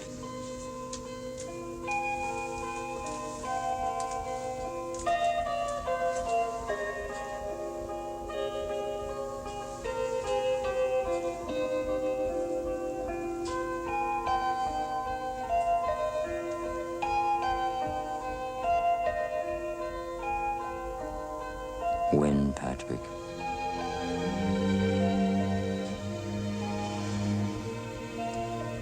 Oh, dear God Almighty, let him live. Live.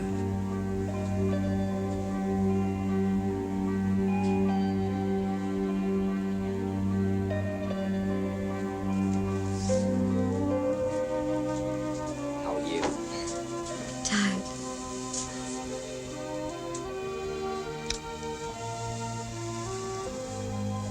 You look fine. He's what I wanted more than anything else in the world. Yes? Yes. Thank you. How's he doing?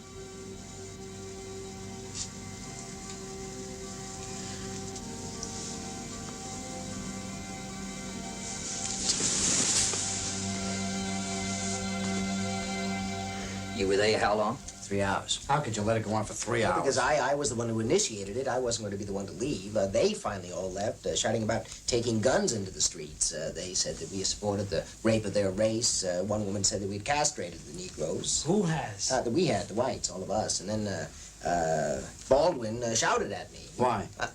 I told him there'd be a Negro in the White House before the end of this century. You told him that? Yes, and he exploded. He said his family's been in this country longer than the Kennedys. Why was John Kennedy president, not a Negro? Bobby, I want you to personally tell Dr. King that this administration supports the cause of civil rights. Now, you must make him understand that. Go on. Maybe we can invite King to the White House, make him visible. And add some of those other leaders, too. That's a good idea. Oh, no. God.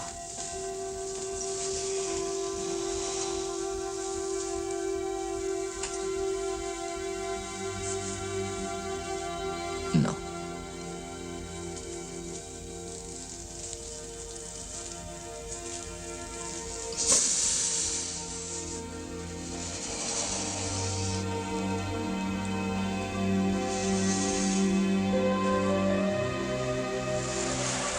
I do want to go to Greece, after all. You don't mind, do you? Not at all. When I come back, I'll try again for another baby. Yes. You'll get stronger in Greece.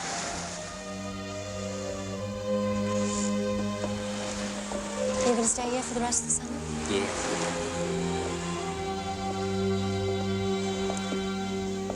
When you put the St. Christopher medal in Patrick's coffin, I know you did that for us. But do you remember our wedding day when I gave it to you? Here. This is for you.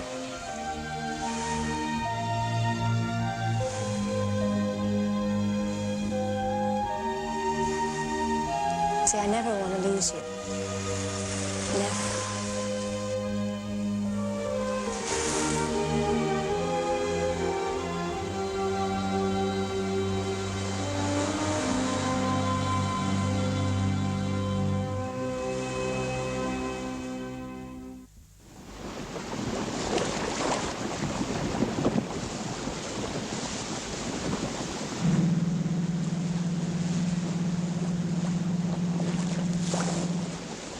Jack, how can I get out from under before next year?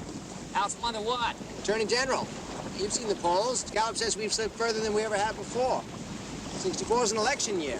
Did Romney or Goldwater make you a better offer? No, I'm serious, Jack. I'm a political liability as long as I'm at justice. Too much talk about the Kennedy brothers. You're a far more important personal asset, Bobby. Besides, everyone will think we're abandoning civil rights, so the hell with it. You stay right where you are. If you have to face Goldwater, it'll be easy. Whoever it is, I'll face him on the issues alone. Frankly, I could lose either way. What'll you do? If I get beat? I don't know, but I have thought of it. I could write, maybe, or start a paper. Let's come about. I'm going to call Jack.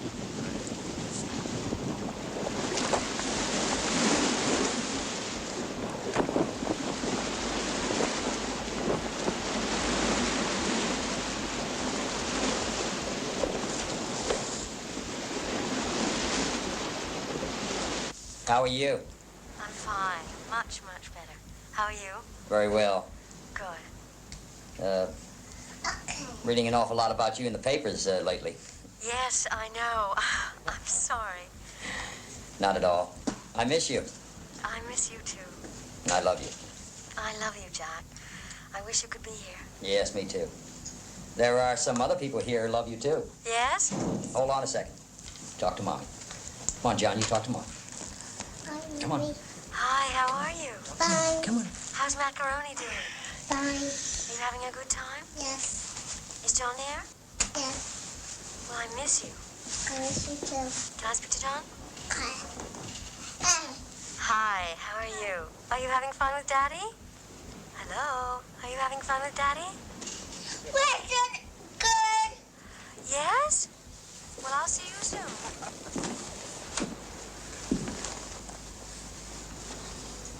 There you are. All right. Gotcha. Come on, put me down. I got us in some trouble when I made the remark that all those American students who wanted to go to Castro's Cuba shouldn't be put in jail for it. I know if I was 21 again, I wouldn't mind spending a summer in Cuba. Would you? Want to hear some of this? Come on in. Yeah, sit down. I'm about to read some of the Amherst speech for Dad. When power leads men towards arrogance, poetry reminds him of its limitations. When power narrows the area of man's concern, poetry reminds him of the richness and diversity of existence. When power corrupts, Poetry cleanses. I look forward to an America which will reward achievement in the arts as we reward achievement in business and statecraft. I thought Dad would be particularly glad to hear me say that. I look forward to an America which commands respect throughout the world, not only for its strength, but for its civilization as well. And I look forward to a world which will be safe not only for democracy and diversity, but also for personal distinction, and so on. Would you like to read it? I think it's very good. Very Irish. Very Kennedy. Yes.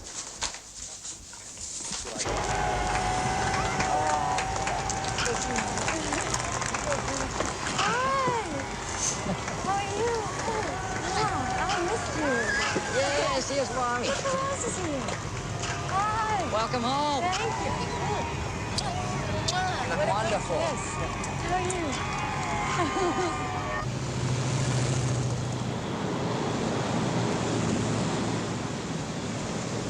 So how was it? It was wonderful. Have you got anything for us? I do. I have lots of presents. Here's some you can start on. Here you are. I have a present for you, too. A surprise, at any rate. Look at that. You want that? Onassis give you that? Yes, he did. He gave That's all the yours. women fabulous presents. That should help the budget. Not mine. Nothing. There are 3 station wagons full of stuff from Marrakesh on the way. I think he got something. There's been an awful lot Listen of to this. press coverage here on the tour. There's I know there were nothing. photographers everywhere, so I hope you didn't mind. Not at all. How about making a trip with me? I'll go with you anywhere you want. How about You can open Texas? it? Why Texas? I'm afraid we might lose it next year. He's campaigning already. Yes. After the rebel generals took the Saigon Palace, it seems Diem and New got out in secret. But a rebel group found them and they were shot to death in the back of an armored personnel carrier. I knew damn well they hadn't committed suicide.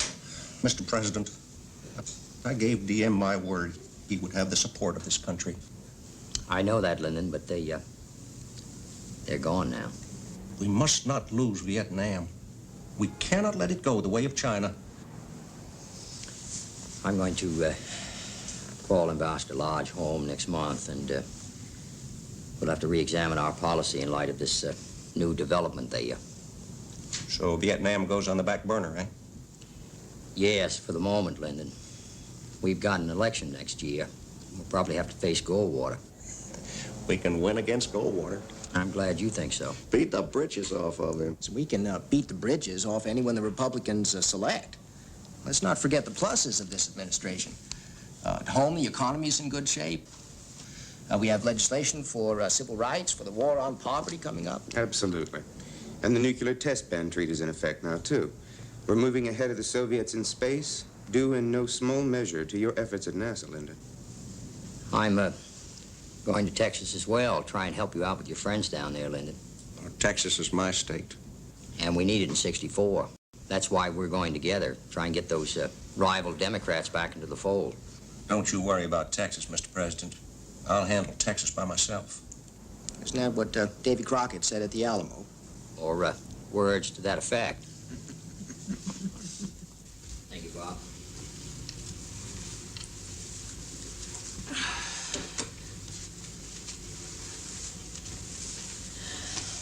You gonna be okay? I'll be fine.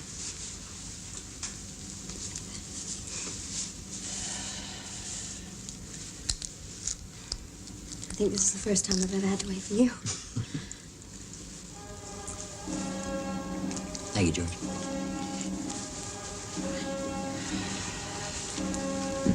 Ladies and gentlemen, the President of the United States. I look all right, kid. Right leg. You too.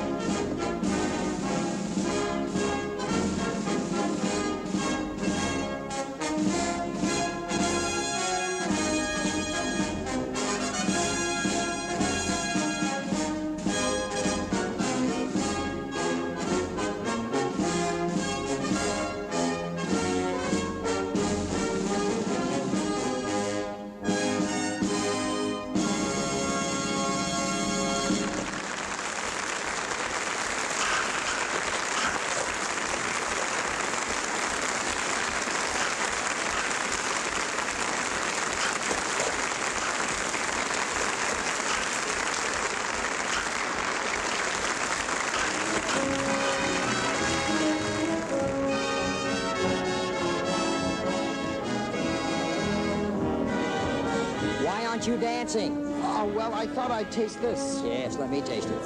The hardest job is to smile all day in a foreign language. You're going to Japan tomorrow? Yes, sir. Why don't we trade places? I'll go to Japan, you go to Dallas.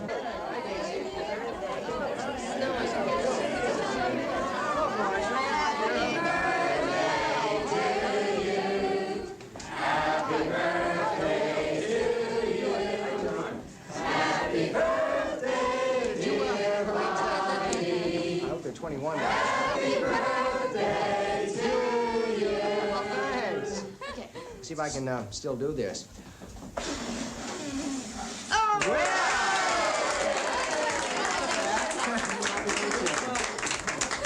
Well, thanks. No, don't take that far. Happy birthday, Bob. Well, thanks, John. How are you? You're not going to Texas? No, we're not.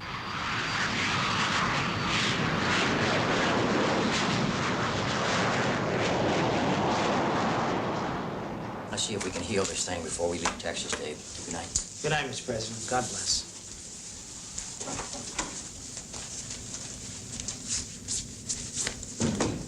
I don't even know yet if this trip's a success or a failure. why not? Conley and Yarborough are still squabbling. What's Lyndon doing? Been asking myself that for nearly 3 years. How do you feel? Oh, I'm exhausted. But I'll be ready to go again tomorrow. I want you to know I really appreciate all you're doing. Ask not what your country can do for you. What do you think of the speech? Oh, is this the one you're giving in the breakfast tomorrow? No, it's for the trademark in Dallas. Well, it's very good, Jack. It's very strong. I like that. There's a part here at the end. We in this country, in this generation, are by destiny rather than choice, the watchmen on the walls of world freedom. And the righteousness of our cause must always underlie our strength. For as was written long ago, except the Lord keep the city, the watchman waketh, but in vain. You won't have to wake us too early in the morning unless you want to join me in the parking lot before the breakfast. I don't even mind having breakfast in the parking lot. But if it's raining, Bunny, do you think you can find us a nice quiet table in the garage somewhere?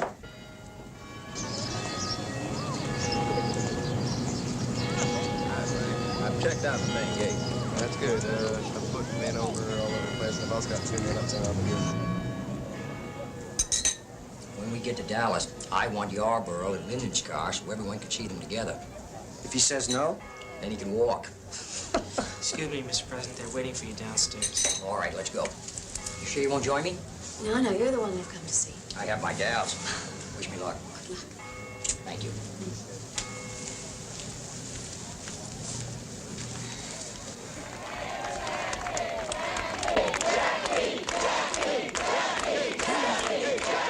Mr. Vice President? Mr. Vice President? Jim Wright? Governor Conley? Senator Yarborough? Ladies and gentlemen.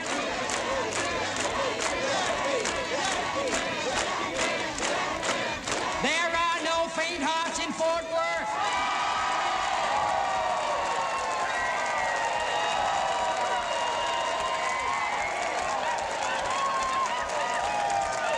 And I appreciate your being here this morning.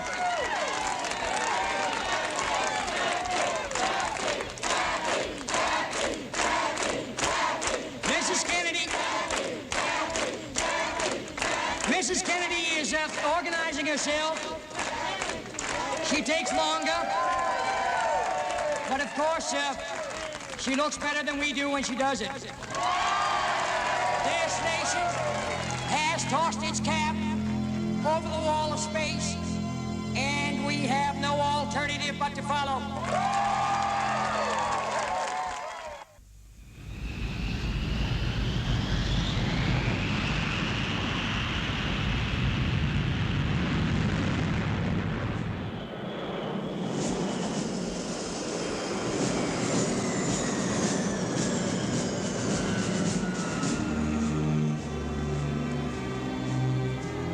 It has recently been suggested that whether I serve 1 or 2 terms as president, I will find myself at the end of that period at what might be called the awkward age. Too old to begin a new career, too young to write my memoirs. If we demonstrate no vitality here in the United States, no inspired leadership, no imagination in meeting our problems, whether in nuclear arms or civil rights, if great quantities of our food, for example, rot while the world goes hungry, if our own people are complacent and self-satisfied, content with things as they are, then our prestige and our influence and our contribution to the cause of freedom around the world and here at home will surely continue to decline.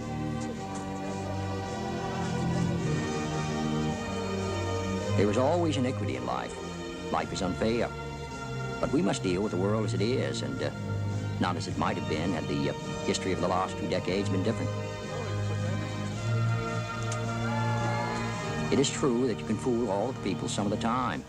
You can even fool some of the people all of the time. But you can't fool all the people all of the time.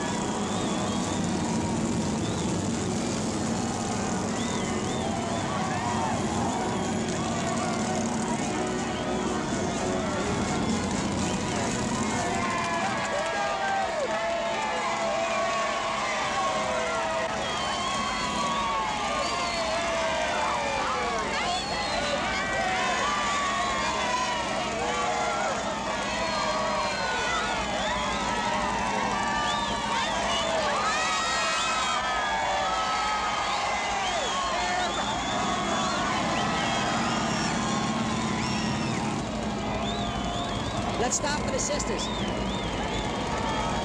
are you? Oh, good to see you. Thank you very much.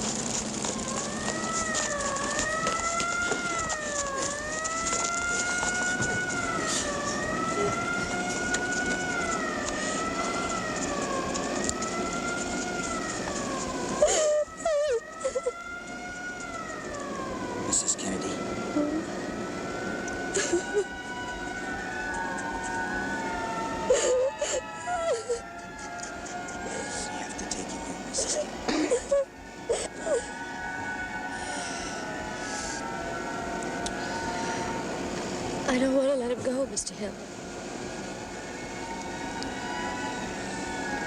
We have to take him in. No, Mr. Hill, you know he's dead. Let me alone.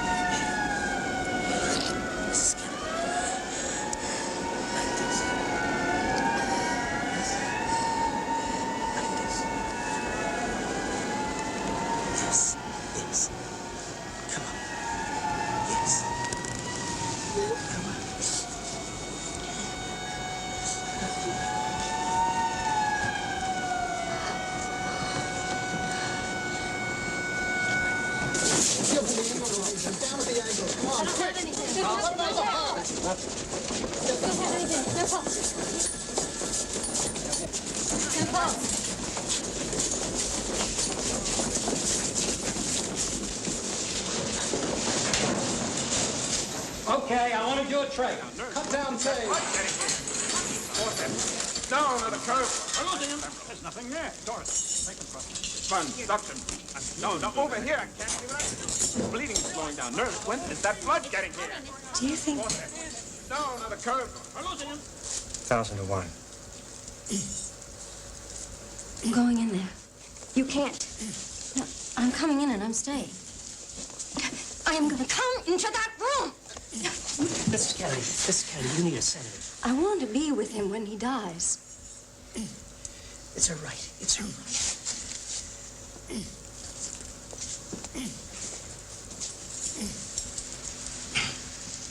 Would you care to leave, ma'am? We can make you comfortable out there.